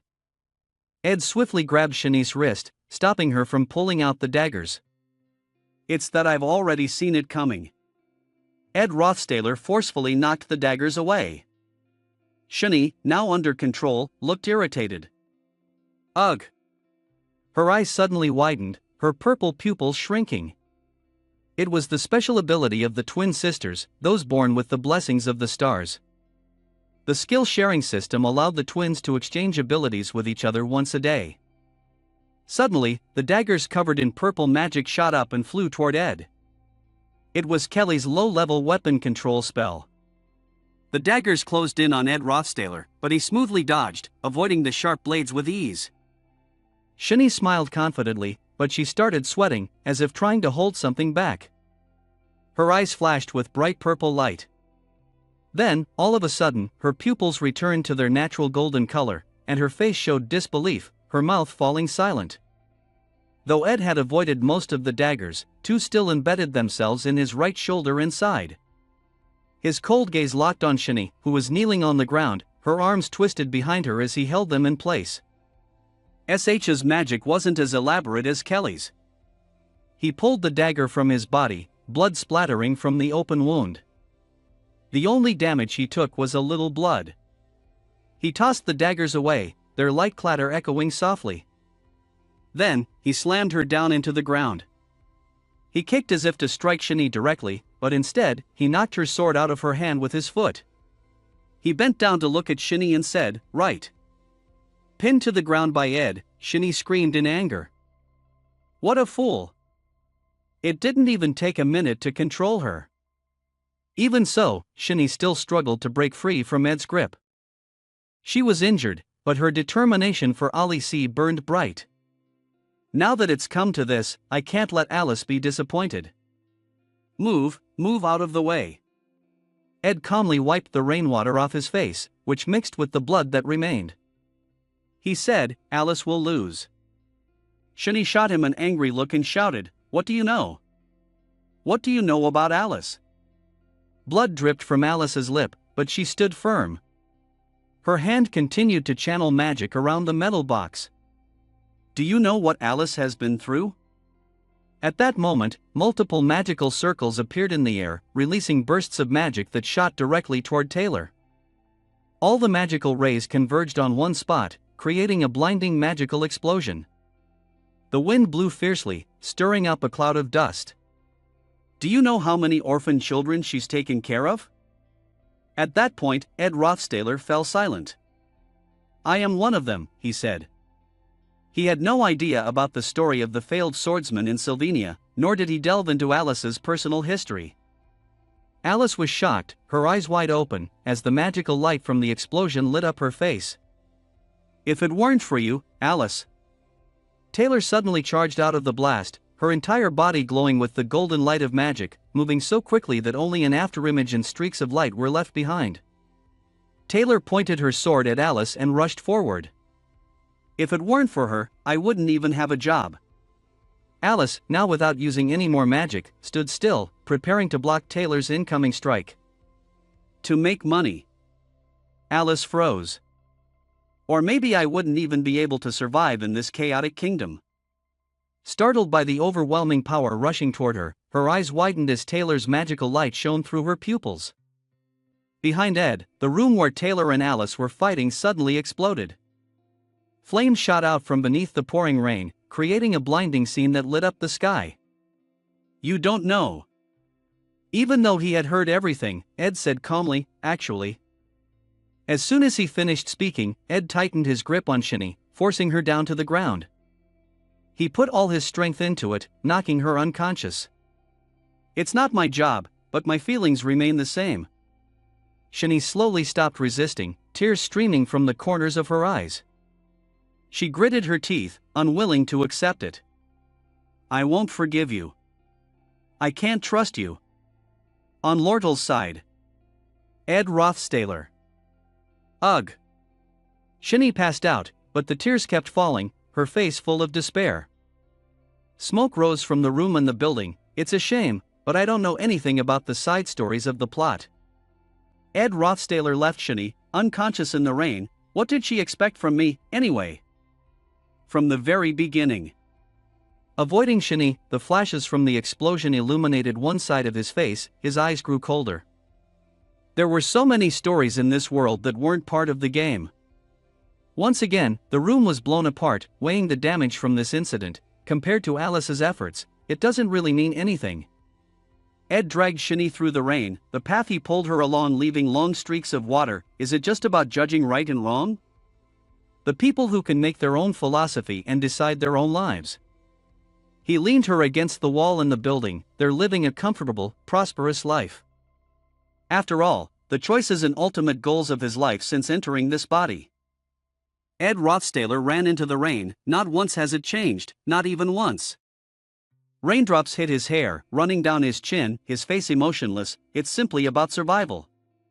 The notification appeared: "You have defeated Shinny, the dishwasher, and unlocked a new skill." A display with a flaming skull emblem showed the information for Resilient Heart, a skill that temporarily allows you to forget pain and stop draining health. Ed smiled with joy. "Finally, I've learned this skill." Someone threw a stone, shattering the glass door. Fragments of glass scattered everywhere.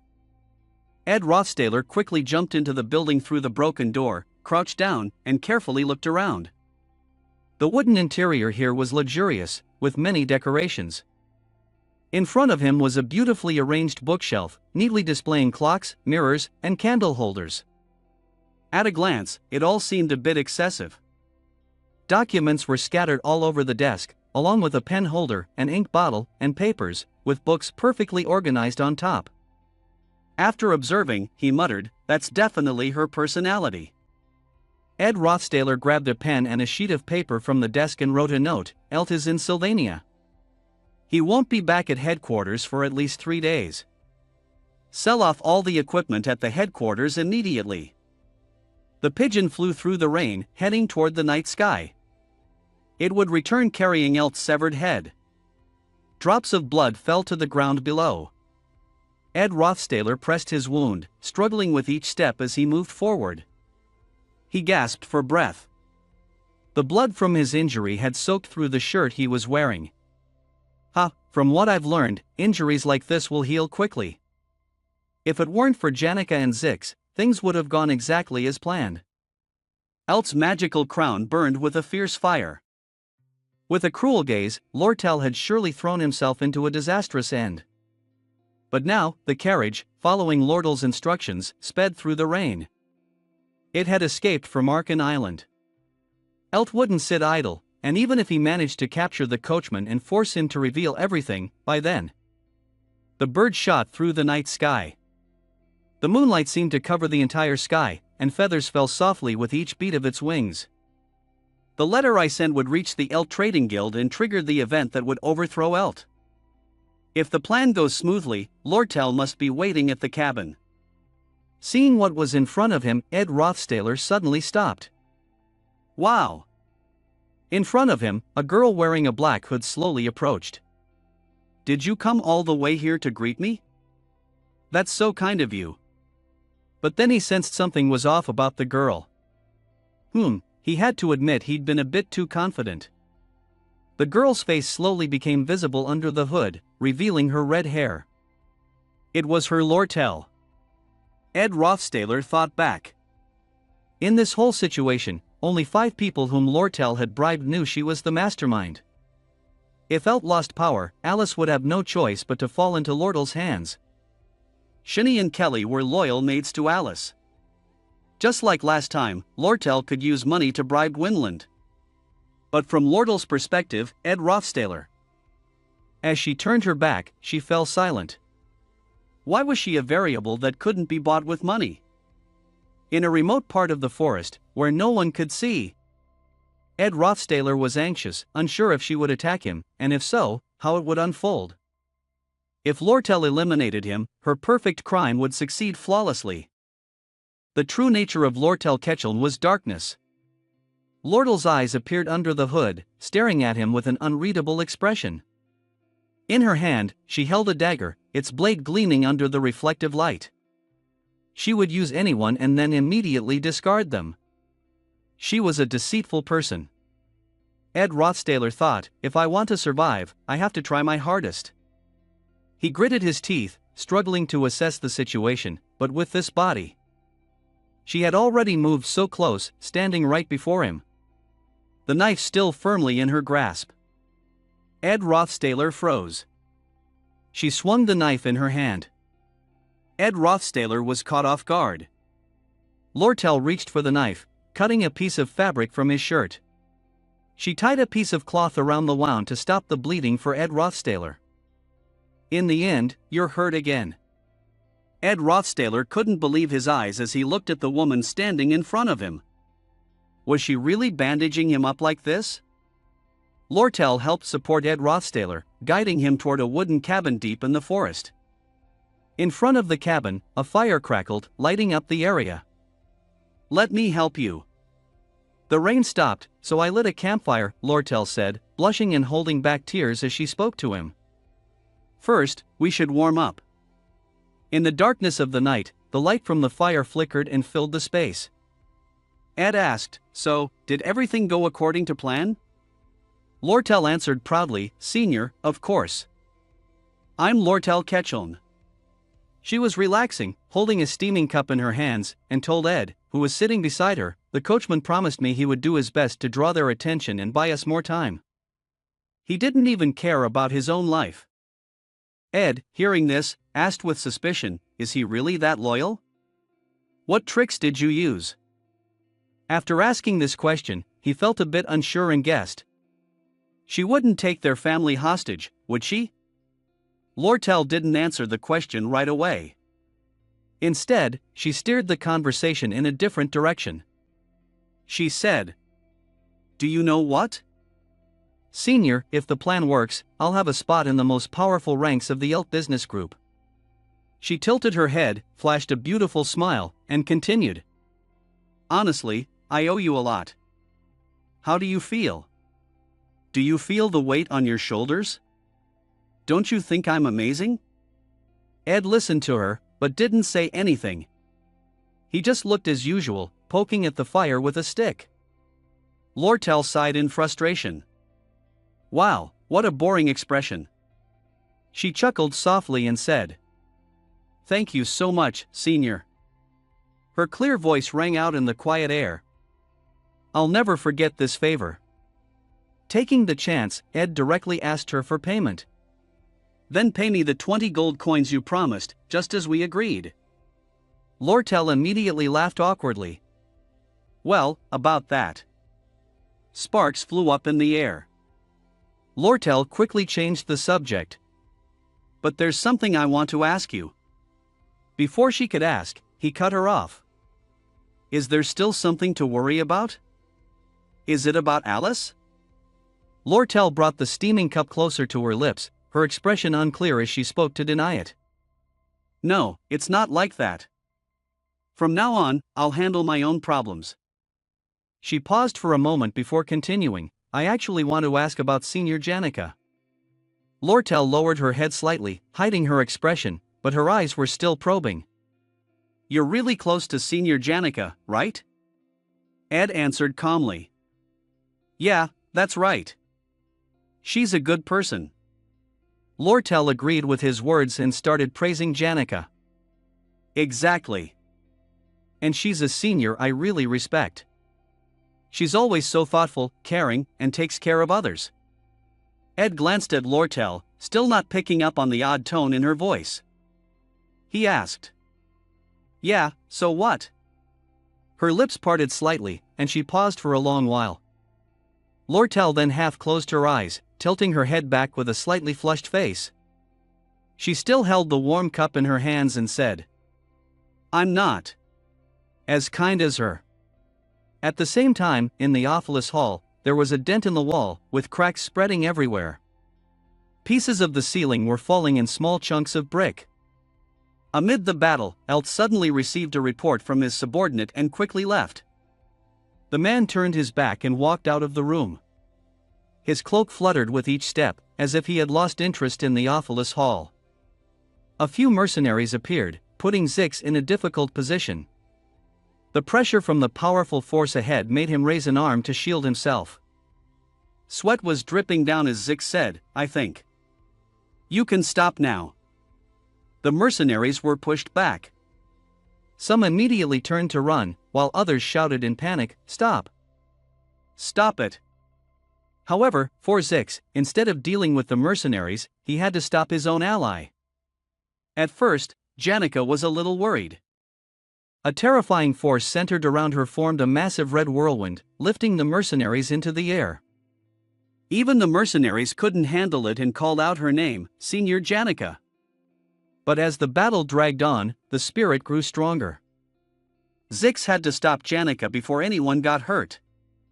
Zix struggled to get closer to her and asked, "Is something wrong? Are you mad at me?" Janica stood with her back to him, and the little fairy on her shoulder chirped twice, but Janica didn't move.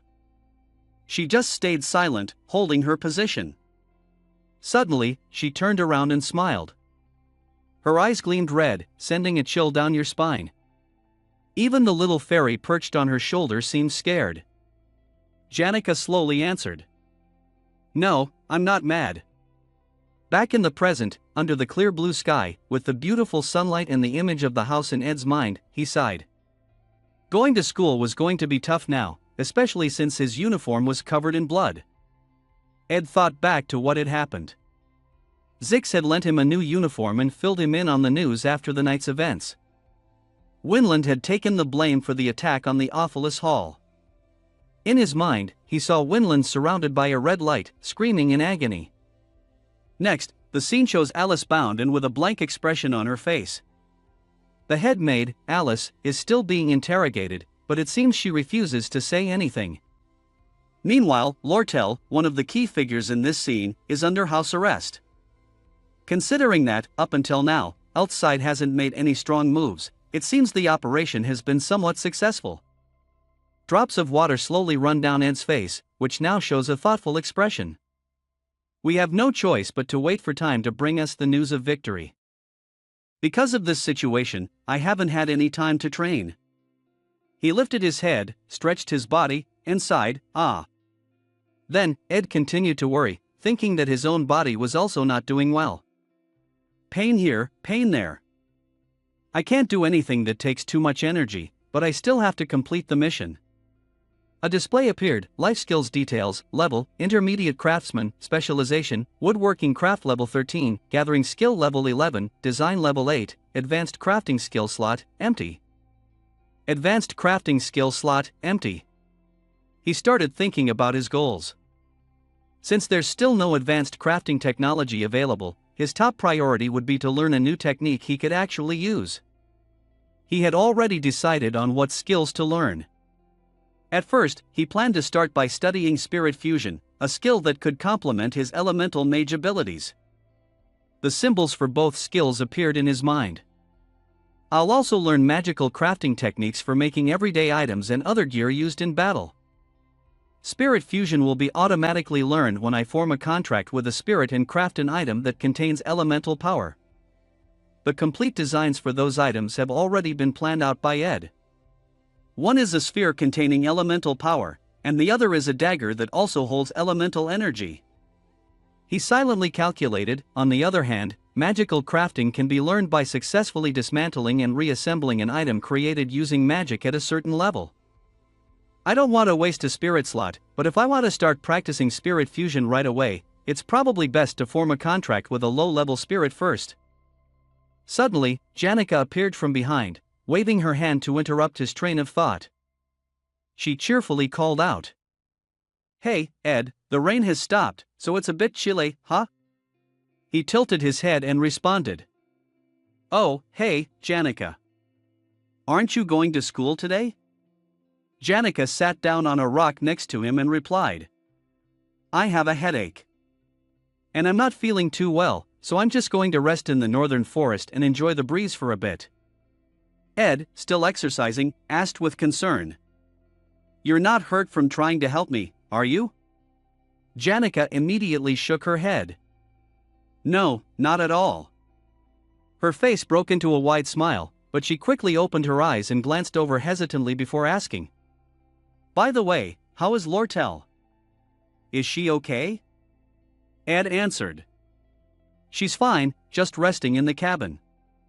Janica quickly turned around and looked toward the cabin. Inside, Lortel was sitting comfortably, bathed in bright light from the window. She leaned her head against the wall, quietly thinking, even though the incident at the Awfulest Hall had ended, there was still so much left to do. In her mind, the image of Alice holding a sword and the image of a book appeared. First, she had to defeat the former Duchess Alice again. Second, she needed to prepare for the negotiation to buy the sage's sealed grimoire. Lortel placed her hand on the windowsill and gazed outside, continuing her deep thoughts. However, for the past 3 days, as she waited for a response from the Eld headquarters, she had been living in constant anxiety inside this wooden house. But in the end, it wasn't as bad as she thought. She opened her wide eyes and looked at the figure in front of her. Lortel felt a surge of happiness, thinking, "Because I'm here with Ed Rothstaler." At that moment, Ed was outside in the yard, sweating as he chopped wood. Lortel's inner emotions stirred, and her heart started pounding wildly. She blushed and tucked a strand of hair behind her ear. His unconditional kindness and trust, which didn't need to be returned, made her feel as if she were curled up in a soft, cozy bed. Lortel's gaze toward Ed became increasingly filled with deep affection. For some, this feeling might be ordinary, but for Lortel, who had spent her life surrounded by indifference and emotional distance, this feeling was worth more than gold. She felt a bit possessive, thinking that she didn't want to share him with anyone else. Watching Janica smile and hand a towel to Ed only made it worse. Lortel emphasized more, especially that person, Janica Faylover, whether they're friends or family, their relationship is already built on kindness and unconditional trust, and that's just so natural and normal for them. Lortel pouted, furrowing her brows in anger. If she already had so many people chasing after her, shouldn't she let go of a few? She sat down, starting to come up with a plan. If not, she'd have to resort to some dirty tricks. Lortel crossed her legs, sitting with her back to the light. She folded her arms, closed her eyes, and lowered her head to think this was her specialty. She raised her hand to her forehead, her eyes glowing with a hint of green. A sly smile spread across her face. 3 days together is such a huge advantage, such a perfect one. Lortel happily waved her hand.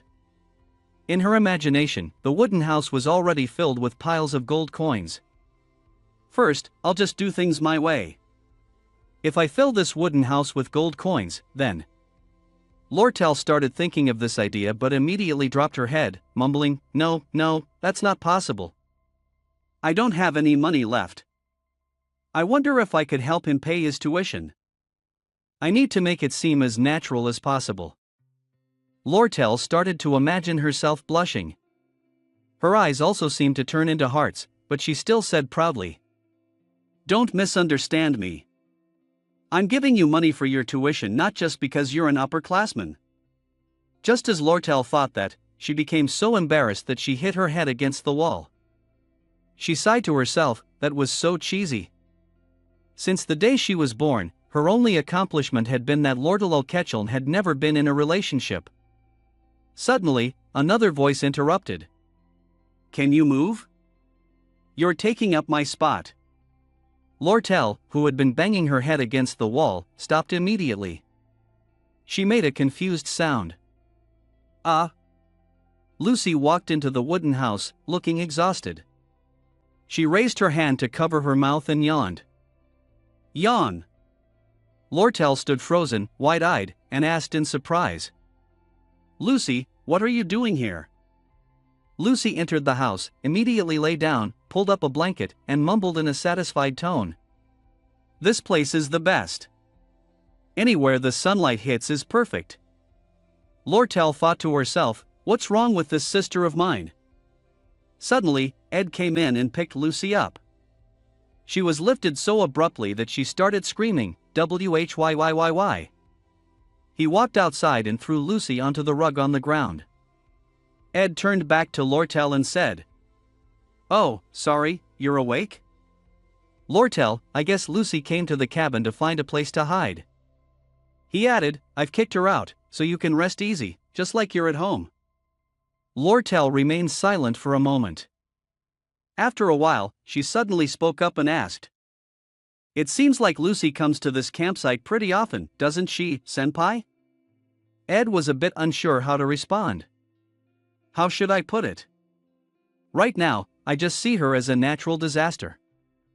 Watching Lucy, who was still sound asleep after being thrown onto the ground, Lortel felt discouraged and thought to herself, another one. "Ha, but I still have plenty of time." The darkness was slowly covering the sky above the cabin.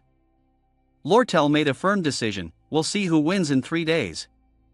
The next morning, the sun had risen high in the sky.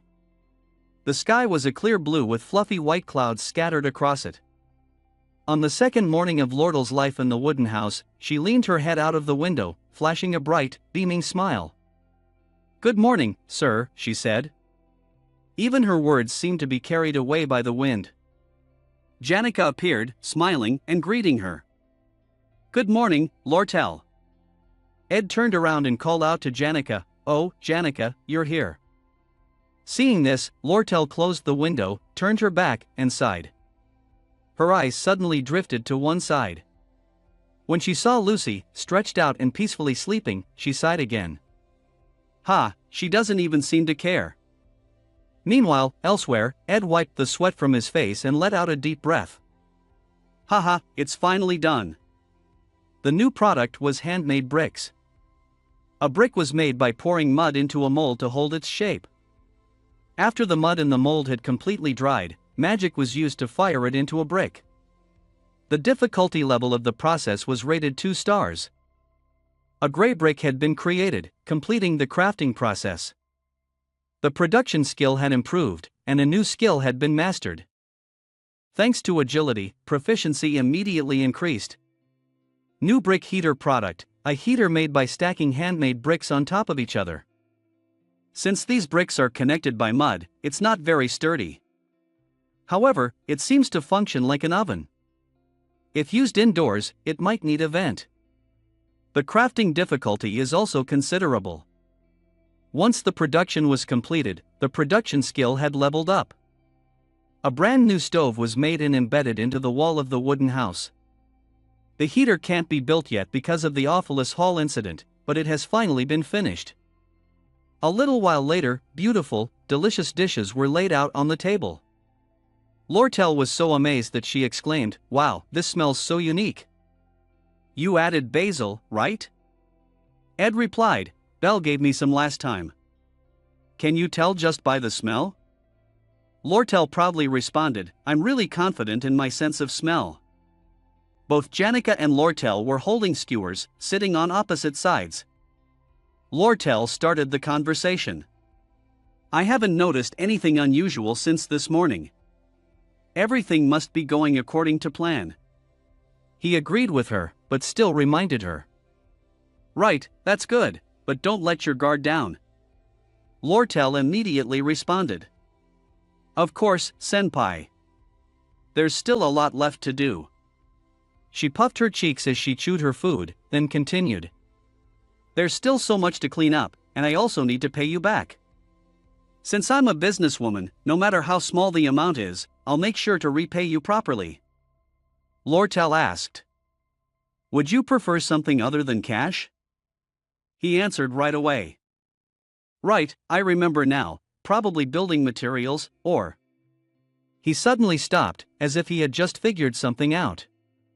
No, I know what I want now. Janica, sitting beside them, remained silent, watching. He turned to Lortel and asked. What about goods created through magic? Can the leftover ones be used? Lortel repeated the question. Goods created through magic? Janica just kept staring at the two of them, who were deep in their discussion. Under Janica's sorrowful gaze, Ed continued, You can check the warehouse and report back to me later. Lortel responded. No, let me think about it now. I've pretty much memorized everything already. It was then that Ed noticed Janica. Speaking of which, Janica, I actually have something I need your help with. Janica blushed and immediately replied, You need my help? Their voices echoed in the wooden house, surrounded by lush trees. Ed explained to Janica, Lately, I've been trying to learn advanced magic. I also want to try making a pact with a low-level spirit. Do you think you could help me with that? Janica immediately agreed. Of course. She placed her hands on her hips, playfully saying, Well, if that's the case, I'll be your teacher. I'll teach you, so soon enough, you'll be able to make a pact with a mid-level spirit. Janica's eyes widened in surprise, and she exclaimed, Oh. At that moment, Janica started guiding Ed. First, she wanted to test how sensitive his spirit connection was. Ed, can you see it, Karis? Are you going to try talking to him? The small voice of the spirit echoed, but when it reached Ed's ears, it became choppy, Ms. Janica, this guy, because, Ed stared at the spirit in surprise. Oh, I can barely hear what it's saying. Karis didn't care about Ed's surprise and instead spoke to Janica. First, he'll need to raise his resonance level higher to hear what we're saying. Janica replied, Really? But I thought Ed's progress has been pretty fast already. Karis, her wings fluttering angrily, responded, Think about how this guy is living. How much time has he even spent practicing magic? She knew that, too. During our weekly briefing at the window in the Dex lobby, there was a report saying his food stock was running low and he urgently needed to focus on building the Go House. How is he supposed to have time to think about anything else? Before it could finish speaking, Janica clasped her hands together and called back the spirit. The little bird let out a reluctant cry, Whack. She stayed in the same position, sweat pouring down her face as she asked Ed, Did you hear that? He was also sweating, responding, I heard it faintly, but what's the weekly report meeting about? Janica's face darkened, and she avoided his gaze without saying anything. Lortel suddenly peeked out from behind Ed, still a little stunned. Hey, are you two done talking? Thinking about the storage shelves in her warehouse, Lortel added, If you're finished, why don't we just talk about the magical items we've created? It seems like there's more surplus than I thought, so I can give you even more than enough. Ed started to haggle, Oh, well, could you sell it to me for the lowest price possible? You could use the 20 gold coins you promised and just deduct it from that. Lortel smiled with narrowed eyes, but her voice didn't sound too happy. Sell it to you cheap? Hearing that from you is kind of upsetting. Anyway, there's not much money in it. And honestly, they're already dead assets. So even if it's free. At this point, she suddenly paused for a moment, opening her eyes and looking at Ed deeply. Lortel continued, It's not easy, but in return, you'd need to come to the warehouse every 3 days. That way, I can sell to you at the lowest price possible. While we're there, we can drink and chat."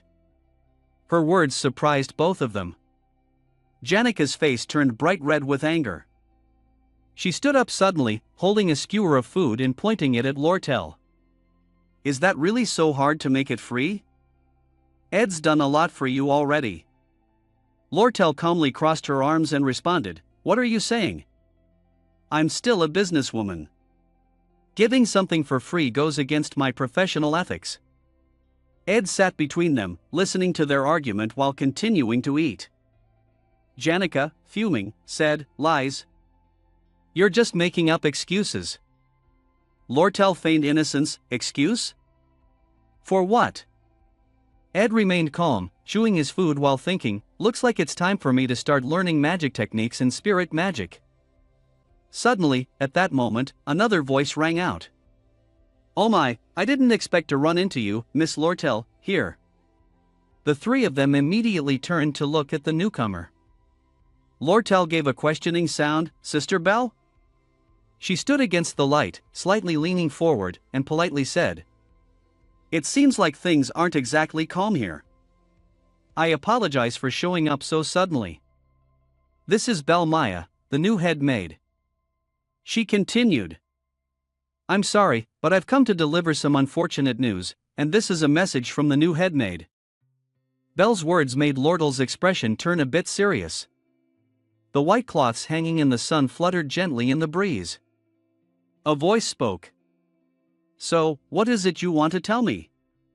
Clara, sweating, leaned in close to Belle's ear, appearing secretive, and said, Don't be too shocked, okay? This is highly confidential. You can't let anyone else know." "Ah, and try not to look too surprised." Clara whispered into Belle's ear and continued, "It's about Janica." Clara said, "It seems like she likes Ed." Upon hearing this, Belle Maya glanced at her. Clara then clearly mentioned Ed's full name, Ed Rothstaler. Belle Maya was a bit confused and wondered whether she should pretend to be surprised. Calmly, she picked up the towel, shook it out, and said, "I see, you must really care about her, Miss Clara." Clara covered her face, showing her frustration, and said, "I just don't understand why someone like Janica likes that jerk so much.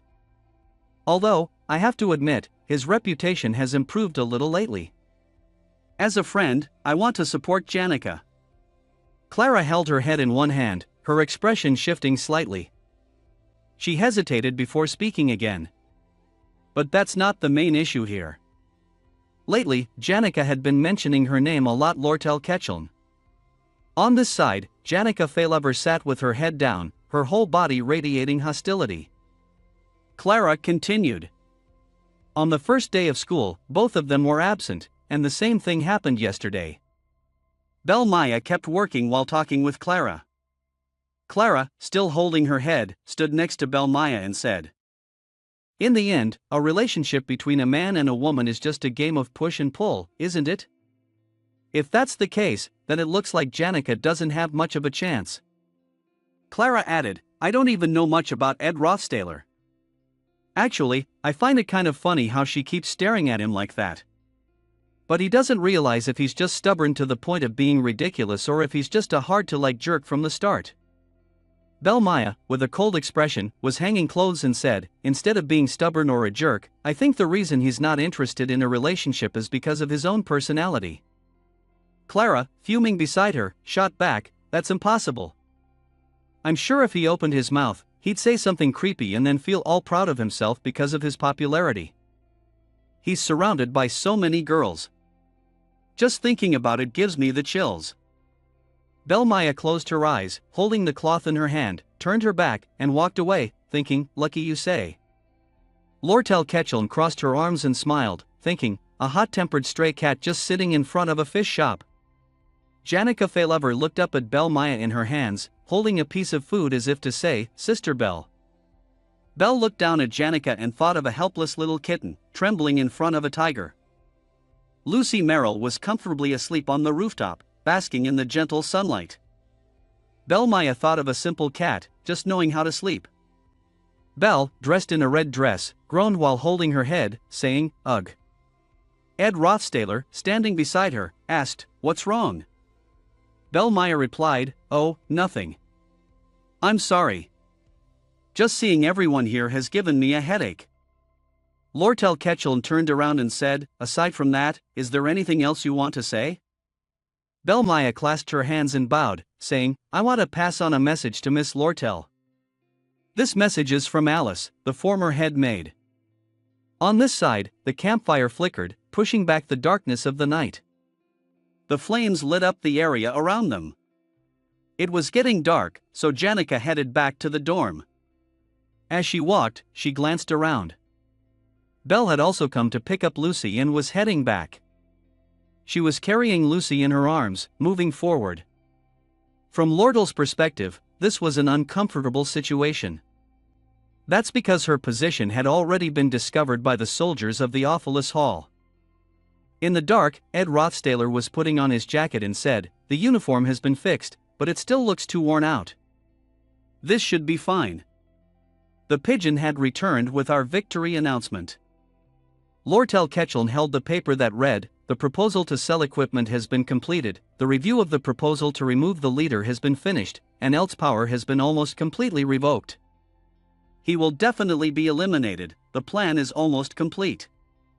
Please report your personal status, it's time to prepare for the academy as usual." Lortel lowered her head and brought the paper close to the flame. She said, "If things have reached this point, your stepfather must have returned to the headquarters for one last fight."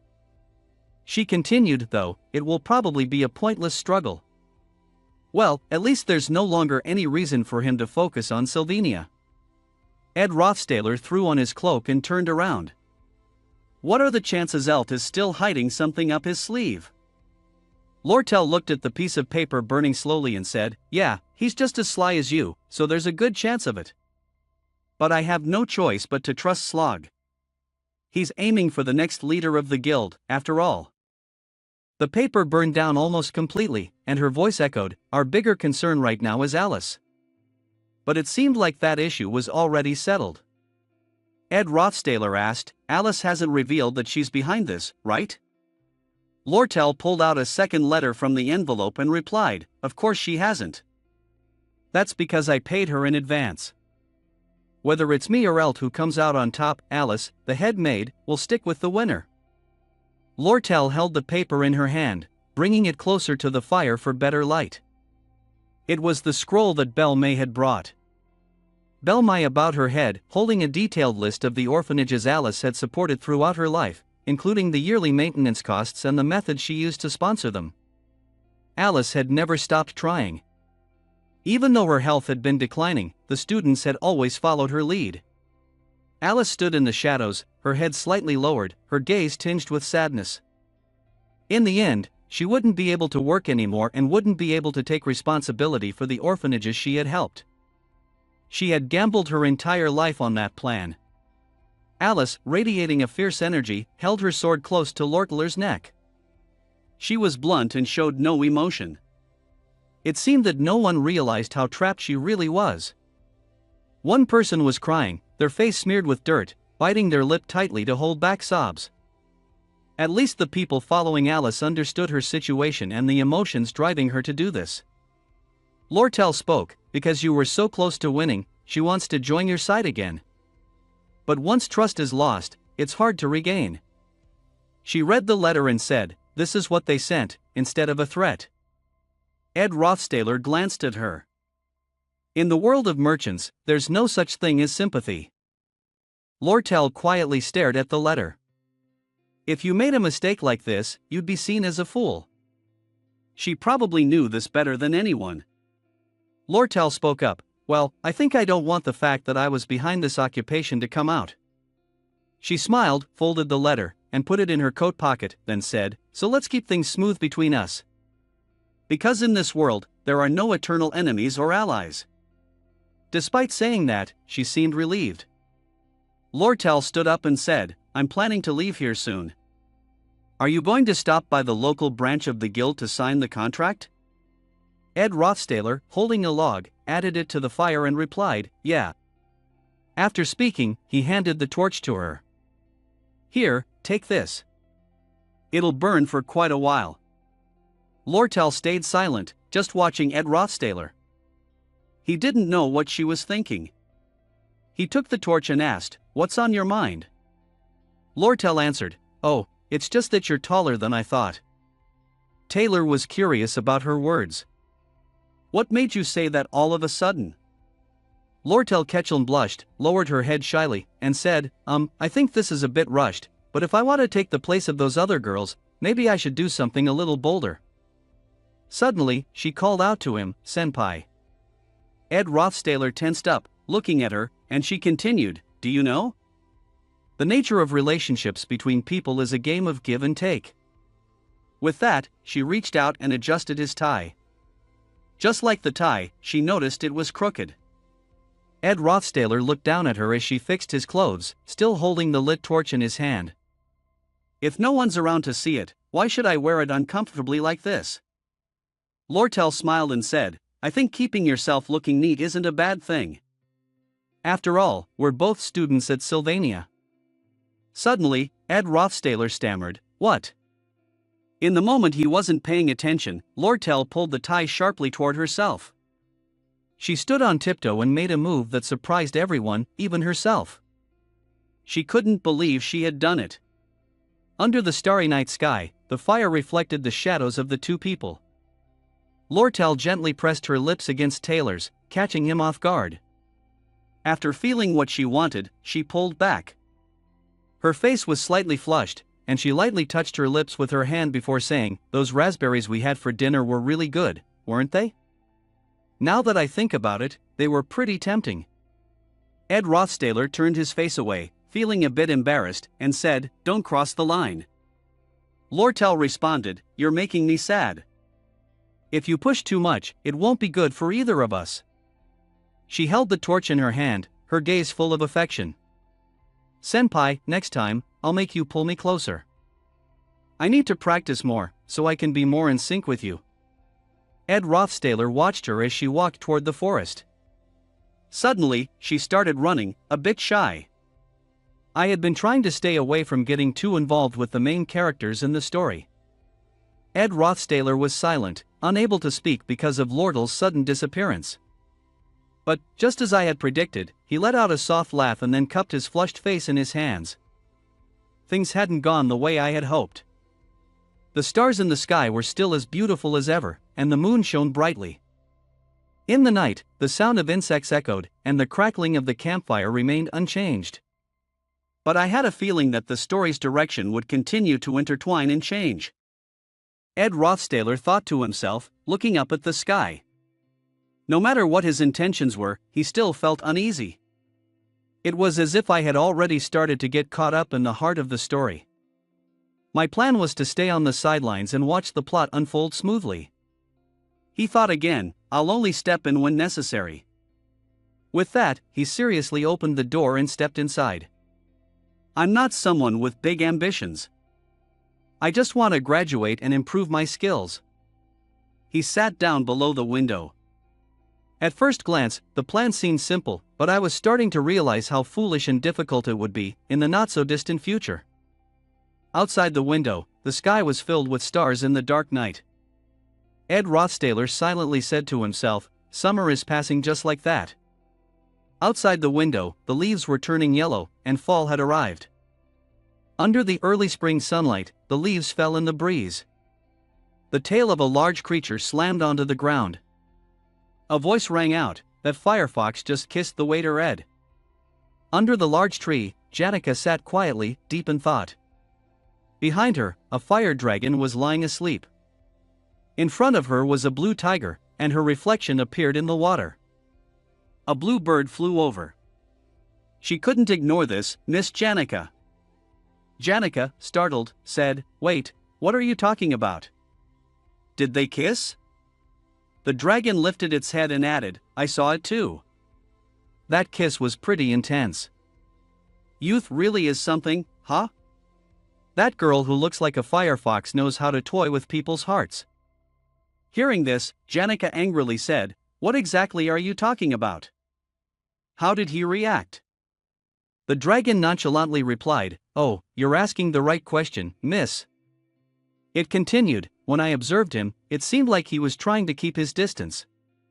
The image of Ed Rothstaler that day, with his cold expression, as if he was avoiding something, was exactly as the dragon described. Even though the girl kissed him, his face didn't change at all.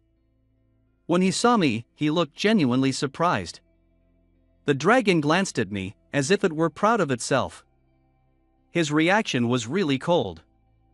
It made me feel awkward just watching it. The dragon speculated that he must either be a nobleman from Sa, who could be a eunuch, or he didn't see her as a woman at all. Hearing this, Janica let out a relieved sigh and said, "Well, that's a relief." Suddenly, the dragon shouted. Usually, people like him are good at attacking but terrible at defense. He yelled in Janica's ear, "From my experience, a girl who looks like a firefox will get even more aggressive the more she's rejected. If you don't do something, he'll be taken away, Miss Janica." Janica covered her ears and said, "But even so, you just said that Ed's reaction was really cold, right?" The dragon got angry and shouted loudly, "Are you really going to let that firefox steal him from you? I heard you agreed to teach him magic. Don't waste this opportunity. When the two of you are alone, at least take the initiative and kiss him." He was so angry that the other animals had to step in to stop him. The blue leopard helplessly said, "Don't listen to Tarkan, Janica, you're at your best when you're just being yourself." The dragon, rushing in from behind, added, "Oh, if you want to show off an innocent or fresh side, that wouldn't be bad." The blue leopard spoke again, "You've probably thought about doing something new and exciting with Ed. Have you ever experienced a situation or seen something like that?" Janica blushed, turned away, and hesitantly muttered, "Eating." She shyly fiddled with her braided hair, embarrassed, and added, "Feeding each other." The dragon and the leopard both awkwardly responded, "HAA." The scene shifted back to the wooden house, where Taylor was holding a spoon out to Lucy, saying, "Go on, say ah." She sat on the ground like a little child learning to eat, saying, "Ah." Ed Rothstaler carefully fed Lucy Merrill. Suddenly, her face darkened. She exclaimed, "Ugh, gross." Inside the wooden house, her voice echoed as she screamed. Ed Rothstaler calmly picked up his pen and began writing on the paper, saying, "Just as I thought, without a variety of spices, it's hard to really taste much." Lucy, standing behind him, kept punching him lightly and said, "Stop using other people as your taste testers." But Ed Rothstaler wondered if he should put off his training until he had more diverse ingredients. A notification appeared, showing his life skills details and his mid-level craftsperson status. Woodworking craft level 4, design level 9, gathering level 12, woodworking level 13, hunting level 10, fishing level 7, cooking level 6, writing level 5, advanced crafting techniques, drums. Ed Rothstaler then mentioned his agility stat, which was also his highest, as it was closely related to how skilled he was in life skills. A circle appeared, with words around it listing everything he was proficient in. If I only increase one stat, the overall efficiency will drop. So I need to raise all of them evenly. The problem is, I don't have the time. Under the sunlight, the classic clock tower came into view. The new semester had begun. Ed Rothstaler coldly held his book, with Janica happily following behind him. He thought to himself, the time I can fully dedicate to survival activities. Even if I cut it short, it's only about 5 seconds. Suddenly, he glanced to the side, it's time I figured out how to manage my survival activities more efficiently because I need time to check if the storyline is progressing smoothly. On the training field, 2 people were practicing. He watched them and thought, after all, the most important characters in the story are the main protagonist and the 4 heroines. Isla Triss stood nearby, cheering for Taylor Mplore. Ed Rothstaler continued thinking, Taylor's in the combat department, so I don't see him very often. But it seems like he's getting stronger. His companion, Isla, was also supporting Taylor in her role. Just then, Fonia and Claire walked by. The group of Ed Rothstaler lowered their heads in greeting. Another thought crossed his mind, Princess Fonia seems to be doing well without any problems. It's almost time for her to have a conflict with Lortel. I need to keep an eye on that. Claire won't enroll until next year, so I don't have to worry about it yet. The situation with Lortel, the golden daughter, is the most unstable. I don't know what changes Elt's early elimination will cause. He thought for a moment, then waved goodbye to Lortel. Janica, who was standing next to him, couldn't help but feel jealous. He thought again, also, it seems like her plan has changed. She's still trying to control the current mystery. Recently, I need more time. With that thought, he walked away. Standing with his back to the school's large door, he realized he still needed to check the professor's building. He glanced at the highest window of the building and thought, because the final boss of the second round is. Professor Glass spoke up, well. He held up a piece of paper and continued, there's someone behind the occupation of Ophilus Hall. If you think so, then it's very likely to be true, because you have an unusually sharp intuition. Claire Elfin placed both hands on the table and said, then, Assistant Professor Claire Elfin. Glass took off his glasses with a mysterious look and said, but remember, don't overlook any important information. He set his glasses down on the table, his whole body exuding an air of intimidation as he added, just like the research on theology I asked you to find for me. Claire Elfin flinched and replied loudly, I'll find it by tomorrow morning. In the Ophilus Hall, in the professor's section, there was a door with strange writing on it. It was the office of Assistant Professor Claire. Inside, a voice called out, we've gathered the information related to the Ophilus Hall occupation incident, Assistant Professor Claire. Claire Elfin was lying on a chair inside, letting out a tired sigh. Ah, thanks, Annis. She picked up a stack of papers and began reading, deep in thought. She looked through the student information sheets, pondering. Honestly, do I really need to stress about reaching an exact conclusion? Oh my god, I'm so exhausted right now. Claire Elfin stared blankly at the pile of documents. But no matter how I look at it, there's nothing suspicious here. Suddenly, she mentioned a name. She stopped in front of Ed's information board and said, Ed Rothstaler, when a voice echoed, yes, I'm really sorry, Senior Ed. Ed Rothstaler stood silently as the voice continued, I'm so busy that I haven't prepared anything yet. Please come back next week.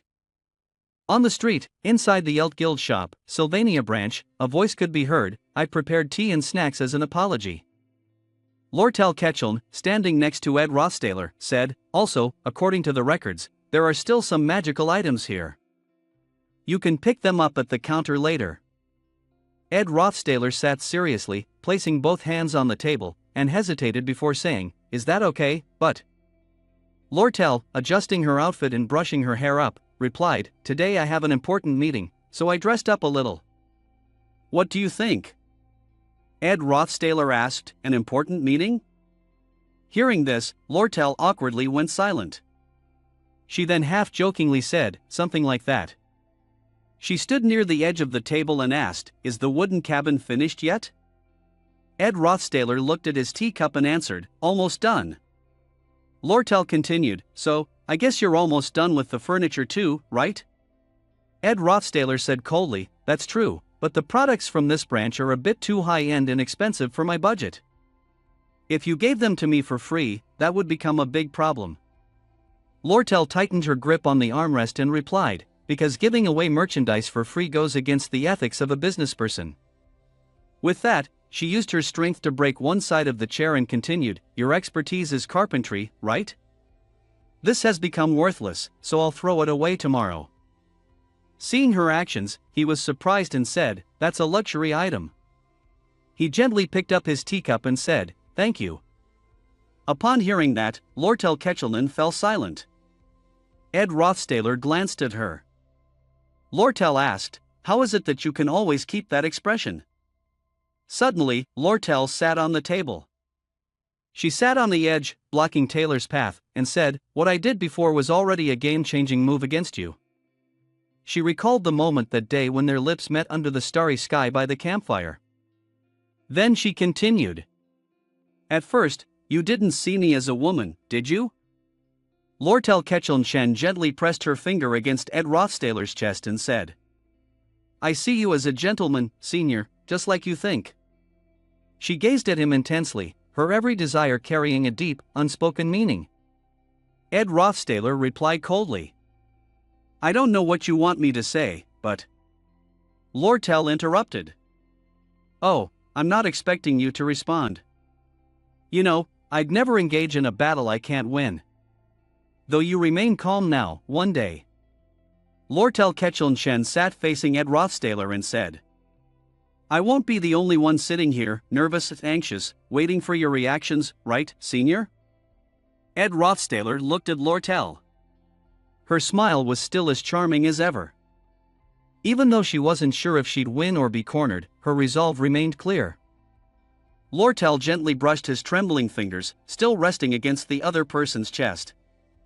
Ed Rothstaler thought this was typical of a merchant people who never show their emotions outwardly. Outside, in the schoolyard, students were moving in groups. One person raised a staff high and said, "All right." Janica raised her staff and, smiling, said, "Should we start the lesson?" Ed Rothstaler replied, "Yeah, I'm ready." Janica conjured a flame in her hand. She looked at the fire in her palm and asked, "Do you want to try focusing your magic power to communicate with it?" Ed Rothstaler looked at the fire and said, "Definitely." The flame in Janica's hand blazed brightly.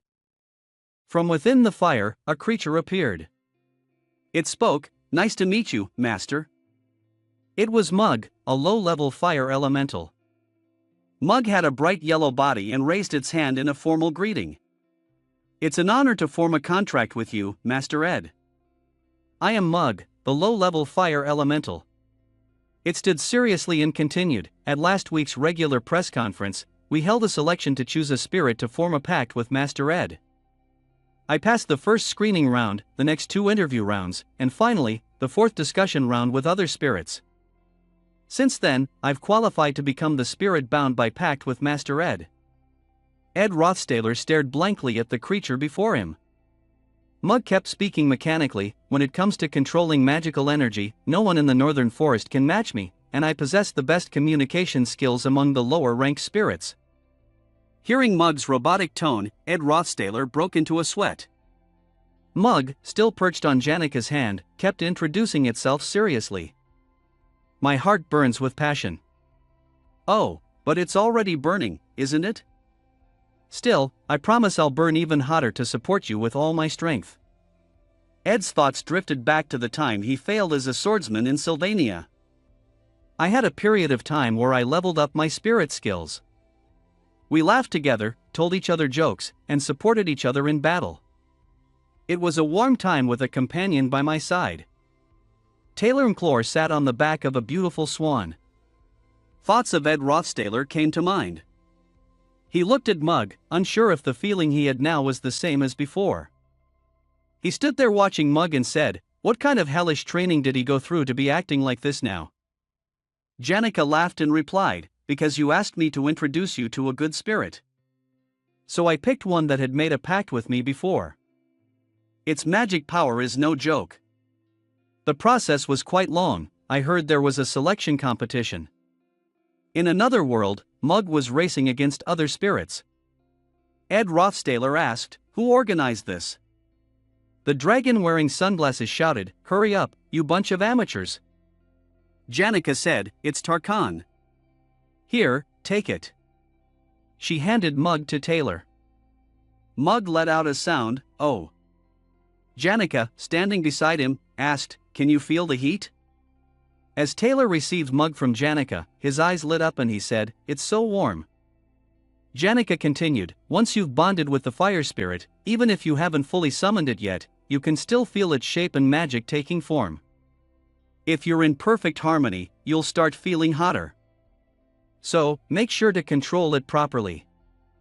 Ed Rothstaler hesitated and asked, "So, if I can control the resonance, will the fire energy change too?" Janica scratched her head, a bit embarrassed, and explained, "Calling it fire energy sounds a bit strange, like some kind of mechanical device." Ed Rothstaler's face turned red, his eyes sparkling, "This is." Mug stood seriously in the palm of his hand and said, "Please give me your orders." He thought to himself, looking at it, "It reminds me of a mobile kitchen." A display screen appeared. Fire Spirit, lower rank, Mug. Resonance level, 2. Spirit effectiveness, good. Innate ability, Blessing of Fire. Temporarily immune to explosive fire, can trigger a small explosion. Enhances fire magic skills. New spirit position, empty. Another display appeared, showing detailed magic skill levels. Mage proficiency. Elemental specialization, can now learn intermediate level magic. Spirit resonance level, 12. Spirit mastery level, 12. Summon spirit level, 1. Empathy level, 1. Ed Rothstaler thought to himself, this fire starter will definitely help me survive, it's super useful, and it doesn't even need wood to keep burning. Janica stood behind Ed Rothstaler, laughing as she said, I'm so glad to see you excited, Ed. You've been looking so down lately, like you just went through some kind of major disaster. Janica held her staff and continued, just let me know if you need anything else, Ed. Before class, I'll teach you about resonance and empathy. After that, if you want to train with me, that's even better. Also, you could quickly make a pact with a mid-level spirit too. Ed Rothstaler was still lost in the presence of the mug. Janica kept going, we should also practice fighting alongside spirits. I'll set aside some free time and book a training room. And, there are a lot of accessories that can help boost resonance, but they're all in my room. She went on, next time we meet, well. Ha. Oh, right. Suddenly, she covered her mouth and hesitated, saying, Ed. Hearing someone call his name, Ed Rothstaler turned around and said, huh? Janica awkwardly replied, actually, I'm really busy. I'm one of the top students in my course, you know? People are even lining up to have me teach them.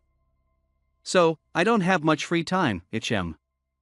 She hesitated, then thought about the conversation. The dragon said, don't overdo it. Clara said, we need the salary. Janica, her voice trembling, said, so you don't think it's a bit much to ask me to teach spirit magic for free? Ed Rothstaler responded, I get it. Well, yeah, you're right. At this point, Janica was startled. Ed Rothstaler continued, I'm really sorry, Janica. He then pulled something out of his pocket and said, I took your kindness for granted. I should have been paying you for your time and effort. Though, it seems like I can't offer you an amount that would feel right. Hearing this, Janica was startled. Payment? Janica hurried over to Ed Rothstaler. Payment for what? You're still struggling to get by. How could you even think about wasting money like that? You have to be very careful with your spending, don't waste it. I can't believe you're bringing up money. That's so cold. We're closer than that.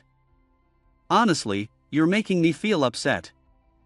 Hearing Janica's words, Ed Rothstaler was taken aback, unable to believe his ears. Didn't you bring up the money issue first? What's going on with you all of a sudden? Janica hesitated, blushing as she spoke. Well, I'm so embarrassed, my fingers keep touching each other because Clara gave me some advice. No, it's not that. I think I'm just too kind, and I need to learn how to say no to people. Ed Rothstaler replied. She's right. She's a good friend. Janica reflected and said. Yeah, I think so too. But as I said. She picked up her stick and turned to walk away. Not everyone gets treated as well as you do. Anyway, next time I'll be more specific. Under the sunlight, the streams of water flowed, sparkling cold beneath the sun. Janica's voice rang out. Next time, we'll meet at the combat training room. I'll book the room first and let you know later. With that, Janica cheerfully waved goodbye to Ed Rothstaler. I'll also bring some good equipment. If you need any resonance books for your practice, just call me. I have a class in the morning, so I'll head out now. See you later. Ed Rothstaler watched Janica's figure as she waved, responding, oh, okay. A notification popped up. You have unlocked advanced magic crafting techniques. He had used an advanced technique icon, represented by two interlocking gears, symbolizing the skill. Ed Rothstaler picked up a device, surrounded by many other components on the table. He thought about the magical technical item he had received from Lortel. It was much simpler than he had expected. Because of that, he was able to analyze it quickly. Thanks to this, he was finally able to learn a more advanced technique. Ed Rothstaler said, "Activate fire." The heater inside the room flared up again. He thought to himself, when the firewood runs out, I'll have to ask Mug to start a fire. And whenever it gets cold, we have to rely on the heater.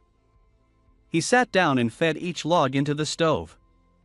Mug sat on his shoulder, watching his every move. He thought about how, in order to warm the space, there needed to be peace.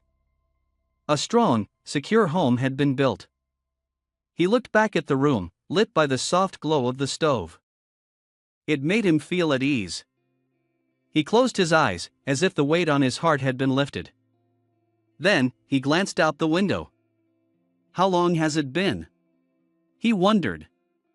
He needed to check the traps. By the time I get back, it'll probably be dark. Outside, the night had already swallowed up the sky. Ed Rothstaler said, "It'll probably be tomorrow." Claire Elfin was walking alone in the forest, speaking aloud, but when I think about it, it seems like the Black Mage is behind the incident at Ophelis Hall. Ed Rothstaler is one of my suspects. Ah, but he's been disowned by his family, so now he's just Ed, right? Alice appeared in Claire Elfin's mind. She thought everyone at the scene is either a member of the Ophelis Hall or someone connected to it. But Taylor and Ed are the only two who don't have any ties to Ophelis Hall. Since Taylor was involved in handling the previous situation, Ed is the only one left.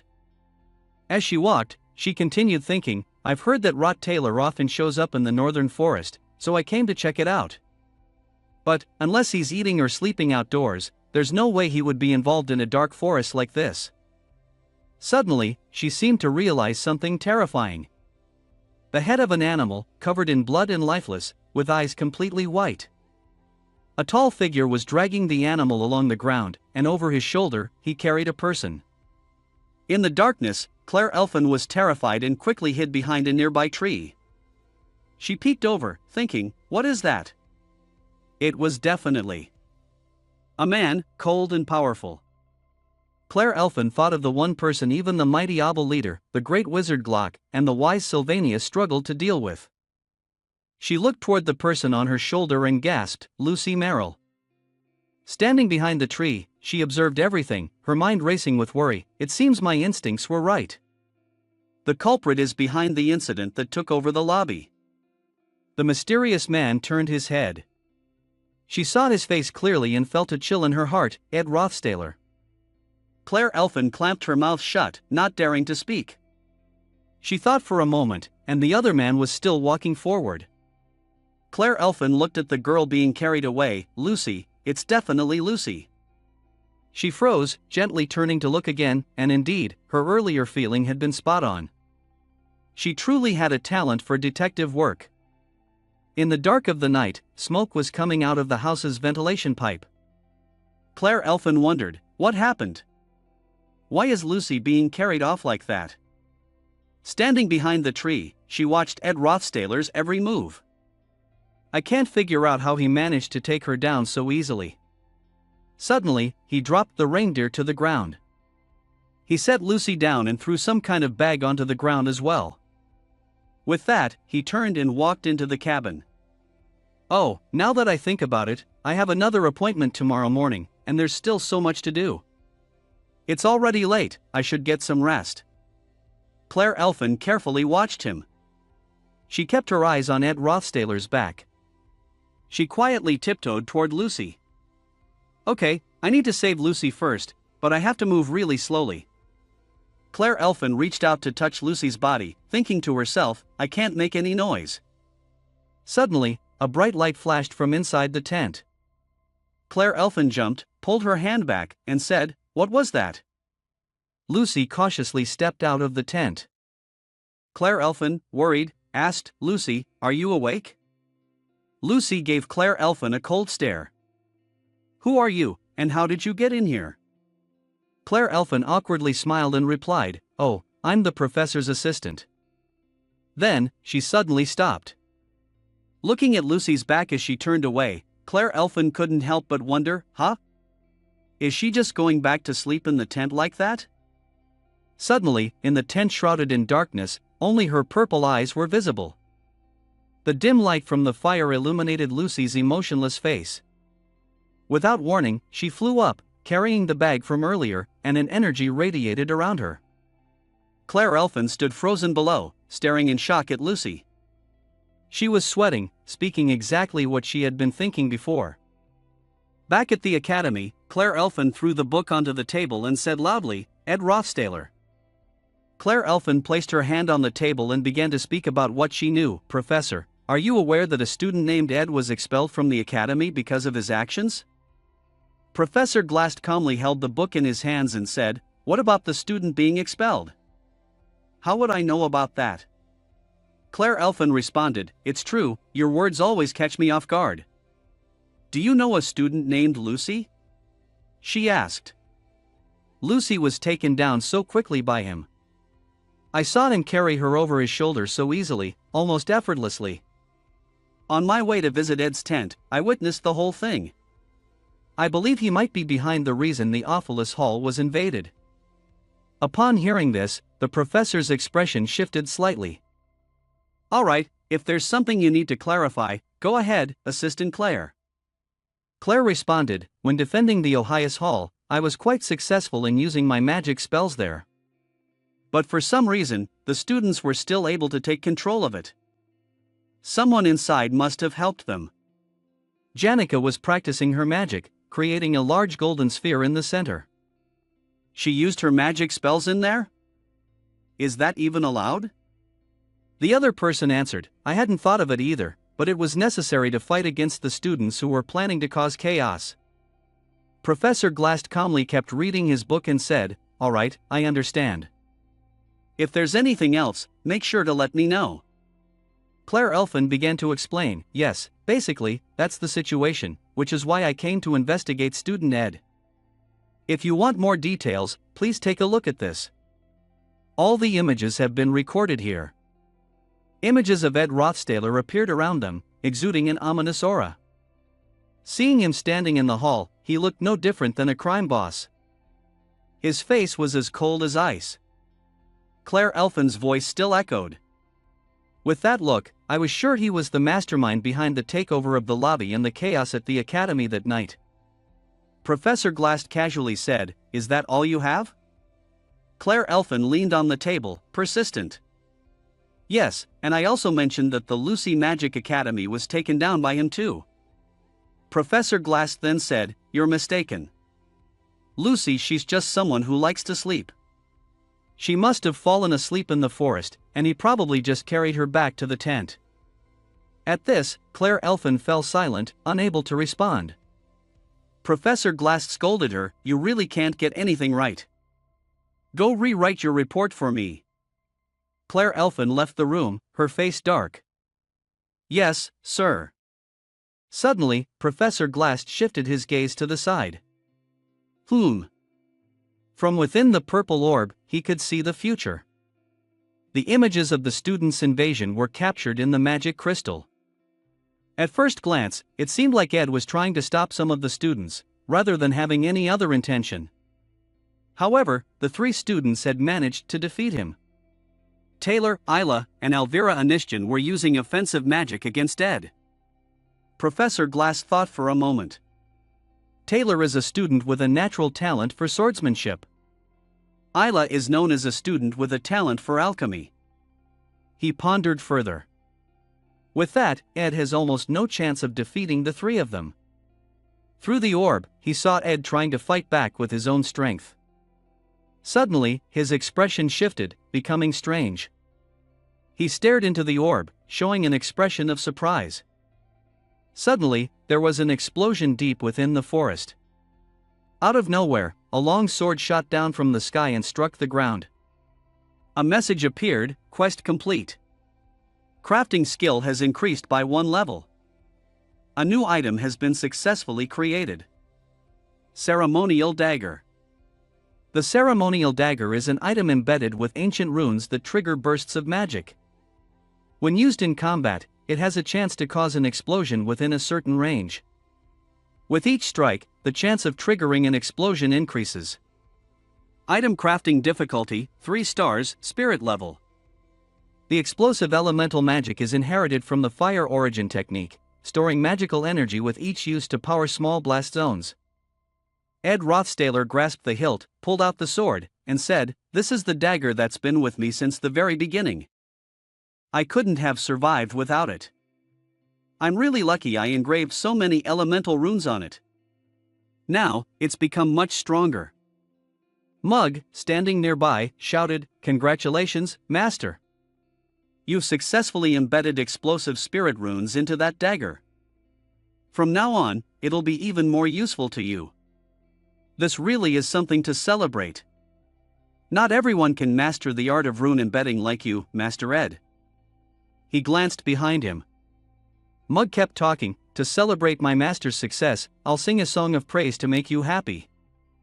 Hearing that, he picked it up. Mug struggled and said, "This is an ancient song about a shepherd who succeeded in raising his sheep. It's been passed down through generations." "Oh dear, Master Ed, if you're not happy with it, just say so. I won't do it again. I'll take this as a lesson for myself." It started crying and whimpered, "I know it was wrong of me to do that.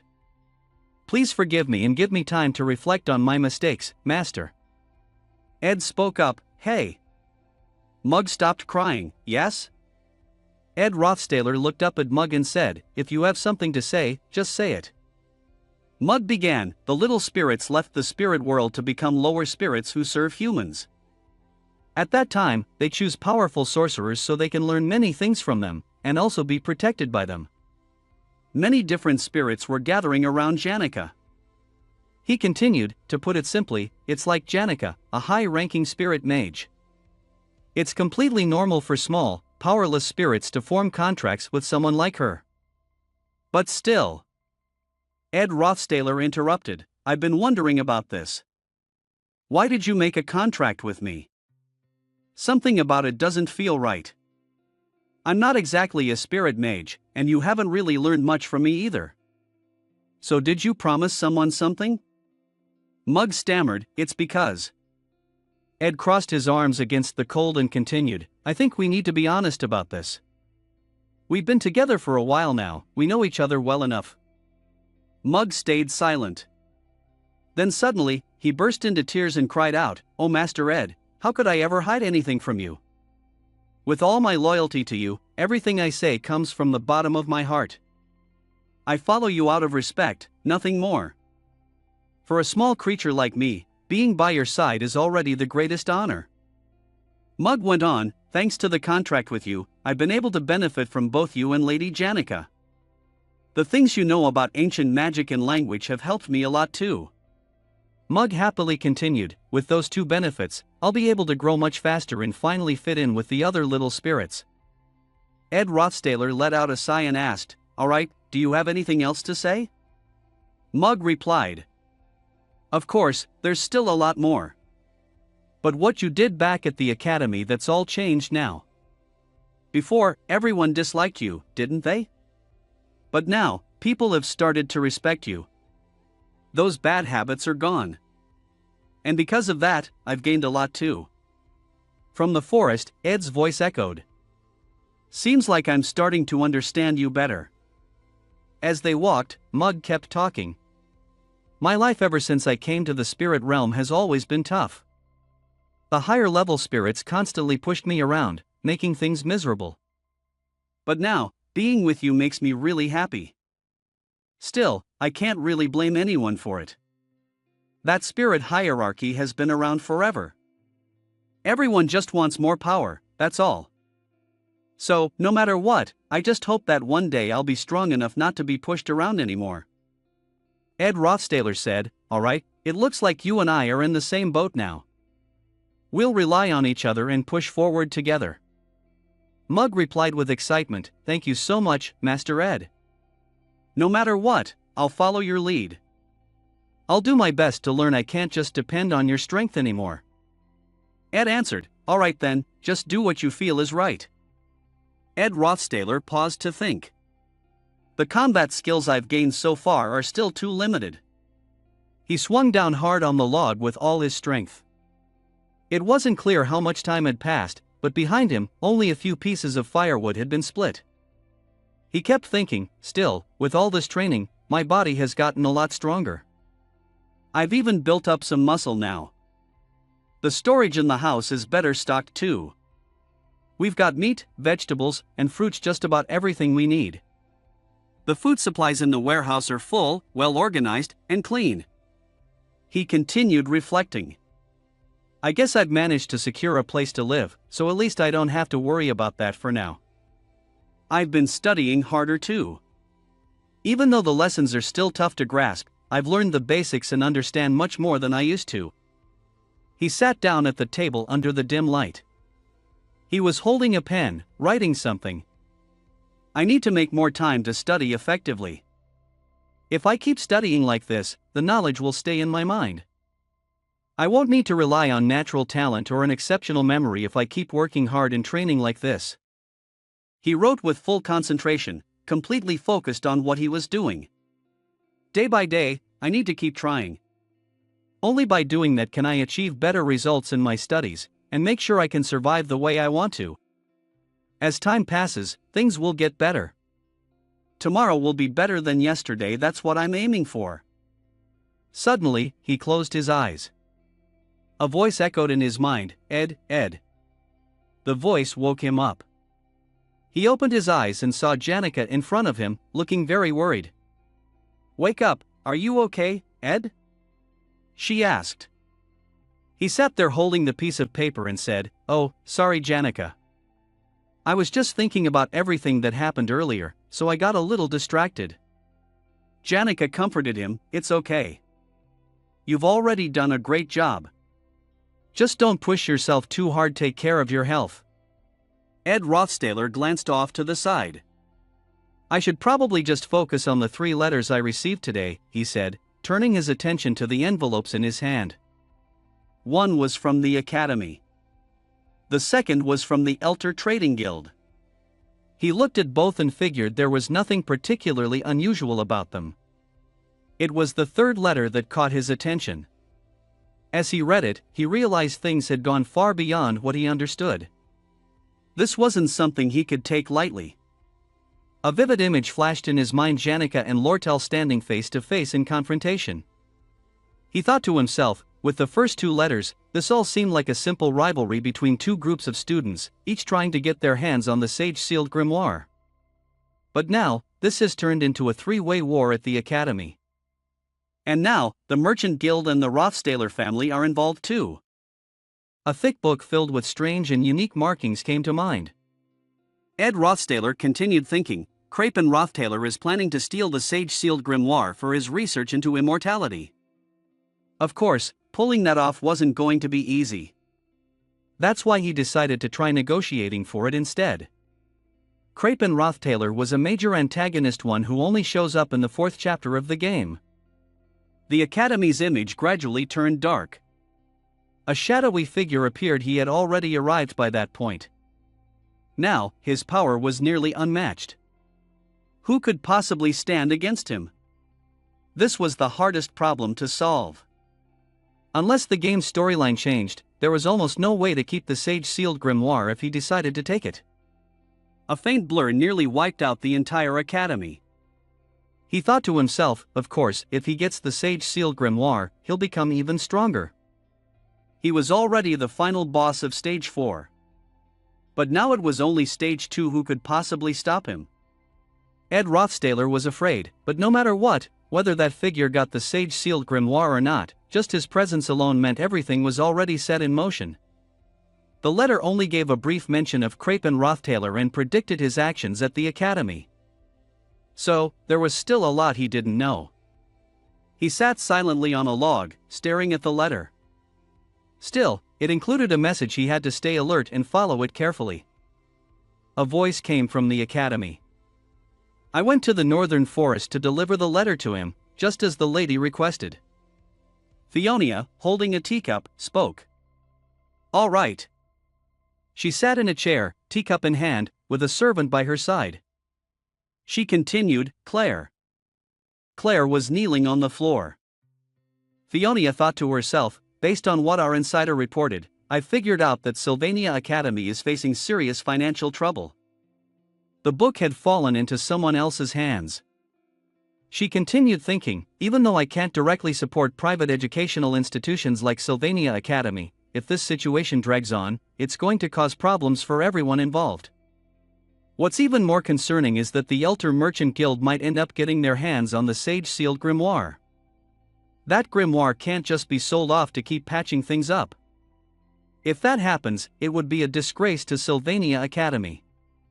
That's why the headmaster came to me for help, she reflected. Still, a hint of worry crossed her mind. Even so. She glanced at Claire and said, something doesn't feel right. How could Crape and Rothstaler even know about this negotiation, let alone show up to join it? Claire stood up and replied, seems like that kid Ed gave him a heads up. He lives at the academy, so he probably heard the rumors. If I were a child of that family and had the chance to restore my family's honor, I wouldn't let that opportunity slip by either.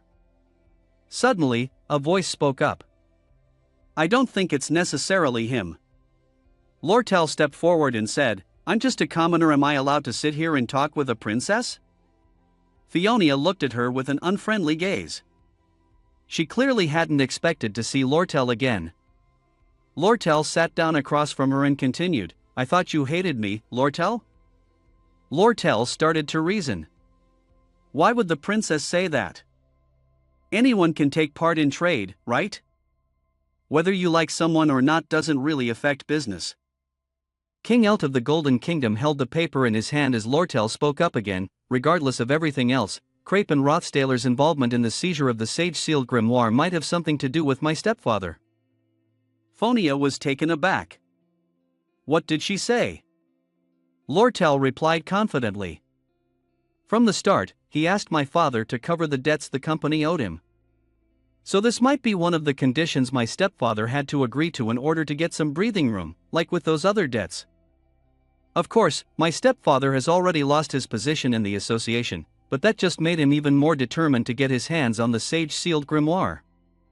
If he gets it, he might be able to use it to gain some leverage with the Merchants Guild. Phonia, seeming to understand a bit more, said, I still don't really get it. The Merchant Guild only works for profit, right? So if they get the sage-sealed grimoire, are they planning to sell it to the Rothstaler family? Are both sides fighting over it? Is the Elt Merchant Guild trying to compete with the Rothstaler family for it? Why don't they just make a deal? Lortel took a sip of tea before replying. Of course, it's because I don't want the sage-sealed grimoire to end up with the Rothstaler family. Given my background and position in the Merchant Guild, I see things a little differently. Naturally, that means I have a very different view from my stepfather. You understand that, don't you, princess? Phonia looked at her and said, all right, I'm done talking about my company's internal matters. The enemy of my enemy is a friend, after all. Lortel set her teacup down and said, of course. If the princess invests in my trade guild instead of the Rothstaler family, both sides benefit. We're already familiar with each other, after all. She smiled and added playfully, naturally, that would make Ed happy too. Isn't that right, princess? If there's anything you're unsure about, you can ask him directly. Phonia replied, so you're thinking of him too, huh? Lortel continued, of course. He was expelled from the academy and now lives alone in the forest. But don't hold it against him just because you think he's still connected to the Rothstaler family. He was cast out from the family too.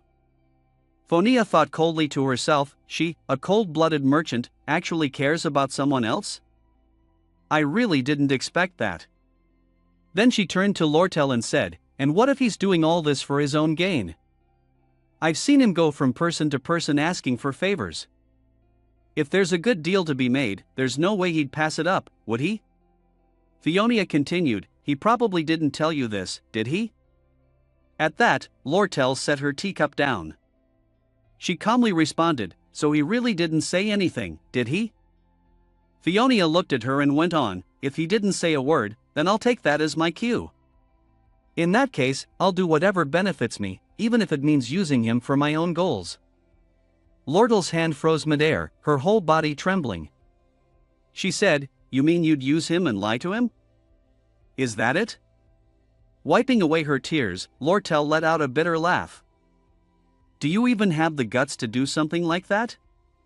From behind, Claire shouted, how dare you speak so rudely in front of Princess Fiona? Lortel stood up and said, Princess Fiona. Fiona gave a command, Claire, that's enough. Lortel pulled her hood up and said, we're on the same side this time, aren't we? So I want to give you some honest advice. She stepped closer, glanced down, and added, don't even think about using him half-heartedly. You might end up being the one who gets used in the end. Claire couldn't hold back and raised her voice, should we teach her a lesson for her arrogance, Princess Fonia? Fonia shouted, that's enough, Claire. Fonia lowered her gaze and began to think. It really was strange, first the mysterious Ed Rothstaler, and now Crapen Rothtaler also seemed connected to the purchase of the sage-sealed grimoire. But maybe what was even more concerning was that proud and fearless girl. Someone who didn't even bow her head before a princess like Fonia herself. She watched Lortel's figure as she walked away and thought about her. Had that girl ever shown worry or concern for someone else like that before?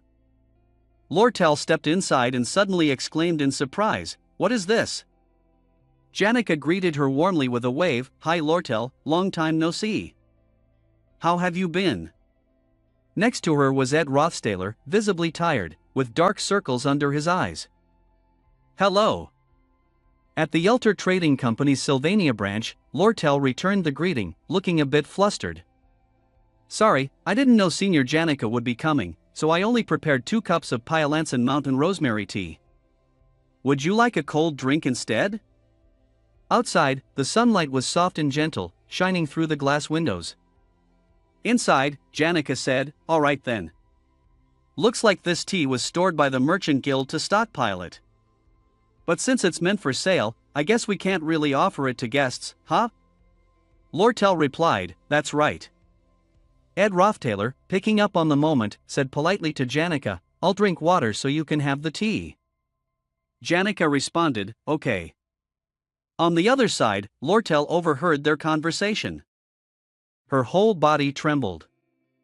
She turned her head, forced a smile, and said, oh, right. You should come pick up the magical tool. Ed Rothtaler replied coldly, all right. Once inside, standing before a cabinet full of valuable items, Ed Rothtaler couldn't help but look surprised.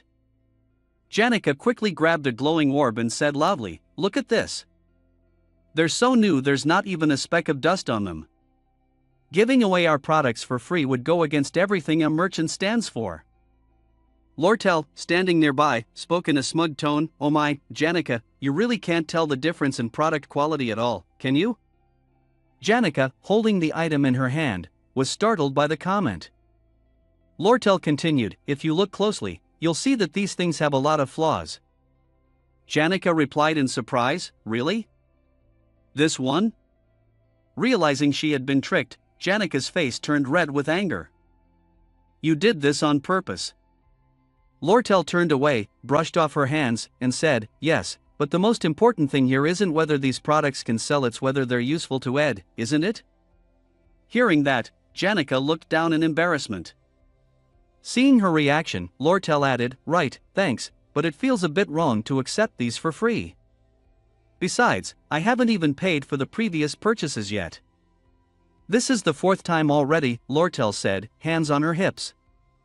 You just need to remember our contract. It's not like it's a huge amount of money anyway. Janica chimed in, actually, if he could just pay the full amount soon, that would end the contract with you, right? Lortel cut her off, isn't that something between me and him to discuss? Janica suddenly remembered and said shyly, you're right. Those two really did talk about all sorts of things. He could still hear their voices echoing in his ears. At that moment, Ed Roththaler was sitting with his head down, looking like something was bothering him. It was happening again. That same familiar feeling swept through his body. Ed felt like he was falling underwater, like he was floating with no control. There were so many things he needed to take care of, yet lately, this strange feeling kept coming back. Then his mind jumped to Krapen Roththaler, the twisted man with his dark spellbook.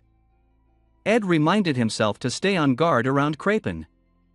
The people involved in buying the sage-sealed grimoire wouldn't arrive for another 2 weeks, so for now, the most urgent matter was. He pictured a bed in his mind. I need to make a mattress. Maybe I can lay down some fabric and stuff it with wool or other soft materials to make it more comfortable. In his mind, Ed Roththaler laid out each task clearly, in order. The day after tomorrow, he'd need to take care of the young deer he just caught. It was also time to clean the inside of his tent again. His mind went quiet. He found himself thinking about Lucy's dried meat again. Underwater, Ed Roththaler slowly opened his eyes to the sound of Lortel and Janica calling out to him. His whole body felt numb, as if he were sinking into the depths. Images of Janica and Laurette appeared, their faces filled with worry as they kept calling his name, Ed, Ed. Back where Lortel was, the buildings were carved with intricate detail. Fonia, holding a cup of tea in her hand, stared out the window. She thought, is it time to finally admit it? The way he fished so diligently at the campsite, and the calm, thoughtful answers he gave while fighting Glaskin.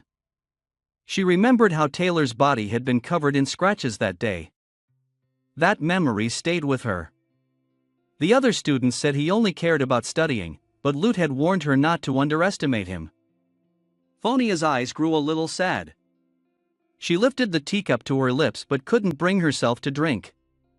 Maybe my warning wasn't strong enough, she thought. I'll check again to be sure. She remembered the time she delivered the royal letter to Ed Roththaler. Because of that, she had ordered him to come to the royal estate.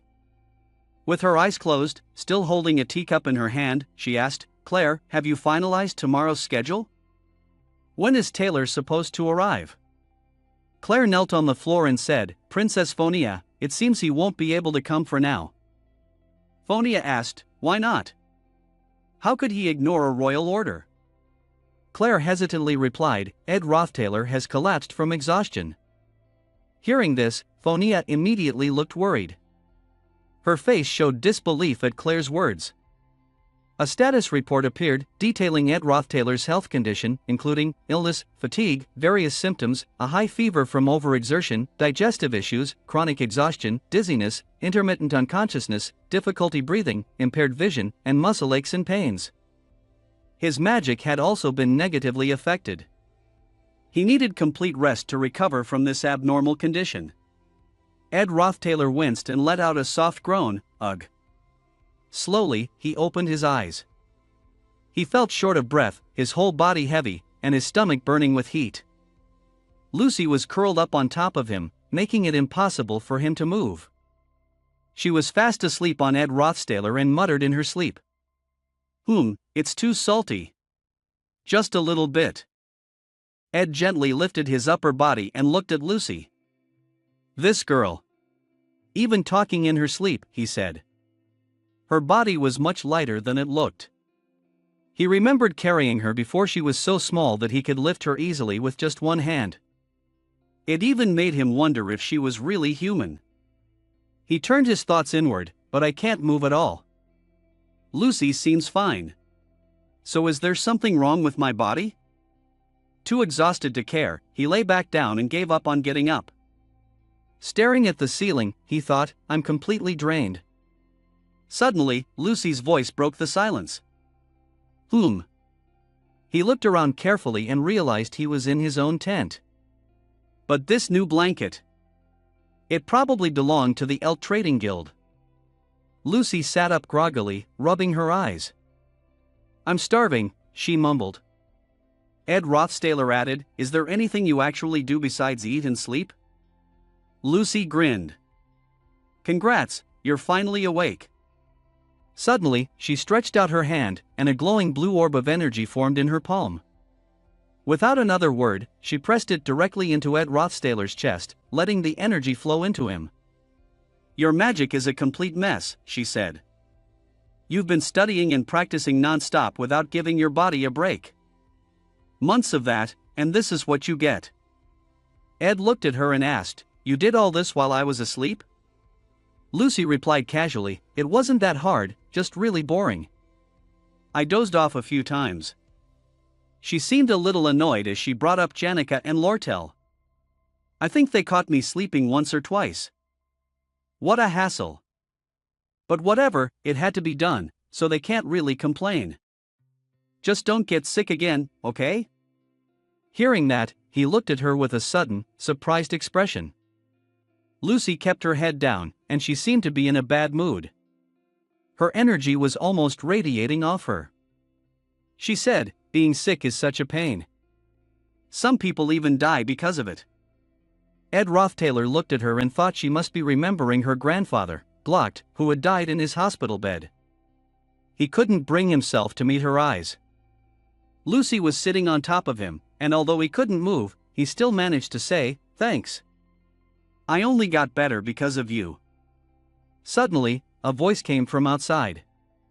Ed Rothtaler turned to look. "Oh, you're awake?" "Senior." Standing just outside the slightly open door was Jix, from the magic department. He called out, "I wasn't sure if I was allowed to use the kitchen inside, so I started a fire out here instead." Both Ed Rothtaler and Lucy froze when they heard Jix. Lucy, flustered, quickly turned around and pulled a hat over her head. She escaped up through the chimney. Jix, stunned, asked, "Senior, just how many girls are there?" Holding a few pieces of firewood in his hands, he walked over to Ed's bed and said, "Well, I guess it makes sense. Strong men often have lots of women around. It's not that unusual. Is this an open-minded take on community living? Maybe my idea of it has been too narrow all along." Ed Rothstailer asked, "Why are you here?" Jix glanced at him thoughtfully, then replied, "Because Janica had to attend class, and Lortel went back. She couldn't leave her business unattended for too long." The pot was boiling over the fire as their conversation continued. Ed Rothstailer said, "Your hair. It's already autumn." Jix carefully fed him spoonfuls of porridge. The taste was so bad it made Ed gag a little. "Ugh, I can usually eat anything, but not this." Jix replied bluntly, "What do you expect me to do? Maybe it'd go down easier if someone sweet like Elka or Clara was feeding you." He added calmly, "But Lortel said no girl is allowed to feed you." Through Jix's words, Lortel came across as fierce and unyielding. Ed Rothstailer stayed quiet, forced the food down, and looked at Jix. "Let's just check the storyline like we always do. Wasn't there a part where you said the alchemy students secretly grew ginseng and caused a mess?" Jix replied to him, "Oh, Elvira, the one who always causes trouble. In the end, Taylor and Clebius took care of that quickly. They also successfully handled the monster." Hearing that, he thought to himself, "Good, Episode 2, Scene 5. The Academy exploration seems to have ended well." Jix continued, "I heard a rumor that Taylor's group defeated a monster. It had slipped into the Academy's underground water system, but they managed to take it down quickly." Jix added, "Yeah, Taylor and I handled it. But that rumor is true." "Why do you ask?" He thought Episode 2, Scene 7. The demon in the sewers was completed without any problems. That means the only big event left is negotiating to buy the wise master of secret scripture. After that, he turned to Jix and asked, "How long have I been unconscious?" Jix replied, "Today makes 10 days. Then Jix said, "Everyone's going to be shocked when they see you awake." Hearing that, he was stunned. He thought it had only been a few hours. He let out a surprised gasp. Jix continued, "But today, they can't be here with you. Right now, Senior Janica still has to stay at the academy, and Lortel is busy preparing for an important negotiation tomorrow, so she had to leave." Suddenly, he grabbed the bowl of porridge from Jix's hands and pulled himself together. I thought only a day or two had passed. I can't believe I've been asleep for 10 days. Jix was surprised and called out to him, Senior Ed? Ed Rothstaler, sweating, said, "Hey, Jix." Jix replied, "Yes?" Ed Rothstaler, still in shock, said, "I need to send a message to Lortel right away." There's no time to lose. One day after Ed woke up, in Act 2, the scene was full of unexpected developments. Rows of beautifully designed buildings came into view. The negotiation to purchase the sage-sealed grimoire, Wise Master of Secret Scripture, had begun. Among those involved was Princess Fionia Elias Kloll. On one side, Fionia sat upright behind Claire. On the other side sat the vice president of the Elter Trade Association, a smug look on his face. And if everything went according to the original script, the sound of someone's footsteps would be heard. The head of the Rothstaler ducal family, Ed Rothstaler, a powerful and imposing figure, would appear. The final boss of Act 4 had arrived. Krapen Rothstaler was here, wearing a sly smile. Somewhere, sunlight slowly streamed through the red-tiled roof. Inside, a voice echoed. "I'm really glad to see you're doing well." At the dining table, Fonia sat in a daze. Staring down at her plate, the voice spoke again. "It's been a while, but I still haven't had the chance to properly apologize to you. I heard you went through a tough time because of a foolish and thoughtless member of our family." Outside, a piece of paper bore the name Ed Rothstaler. He had been expelled from the family. The voice continued. "As you wished, we've already cast him out. Still, I wanted to apologize to you once more." Fonia, still holding the knife she had been using to cut her food, replied coldly. "It's fine. You don't need to worry too much about it, Krapen." Sitting across from her was Krapen Rothstaler, smiling as he shared the meal with her. Fonia looked at him and thought. Krapen Rothstaler. He shares the same blood as Ed Rothstaler. There were many attendants around him, but their practiced smiles couldn't hide who he really was. Fonia thought to herself, he used to be a dignified noble, kind-hearted, and a wise head of the ducal family. You could tell just by how respectfully the servants acted around him while attending to his needs. But then she insisted to herself, I know his true face. She saw through his outward appearance and understood the real Krapen Rothstaler. This man was clearly a monster. At that moment, he looked at someone and said, "You are." Besides Krapen Rothstaler, Lortel was also at the dining table. Responding to his question, the representative from Elter Trading Company stood up carefully, bowed, and said politely, "Sir, I'm Lortel Ketcheln." "It's an honor to meet you." Krapen Rothstaler replied, "So you're the beloved daughter of Elter Ketcheln. The Golden King. I've heard much about his sharp insight and courageous spirit." Lortel gave him a charming look and said, "We go wherever the profits are. After all, the call of money is what guides us." Krapen Rothstaler looked at the other person with contempt in his eyes and said coldly, "I know." An announcement was made to assemble the negotiation team. During lunch, they checked the condition of the sage's sealed grimoire and confirmed the payment method. Secret codes were written on slips of paper. Each participant wrote down their bid, and the highest offer would win the item. The sage's sealed grimoire was a treasured artifact of Sylvania Academy. Inside the academy, Krapen Rothstaler and Lortel sat facing each other. Fonia was deep in thought about the sage's sealed grimoire, which was considered the academy's most valuable treasure. It was kept inside a glass case, carefully preserved. The academy didn't want the public to know it was selling such a rare item due to financial difficulties. Fonia sat next to the vice principal, unable to stop thinking. That's why Principal Abel Forcius had come up with a clever plan. "I'll oversee everything as a public observer and representative of the principal. Vice Principal Rachel will secretly manage the auction. And the method was simple right here, right now." On the other side, Krapen Rothstaler and Lortel sat facing each other, visibly tense. Sitting at the highest position were Fonia and Vice Principal Rachel, the one who had offered the highest price to obtain the sage-sealed grimoire. Fonia's face was serious as she pondered. Earlier, she had read about the method of exchange and how to search for similar items in trade books, those containing distinct cosmic energy, command books filled with alchemists' spells. There were legends about ancient currency Flen 8,100 coins. Symbolic books, like the only one that analyzed the replication of biological magic, were stored in the Royal Library for 6,730 coins. Then there was the magical travelogue, written by a wizard exploring the mysterious southern continent, priced at 7,020 coins. On this side, Lortel was sneaking glances at her, but Phonia didn't pay any attention.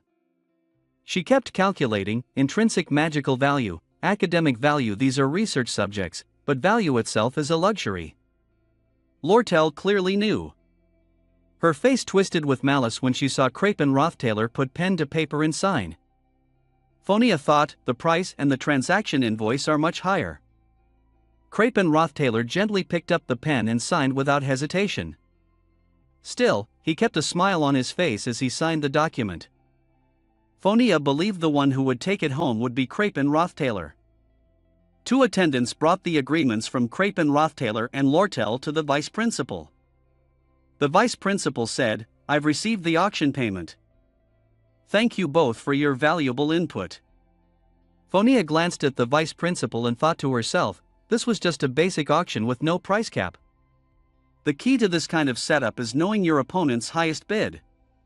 She recalled what Lortel had said earlier, "We'll go wherever we can make the most profit." Phonia took that as Lortel revealing her true goal to make money. Phonia weighed the situation.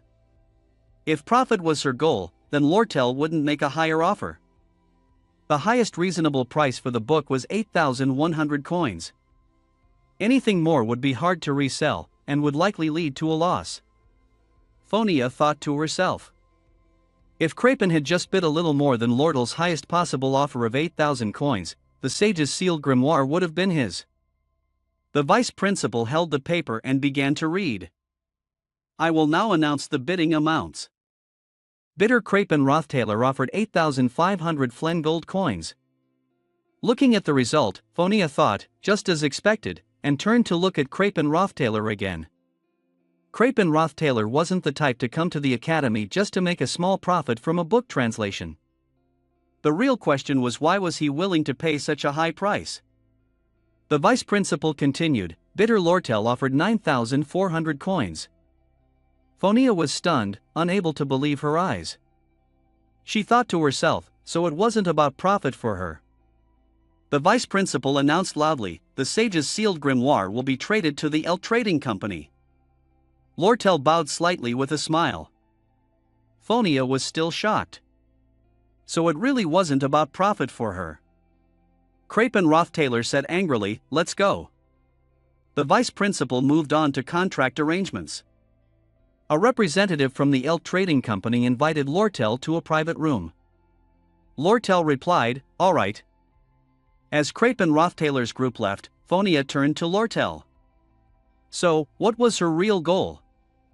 she asked, surprised as if something had just clicked. Could it be, she thought, recalling Lortel's earlier words? Princess Phonia, we're allies in this matter. She considered it carefully. From the very beginning, was Lortel's true objective just? Lortel pulled her hood up and walked away. Phonia kept thinking, was she trying to stop the book from falling into the hands of someone dangerous like Crapen? She watched Lortel's back as her thoughts deepened. No, she's not the type to act out of a sense of justice. Even so, someone as corrupt as Crapen and his questionable motives were only her own suspicions. She hadn't found any real proof, not even with her authority as a princess. Lortel headed toward the door.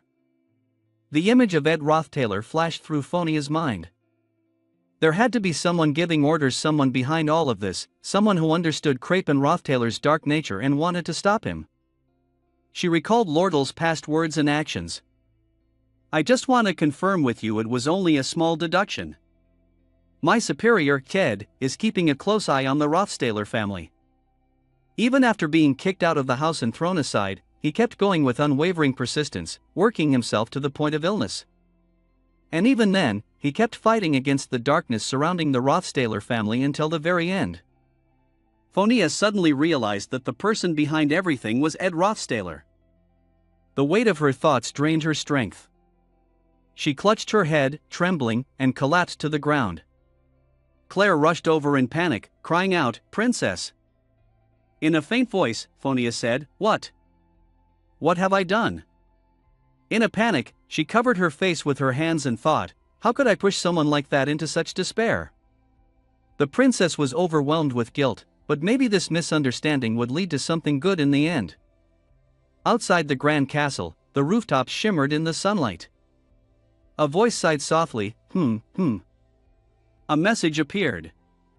Certificate of Contract Transaction. Buyer, Lutel Ketcheln. Elter Trading Company. Seller, Abel Forcius. Sylvania Academy. Transaction amount, 9,000 Flen gold coins. All signatures and seals have been completed. Payment due within 7 days from the signing date. At the same time, in the same room, a quiet sigh echoed, "HM." Lortel stood in front of the mirror, unsure which accessory to choose. She thought to herself, if I sell it back to Duke Crapen, I'll get at least 8,500 coins, right? Since I bought it for 9,400, that's a difference of 900 coins.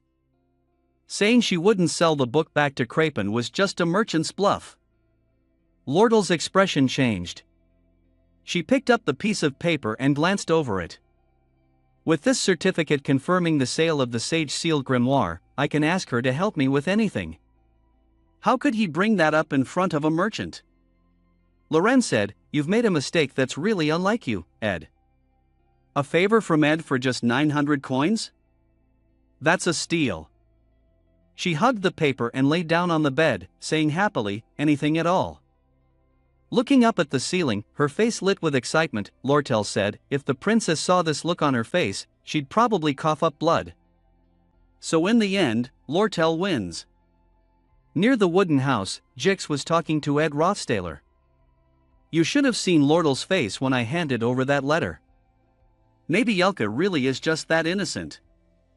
Ed Rothstaler nervously held his bowl and said, "I think she might be attracted to me." He paused to think. And Crapen Rothstaler is also taking advantage of the inside information he has. A sense of unease crept in as he thought about what might happen next. Suddenly, a voice called out, "Ed, you're awake?" A strong gust of wind blew through from a distance. It was Janica. She was out of breath. Jix looked surprised and said, "Janica? It's not even noon yet. Did you run all the way from the department office?" Janica replied, "I finished my morning shift. I'm free now and will do my assignments tonight." Ed Rothstaler said, "Oh, I'm sorry for making you worry." "Janica, I heard from Jix."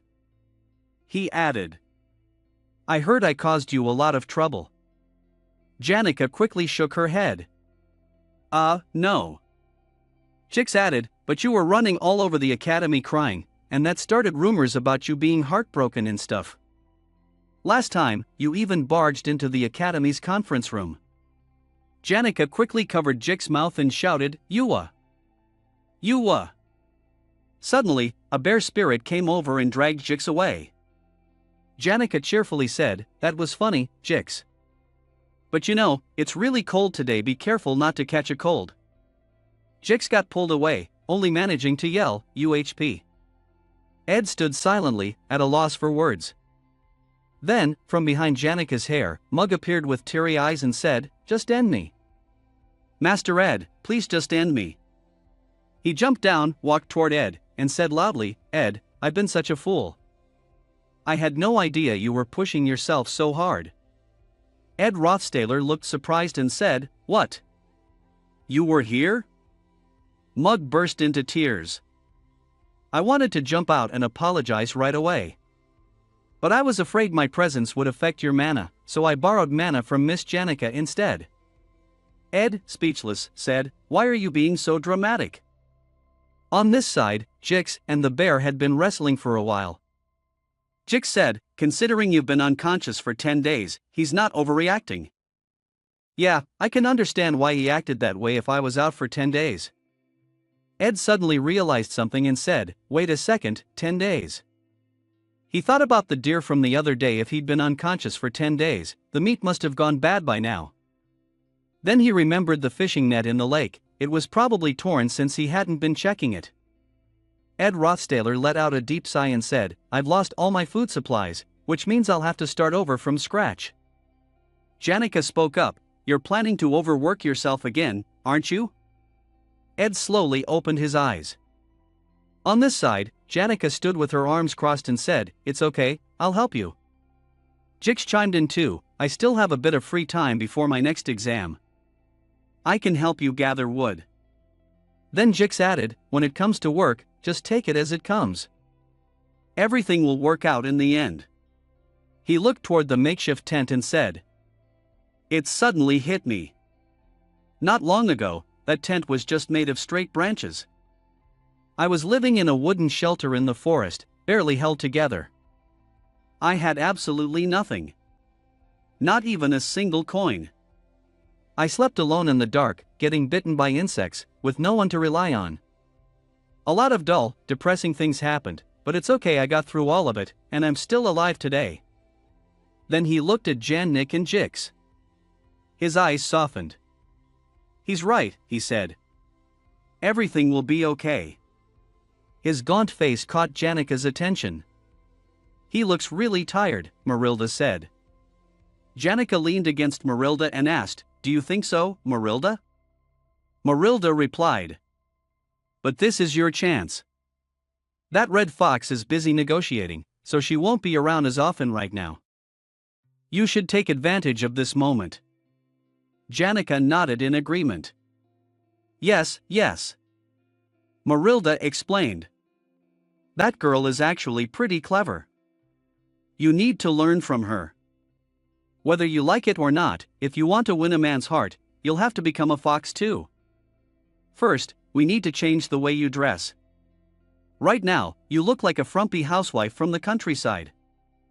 Janica said shyly, I look a little messy.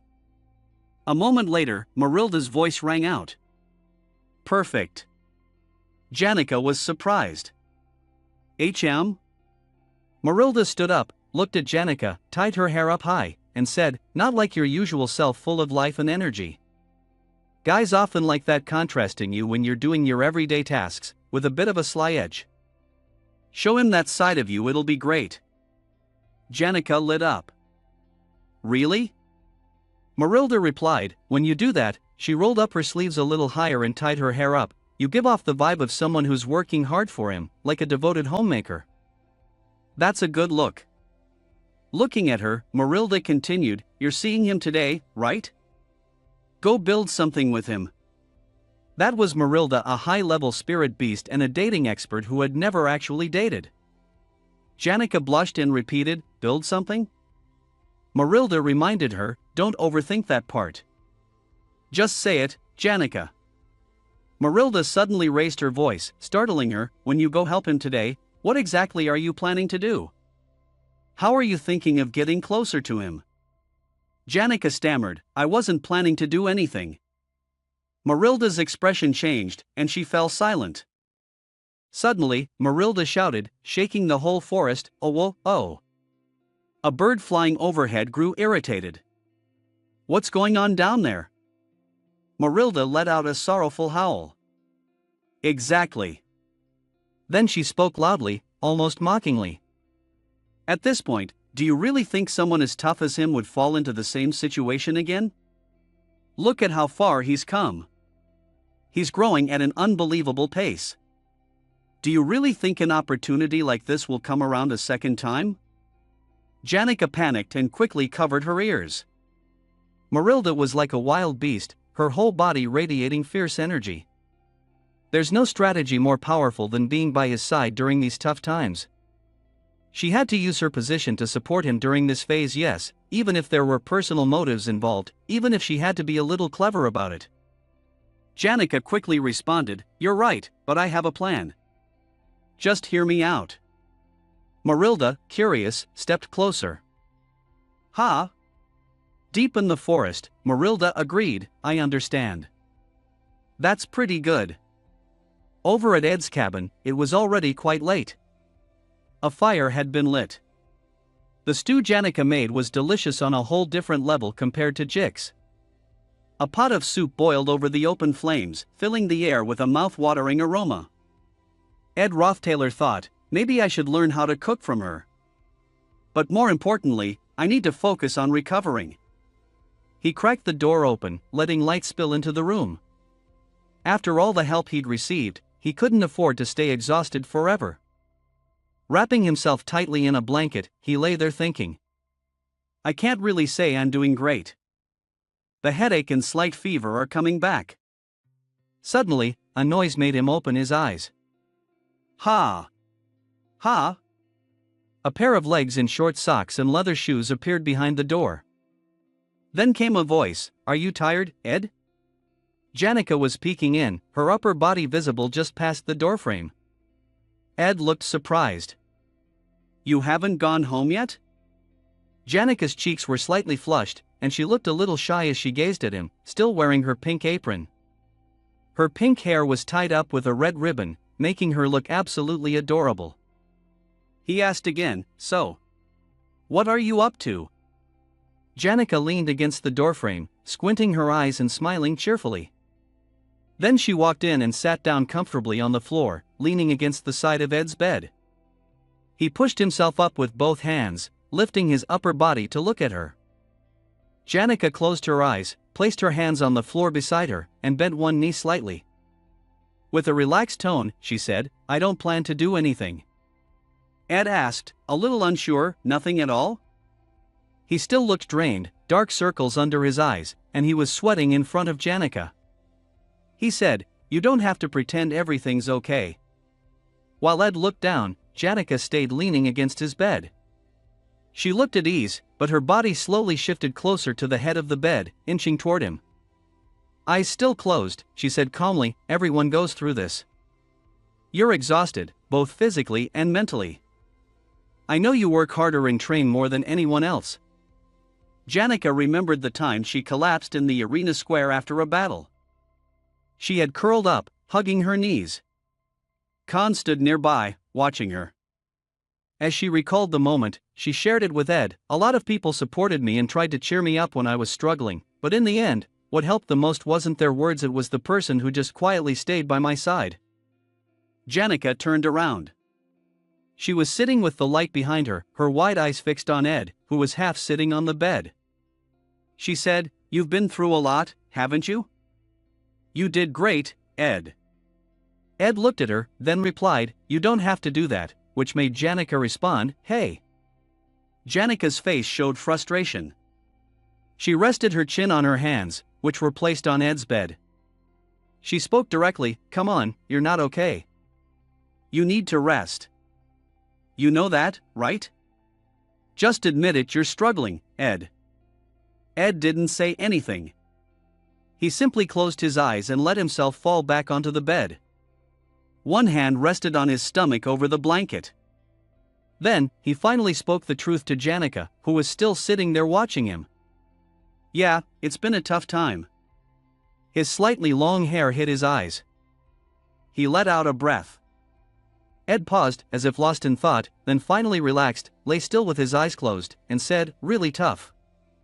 Janica closed her eyes and smiled as she heard him say it again. It really has. The warm yellow light from the lamp in his house shone on the two of them, creating a cozy scene. The next morning, sunlight streamed through the window, filling the wooden cabin. Ed sat up and let out a breath in the morning light. Phew! The blanket was still covering his legs. His eyes shifted slightly, as if he noticed something. It was Janica, fast asleep, still sitting by Ed's bed. She had her head resting on her arm, tilted a bit to the side but still facing him. She must have slept really well, there was even a little drool at the corner of her mouth. At first, Ed let out a small chuckle, then burst into loud laughter. Ha ha! By now, he no longer looked tired, and the dark circles under his eyes were gone. He seemed to shine in the sunlight coming through the window. In that moment, he confirmed to himself that he was fully recovered. A detailed survival skill chart appeared. Rank, Intermediate Craftsman. Specialty, Skilled Carpenter, Level 14. Design, Level 10. Resource Management, Level 13. Carpentry, Level 13. Stone Carving, Level 6. Hunting, Level 10. Fishing, Level 7. Cooking, Level 6. Repair, Level 5. Advanced Crafting Skill Zone. Soul Formula Solution. Magic Engineer. In the Advanced Magic Engineering Crafting Skill Zone, Ed had doubled his skill proficiency, tripled his understanding of magical engineering items, and tripled his collection of crafting recipes. On the Extreme Type Spirit Windwave Generator board, the system showed Level 1 Automation Sensing, Level 1 Analysis, and again Level 1 Analysis. The rest of the analyses were still unclear. Ed had just finished washing his face. Standing under the sunlight, he wiped his head with a towel and let out a quiet breath, thinking to himself, I haven't progressed as planned over the past 10 days, especially. His thoughts drifted to the Advanced Magic Engineering Crafting Zone and his research on magical engine items. Advanced crafting skills have a major impact on core statistics and offer far more variation than general skills. Ed recalled the times he had studied magical items. The issue was that there's a clear limit to how far someone can go through self-study and reassembling magical engineering items alone. A golden magical item was taken apart piece by piece, revealing a glowing core inside. He reflected that most magical engineering items were rewards from main storyline quests. So, for those who didn't want to get involved in those situations, it was hard to obtain these items directly. Ed remembered the moment he saw Taylor practicing swordsmanship with Isla nearby, but Taylor didn't seem very interested in magical crafting. Ed thought about the scroll with the crafting formula. It's probably because having a formula doesn't mean you can create a magical item right away. The necessary materials are missing materials that only appear in later stages of the main storyline. But my situation is different. His eyes drifted off, lost in thought. Then someone's voice broke through his train of thought. What are you thinking about? Ed was sitting on a large rock, still holding a towel in his hand. He glanced toward the source of the voice, then continued thinking. Because here, I have someone who can find any material no matter if it's in this world or the next.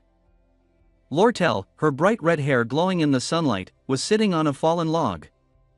She said, I feel better now that you're looking okay. I was really worried. Feet in black socks and leather shoes stood firmly on the ground. Lortel said, I'm glad you're still doing well. Do I look okay? I may seem fine, but I've got chronic fatigue.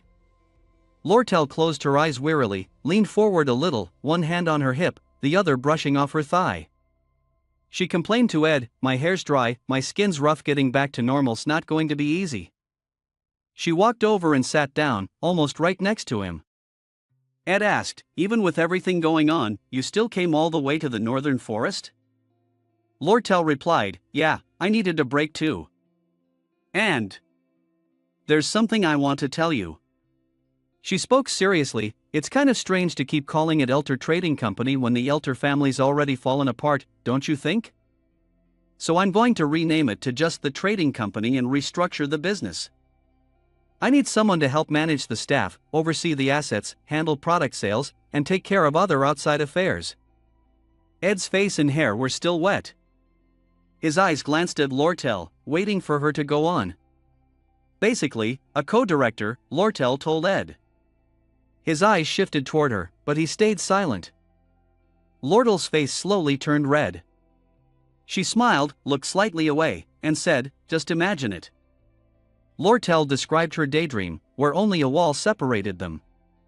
He was in one room, standing and reading documents. Lortel was sitting at her desk, working. She explained in detail, you wake up in the morning and head to work at the headquarters of the trading company. We're just one wall apart. You'd be making huge profits. As the co-director of Elter Trading Company, I'd even give you a share of my personal assets. It'd be almost like we were married. As soon as she said that, Lortel covered her face with both hands, her cheeks flushed. She closed her eyes and turned away quickly, blurting out, "Oh my gosh, what am I even saying?" "Ha ha." Ed leaned slightly toward her, calling her name.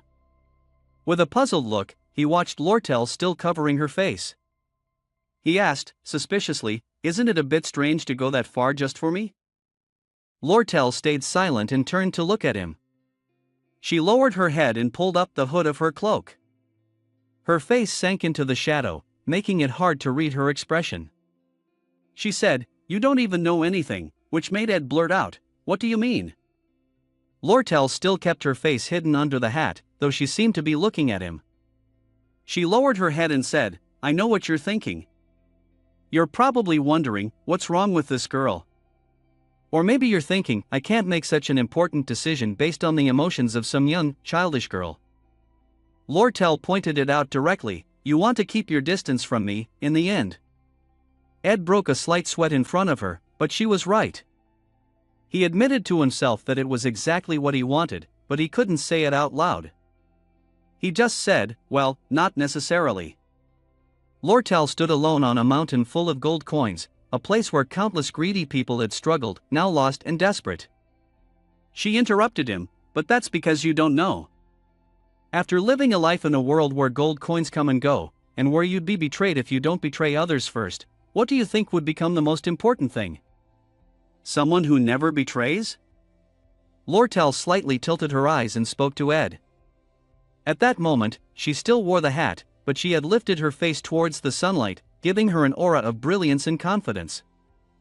Lortel placed her hand on top of Ed's, which was resting on his knee. She opened up her heart. She would always be by his side. Even if one day all the wealth disappeared, even if the whole world turned its back on him, she would still stay. Ed stayed silent and looked up at her, water still dripping from his hair. He thought, for some, that's family, for others, it's a lover, and for a few, it's a soulmate. Then he looked down at Lortel's hand resting on his. But for Lortel, who had seen countless rises and falls in business and wealth, she simply said, "Nothing more, nothing less." This time, she lifted her flushed face from under the hood of her cloak and looked straight at Ed. She gently said, "Can you stay with me?" Ed, a bit flustered, called out, "Lortel." He closed his eyes, lowered his head, and with a hint of frustration, said, "Say that without trying to hold back your laughter." Lortel laughed, leaning back with her hands resting on a rock. She laughed freely, then said to him, "You didn't fall for it?" "Ha! That's too bad, I almost had you." Ed replied with a hint of annoyance, "The way you suddenly changed your tone made it obvious, you dummy." Lortel said, "I'm human too, you know that. My back keeps aching, but so what? Don't you feel even a little bit like protecting me?" She turned to look at him with sparkling eyes and a slight blush on her face. Her fingers played with the ends of her hair in front of her shoulder. "Acting sweet," she said, "usually when I show my shy side, it touches people's hearts and makes them melt." The river was calm, with large and small rocks scattered around. Lortel went on, "Ugh, how boring." Still, she looked genuinely down. She leaned both hands on the rock, head lowered like she was trying to hide in the shadows, legs stretched out. She admitted it wasn't entirely a lie. Ed looked at her posture and listened to her words, still holding the towel in his hand as he watched her. His face was still wet, but he looked at her calmly and directly. Ed answered, "I plan to graduate from Sylvania. I'm not leaving until then." Lortel didn't say a word. Her face was hidden in the shadows, where no one could see her eyes. When Ed mentioned that if I didn't have any plans after graduation then, Lortel stayed in that same position and gave a faint smile. Then suddenly, Lortel stood up, walked forward, and turned her back to Ed, making it impossible for him to see her face clearly. She said, "Yeah, I can wait until you graduate, but you know you don't really have a choice. Right?" She held a letter between two fingers and added, "I'll be using this ticket soon."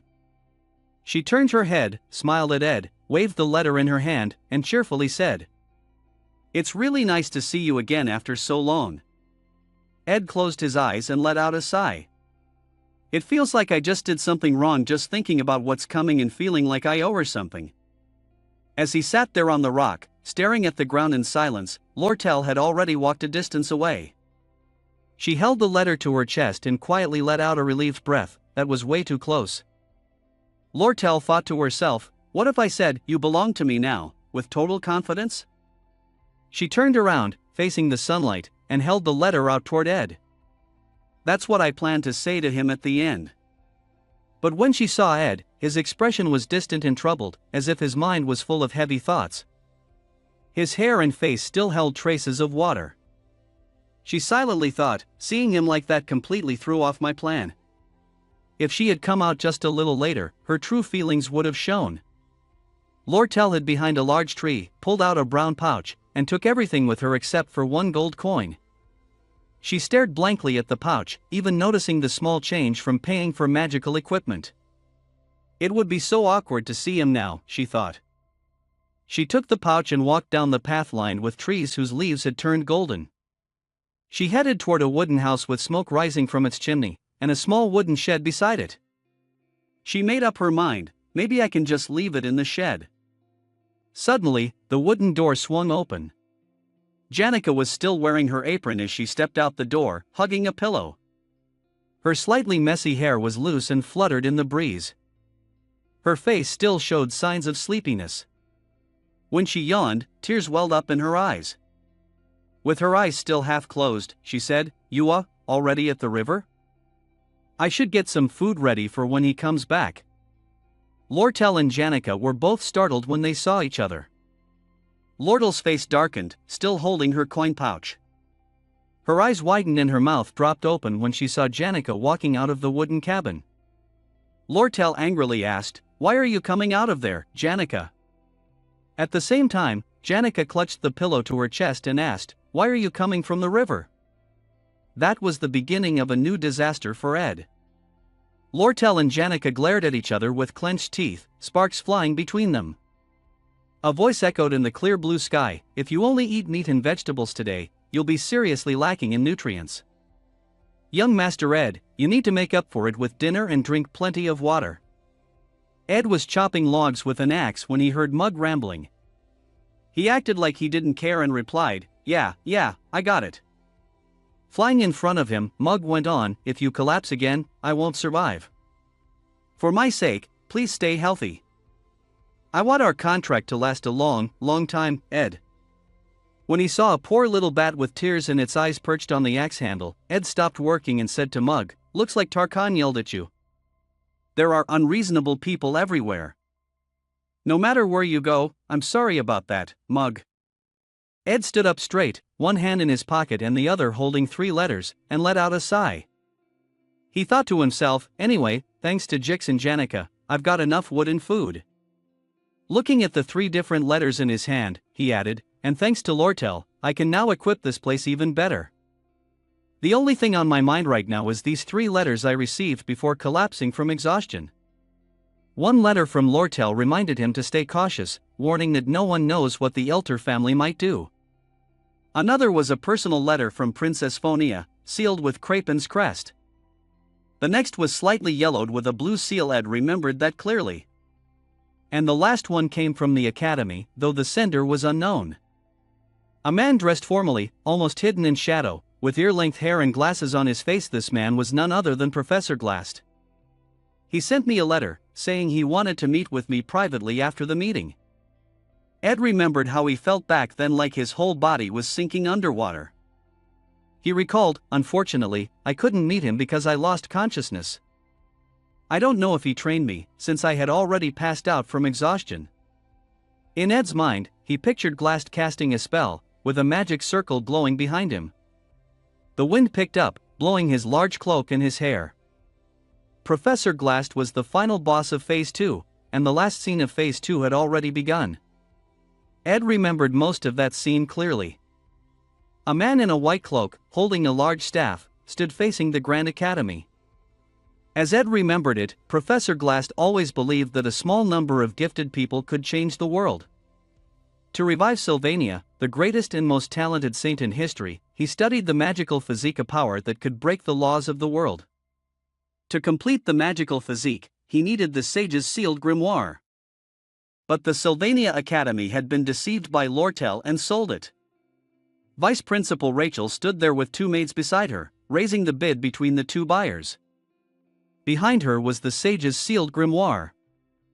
In a moment of desperation, he stole Sage's sealed grimoire and tried to transfer Sylvania's soul into Isla's body. Isla, who possessed a magical physique, said to mark the beginning of a new era of advancement. At that moment, Glast was surrounded by dark mist, with lightning sparking from the staff in his hand.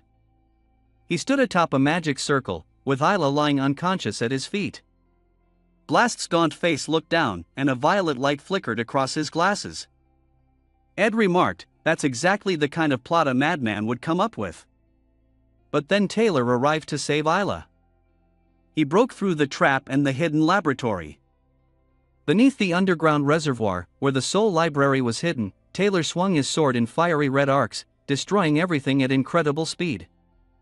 After his entire plan was ruined, Professor Glast made a sudden declaration just before falling from the towering magic spire. The towering spire blazed with light at its peak, glowing with his magical aura, shades of pink and violet interwoven like lightning bolts.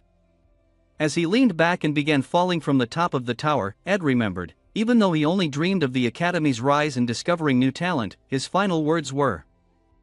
While Glast was falling, his glasses flashed, hiding his eyes. His hair lifted in the air, and he seemed to be mouthing something. Ed tried to recall, what were his last words again? The book sage's sealed grimoire glowed red under any circumstance, marking the final battle of Phase 2. It was the beginning of Glast's invasion war, the moment when the sage's sealed grimoire changed hands. That was the turning point. It all started when Professor Glast kidnapped Taylor's friend, Isla. While Isla clutched herself in fear, her legs slightly pulled up behind the iron bars, a voice echoed, "Awake now, Isla Triss?" Terrified, she said, "Don't come near me." In front of the bars stood a massive demon, its body seemingly ablaze. It was enormous, with a long scar across its chest. On its back were what looked like either wings or deformed limbs. It grinned, baring its teeth, and the voice spoke again. "Understandable. The demon of the underground lake is pretty frightening, isn't it?" Isla trembled and said, "It's your fault," staring at the silhouette of a man who stood at barely half the demon's height, right in front of her. Isla held both arms in front of her, her blue eyes slightly teary. She cried out, "Why? Why? I hate you, Heek." The man turned his head. Isla shouted, "Ed Rothstaler." Ed looked at her calmly. "Aren't you being a little selfish?" Isla still looked terrified, stepping backward. Her arms stayed in front of her chest, legs slightly bent. Ed stood there, unmoving, his head turned away from her. His eyes were hidden behind his long hair, making it hard to read his expression. Then Ed said, "What I mean is we were both kidnapped." He thought to himself, "I was taken too." He seemed calm, but sweat ran down his face as he let out a sigh. Act 2, final scene. The Glast invasion war begins. Ed turned his head again, his face emotionless. "What I mean is we were both kidnapped." He confirmed silently, "I was taken too." His long hair covered his eyes as sweat dripped down. He sighed and thought to himself, this wasn't part of the original plan. Act 2, final scene. The Glast conquest war, the finale begins now. 3 days ago, in a fully equipped wooden cabin with windows and a chimney under a clear blue sky, his hand split the golden magical artifact into two semicircular halves, revealing its complex inner components. Ed thought, even though I managed to do everything that seemed impossible 10 days ago, unfortunately, I couldn't train at all during that time. He stood there, holding one half of the magical artifact, studying it closely. He reflected, Professor Glast's expedition must have already begun by now. But sadly, he still couldn't improve his magic skill level. To train in magical techniques, he needed blueprints and materials. Suddenly, his eyes lit up and widened. He realized, wait a second, I remember now. The golden magical components shimmered. He recalled a way to significantly boost his magic skill. Ed remembered that the final phase of the Glast expedition involved 4 locations. First, a spiral stone staircase. Second, an underground sewer. Third, a mysterious room. And fourth, a magical tower. To him, the most challenging among them was the third trial, the secret laboratory. In the laboratory room, bookshelves lined the walls, with objects floating in midair. A gloomy blue light blanketed the entire final boss chamber of this level. Reina, the librarian of the Soul Library, was incredibly powerful. She appeared like a spirit, fierce and glowing with a brilliant blue light. Her long hair flowed wildly, and she wore a floor-length dress. Her 10 fingers were razor-sharp and terrifying to look at. As Ed recalled, she's so strong that without using the sacred sword, there's no way to defeat her. Behind Reina, books and even bookshelves floated in the air. Ed reflected, but that's Taylor's problem to deal with. What really interests me is the knowledge inside the Soul Library. All kinds of scrolls in different colors hovered in the air. Ed thought to himself, this place holds countless valuable magic tech formulas. I remember there were at least 20 of them, including 2 legendary level magic tech crafting formulas. His eyes filled with contemplation. He glanced sideways. It's a risky move, but as long as I don't go there alone, things should be fine. Right? He fell into thought, pressing his lips together and tilting his head slightly toward Janica, who was standing behind him in a pink apron, pouring 2 cups of tea. She was happily chatting with a little green spirit bird.